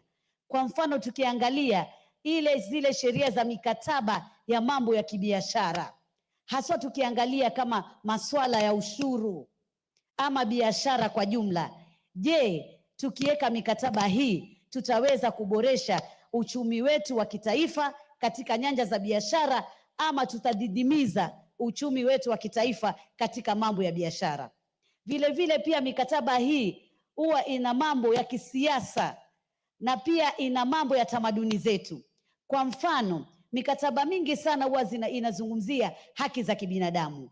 Hivi juzi na jana tumeona ya kwamba kuna nchi kadhaa ambazo zimekubaliana kuzungumzia ya kwamba pengine mwanamke na mwanamke wanaweza kuwa wapenzi, mume na mume wanaweza kuwa wapenzi. Je, kwa mfano kutengeza mkataba kama huu, iwapo hautaletwa bungeni kwa wakati unatengezwa na tukaujua na tukafanya mashauriano mkataba kama uno unaweza kutuletea dhara katika mila zetu za Kiafrika na katika tamaduni zetu za kidini, dini yetu ya Kiislamu na pia dini yetu ya Kikristo. Kwa hivyo swala kama hili ni swala muhimu sana. Pili, pia kwa mfano kuna ile mikataba ambayo kwa mfano sisi kama kina mama wakati wa kuidhinisha siku za kina mama huwa tunaenda katika ule mkutano mkubwa kule Amerika kuzungumzia zile haki za kimsingi, haswa haki ambazo zinaangalia masuala ya kina mama, masuala ya watoto na masuala ya walemavu. Na huwa si bunge lote ambalo limekwenda pale, ni watu wachache ambao wamechaguliwa kuweza kuhudhuria mkutano kama ule. Na wakati mwingi kunafanyika mikataba kama hiyo na unapata nchi imeweka sahihi pengine bila kuangalia vizuri mkataba kama ule, alafu baadaye tunaona inakiuka mila zetu, desturi zetu na pia inakiuka katiba yetu ama sheria mama ambayo ni katiba ya taifa letu la Kenya. Mswada huu pia umezungumzia ya kwamba utatengeza wakala ama gazeti ambalo litatangaza ya kwamba tunatengeza mkataba wa sheria hii ya kiulimwengu ya kuzungumzia jambo fulani, ambapo Wakenya pia wataweza kuelewa na kufahamu, kwa sababu katiba ishasema ya kwamba Wakenya wapate uhuru ama nafasi ya kupata ufahamu ama kueleza mambo ambayo yanajiri, kuweza kupata mawasiliano ya mambo ambayo yanatukabili katika taifa letu la Kenya. Kwa hivyo ule muda ukitolewa gazeti kama lile, Wakenya wakiangalia pia wataweza kuwaeleza mawakilishi wao ambao ni wabunge katika bunge la kitaifa ya kwamba mkataba kama uno madhara yake ni haya, faida zake ni hizi, na iwapo sisi tumekubali ama hatukukubali swala kama hili. Kwa hivyo jambo kama hilo ni jambo zuri sana. Pia vile vile ya kwamba watu wataweza, wabunge wataweza kushauriana na waziri muhusika katika swala lile ya kwamba je, mkataba kama uno wa kiulimwengu utakuwa sawia, utakuwa sawa na sheria zetu na sera zetu kabla haujaweza kuidhinishwa kamili na kuweza kuchapishwa. Swala hili ni swala ambalo hivi sasa nafikiri haliko, lakini tunapopitisha mswada kama uno na unapotiwa sahihi na rais wetu ambaye tunamheshimu sana, itaweza kuwa nafasi ya kumpatia waziri, kuwapatia wabunge kuweza kuwa na ushirikiano na mazungumzo ya kuweza kupata mwongozo ya kwamba iwapo tutaufuata sheria hii tuweze kuitengeza na tuweze kuithibitisha ama tutaweza kusema hatuwezi kuithibitisha. Vile vile pia tutaweza kupata nafasi mwafaka ya kuweza kupiga msasa, kwa sababu unajua hii mikataba huwa ni kama vile sheria hizi ambazo tunazitunga hapa katika hili bunge la kitaifa. Huwa ina vifungu, inazungumzia na maneno mengi sana, vile vile kama sheria nyingine. Na vile vile pia tutapangilia ya kwamba je, iwapo sheria hii tumeikubali tukaweka mkataba, tuna uwezo wa kuitengeza sheria katika taifa letu ili ule uthibitisho uweze kuwa sawia, ndiposa iwe pia sisi ni pamoja na zile nchi ambazo zimekubaliana na sheria kama ile. Mara nyingi sheria hizi pia huwa zinakuja kisiasa sana. Unapata nchi fulani ambazo zimejiweka pamoja, zina ushirikiano fulani, pengine wa kisiasa ama wa kibiashara, wanakubali mkataba kama huu. Na unapata nchi nyingine ambazo pengine hazishirikiani na nchi hizi kwa mambo ya kisiasa, pengine wana mizozo, wana vita fulani vya kisiasa, vya kibiashara, unapata wao hawaungi mkono. Sasa saa nyingine mnajipata nyinyi ni nchi mumeingizwa katika mkataba ambapo kumbe wale ambao wameshiriki ama wamekubaliana na mkataba ule ni mahasimu ya wale marafiki zenu katika nchi kadhaa. Kwa hivyo hili ni swala nyeti sana, sio swala la rahisi, ni swala nyeti sana ambalo lazima kuwe na mazungumzo na ushirikiano wa kina kwa Wakenya, kwa wabunge ambao wanawakilisha Wakenya wengi huko nyanjani, ili kusudi wakati tumeweza kusema kwamba tunathibitisha ile tunaita kwa lugha ya Kiingereza ratification, ama ile treat making kama tunatengeza wakati inatengezwa. Maanake mara nyingi sisi tunatengeza, lakini kunakuwa na uwakilishi ya watu ambao wanatoa mapendekezo, na wakati mapendekezo yale yanatolewa ni wakati mwafaka tuyajue yale mapendekezo kabla ule mkataba wenyewe haujatengezwa, na sisi kuletewa tu kuambiwa kama taifa ekeni sahihi katika mkataba kama uno, kwa sababu unazungumzia haki za kibinadamu, unazungumzia haki za kimsingi. Kweli haki za kibinadamu ni muhimu sana, lakini katika hizo haki za kibinadamu kuna haki nyingine ambazo zinakiuka mila zetu, kuna haki nyingine zinakiuka tamaduni zetu na dini yetu na Waafrika ama Uafrika. Kwa hivyo lazima kila jambo lifanywe kwa taratibu ambazo zitaweza kufuatwa, ndiposa tuwe tukiweka mikataba, tunaweka mikataba inayofaa na tunaweka mikataba ambayo inatusaidia sisi wa Kenya na wale Wakenya wengi ambao pengine hawana nafasi ya kuwa katika bunge hili ya kuweza kusema ya kwamba tumekubaliana na mkataba kama uno ama tumekataa mkataba kama uno. Na ule muda pia uliowekwa, muda ule wa siku 7 ya kwamba lazima bunge liweze kujulishwa na watu waweze kufahamu, pia ni vizuri kuwe na muda wa kuwekwa. Si ati mumeletewa tu na mnaambiwa muweke sahihi ama mnapatiwa vikwazo, kwa sababu mara nyingi pia hii mikataba ya kiulimwengu ya kitaifa huwa inakuja na vikwazo. Pengine mnaambiwa ikiwa hamtaweka sahihi, basi sisi katika msaada uno ambao tunawapatia hatutawapatia, ama sisi tutasitisha msaada kama uno ambao tulikuwa tunawapatia, hatutawapatia tena. Kwa hivyo Mheshimiwa Spika, mswada huu ni mswada wa muhimu sana na ni mswada wa maana, naunga mkono, na nimwambie Mheshimiwa Murugara asante sana kwa ufasaha wako ulivyouelezea kinaga ubwaga. Asante sana Mheshimiwa Spika. Very well, asante sana. Mover.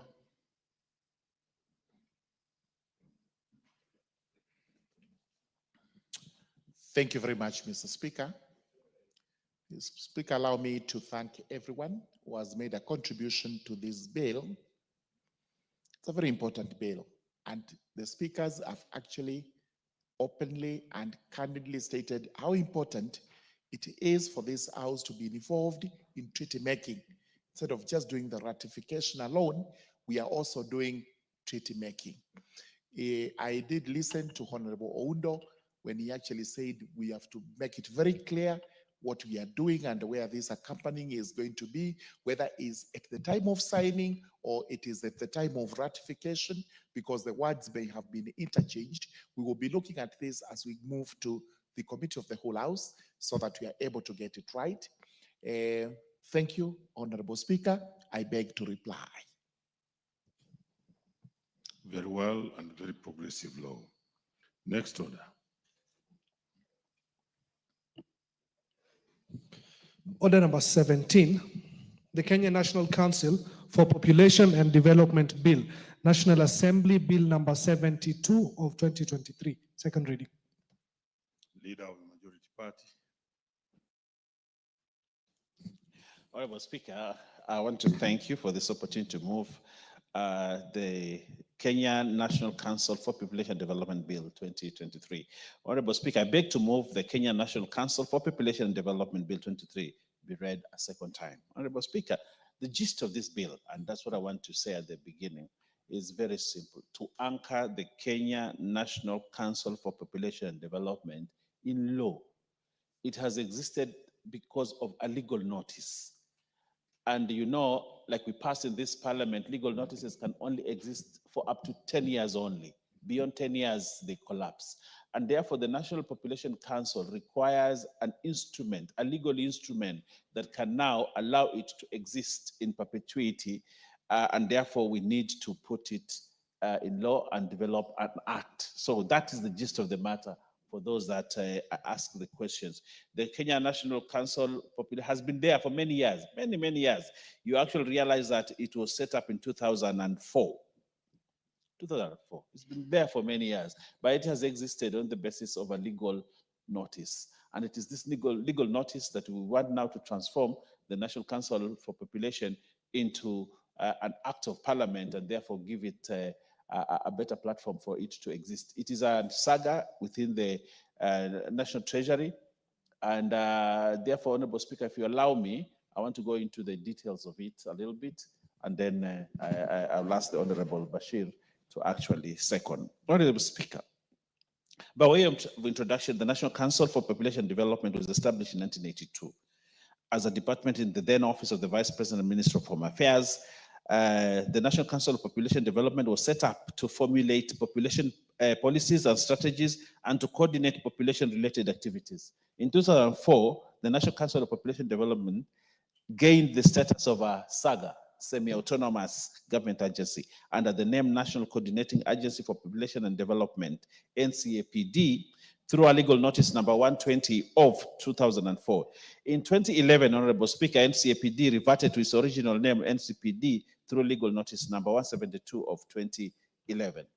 Honorable Speaker, initially the role and mandate of NCPD was contained in Session Paper number 4 of 1994 on population policy guidelines. The policy guidelines were later revised and formed the backbone of the Session Paper number 1 of 2000 on National Population Policy for Sustainable Development, NPPSD.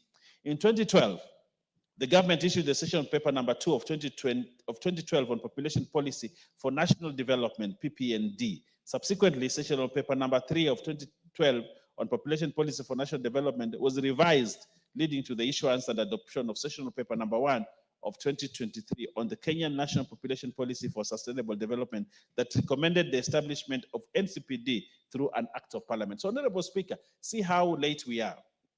In 2023, that's when a recommendation was made to actually transform the NCPD through an act of parliament. And that's why if you look at this bill, Honorable Speaker, it is the National Council for Population Development Bill 2023. We are late, Honorable Speaker, on this matter. And therefore, Honorable Speaker, looking at the transformation, many sessional papers have gone through and all that to eventually come back to the fact that it has to be enacted and anchored in law. And that is what we need to do, Honorable Speaker. Presently, the Executive Order number 1 of 2023 on Organization of Government dated January 2023 recognizes NCPD as a SAGA under the National Treasury and Economic Planning State Department for Economic Planning. So that is where it is actually anchored, Honorable Speaker, at the National Treasury. Honorable Speaker, as you may be aware, Section 21(1) of the Statutory Instruments Act 2013 provides for the automatic revocation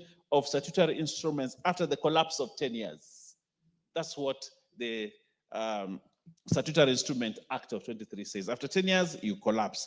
In view of the above historical background, the principal object of this bill is to anchor the National Council for Population Development and an act of parliament to ensure its perpetuity, just like I said. The same sought to be cured by the Finance Bill 2023, which deleted Section 21 of the Statutory Instrument Act, but you know what happened to that Finance Act, Honorable Speaker, and therefore we have to do it independently as we're doing now. Honorable Speaker, I just want to make a few remarks, highlights on the provision of this bill, which is very important for members, Honorable Speaker. The principal object of the bill is to anchor the National Council, like I said, Honorable Speaker, and that's what we should do. Part 1, that is clause 1 to 3 of the bill, contains the preliminary matters, including the interpretation of terms used and guiding principles. Part 2, clauses 4 to 20 of the bill, provides for the establishment, composition, and administration of the National Council for Population and Development. So, Honorable Speaker, those are the two, part 1 and part 2 of the bill. Now, to move on to the next, Honorable Speaker, the objects. What are the objects of the Council? The objects of the Council are: 1, act as the focal point on matters relating to population and development in the country, and B, develop a national population policy, and C, coordinate the implementation of population and development activities being carried out by the various stakeholders in Kenya. So those are the objectives, Honorable Speaker. We have the Council, Honorable Speaker, and the functions of the Council are included in clause 6. Honorable Speaker and members, you may take cognizance of the functions contained in the bill, provided for additional functions to those set out in the legal notice. We have more functions than the ones that are there, which are provisions for resource mobilization, and finally, the establishment of standards for population programs in the country.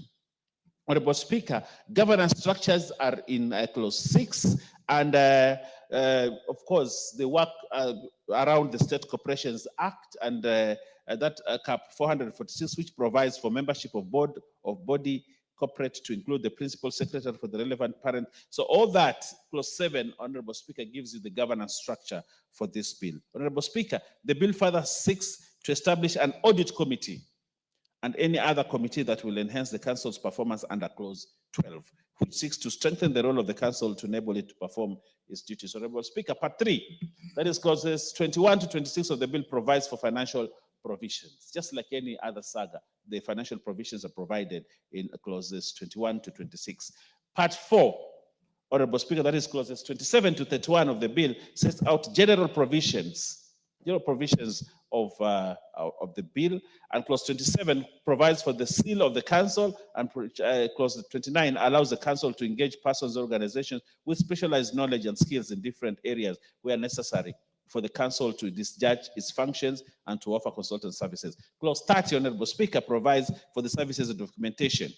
The last part, Honorable Speaker, that is clauses 32 to 33 of the bill, proposes transitional provisions. We need to transit from the secretariat that sits at Treasury now to a full autonomous organization that is called the National Population Council and Development, that is established and anchored in law. And therefore, Honorable Speaker, the current secretariat and the members that are there will transition to the new organization. Honorable Speaker, in conclusion, I urge members to support this bill as it strengthens the implementation of the population programs and enhances interagency collaboration. Honorable Speaker, as I move, this bill is an important piece of legislation to ensure that all the gains that we have had through the National Population Council and Development that has been there for many years can now be anchored in law for perpetuity, and to ensure that we have an organization that looks at population in this country and looks at policy on population. We don't want to end up the Chinese way. We just want to of course, we are Africans and children are blessings, and the higher the population, the bigger population is good for a country. But then we need to have it controlled in such a way that development programs, financing, and all those come together, you know, a harmonized way. What we do with our schools is about population. What we do with your universities is about population. What we do with our food production is about population. What we do, even with the economic activities that we have in this country, is about the population that is here. And therefore, this is an important bill that we must anchor in law and ensure that the perpetuity of this organization is assured, but more importantly, Honorable Speaker, to deal firmly with matters, population, and development. I thank you and request the Honorable Bashir to second. Honorable Bashir.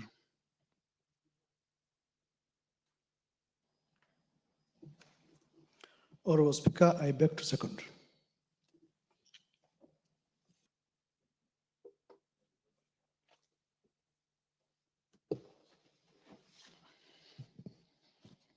The honorable members, I now propose the question that the Kenya National Council for Population and Development Bill, National Assembly Bill number 72 of 2023, be now read a second time.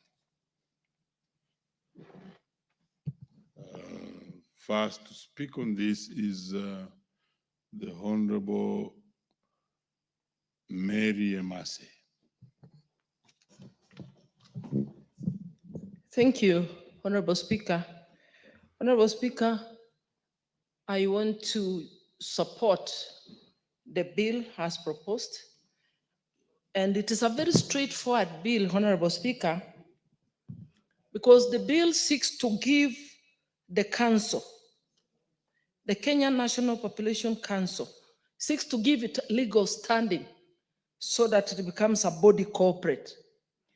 And secondly, it seeks to give it a new lease of life after the expiry of the 10 years as stipulated by the policy or the act at formation. Issues of population, especially population census, are very emotive issues. We've had cases in this country where even after population census, some Kenyans in some areas have felt the census was not done properly.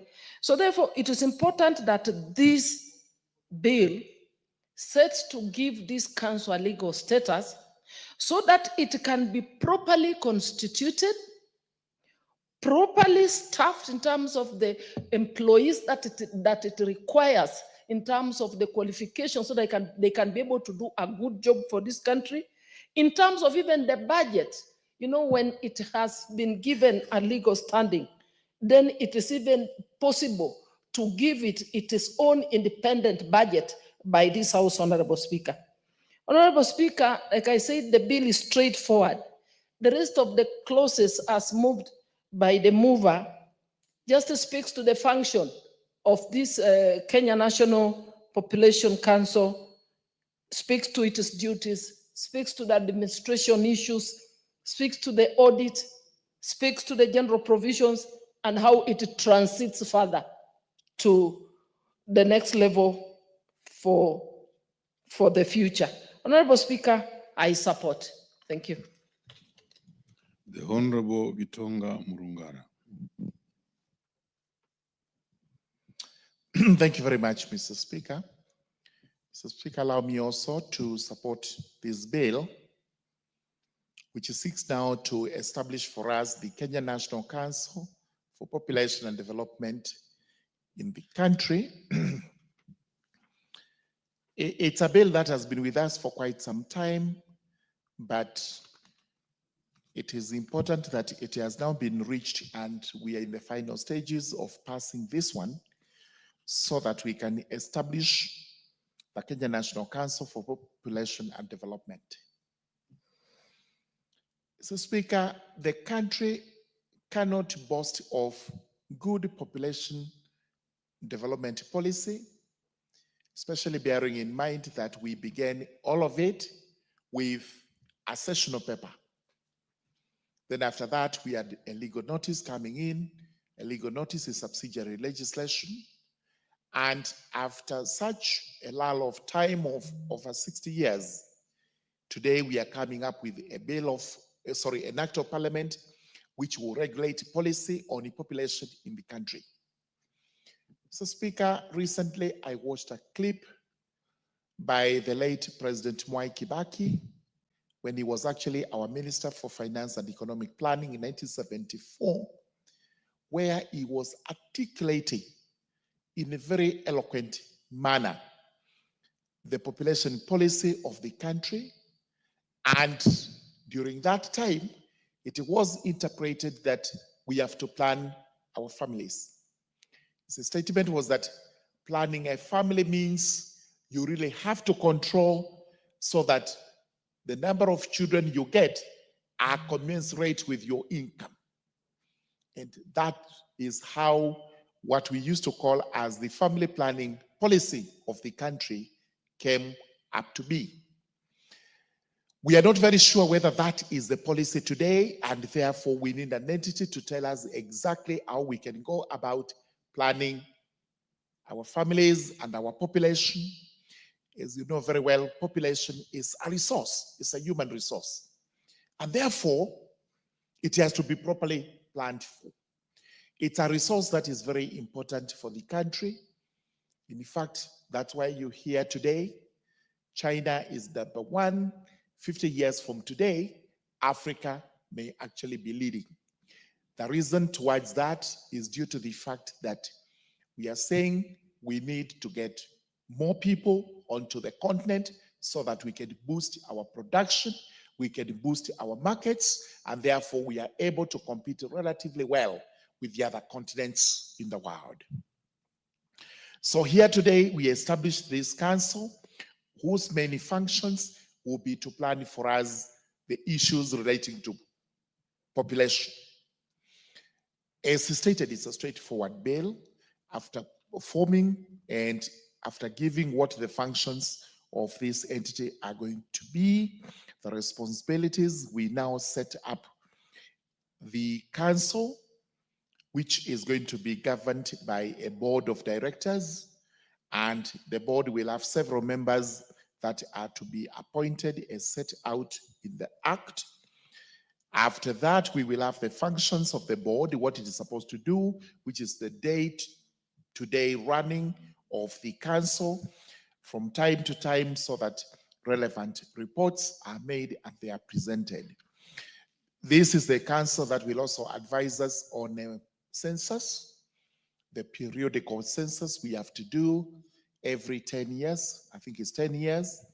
And one must be possibly looming soon because the last one we had was highly discredited. It's purely because we may not have a policy to govern how that population census was to be done.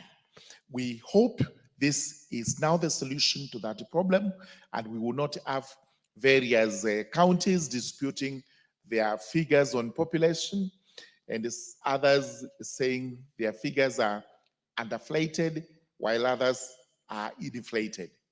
Then we have the financial provisions. This is purely in accordance with our constitution, that this is the house that allocates money, this is the house that appropriates. So we will be appropriating money to this council once it is established, and once the monies are appropriated, the board will be responsible. We have made general provisions regarding the council, which in fact make it an offense if you actually act contrary to the provisions of this act. We have also made a provision where we have to make a subsidiary legislation regarding the act, and this is going to be by the cabinet secretary responsible for matters, and he will have to do this in consultation with the board, which is actually the governing body of the council.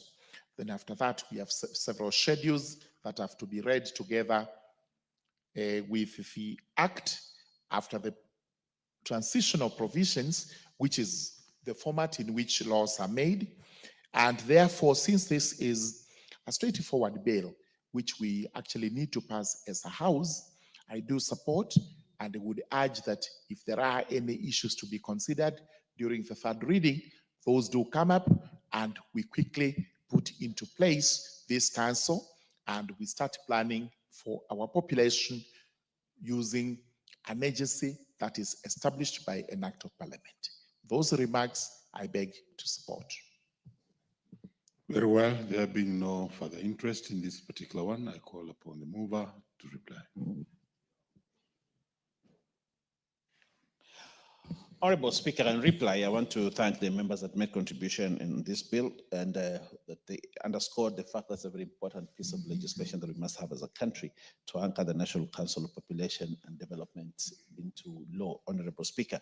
Honorable Speaker, as a country, like the Honorable Murugara said, it is very important that we plan families, we plan populations.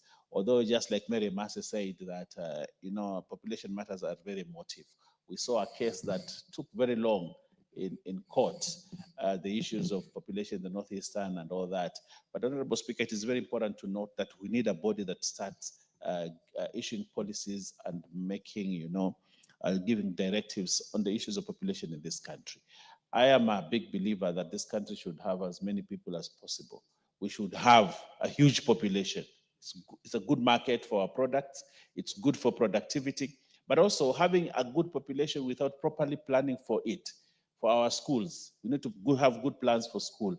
We need to have good plans for markets, for transport system, and for how that. These are things that must be put in place as we project and look forward to a bigger population. We can't just have a population. We must properly plan for it. And the National Council for Population Development, Honorable Speaker, is given the mandate to do that. Honorable Speaker, therefore, I reply. Very well. We shall defer putting of the question to both order number 17 and order number 16 to the next sitting. Next order.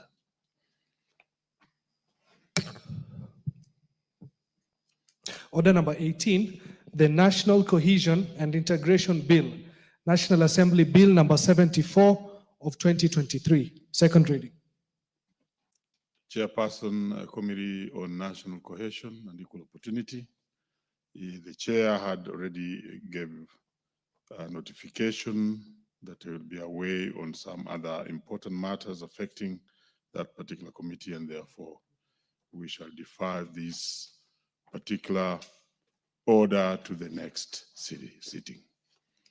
Honorable members, let's be upstanding, and honorable members having completed the entire. Let me go back to the mic. Thank you, honorable members.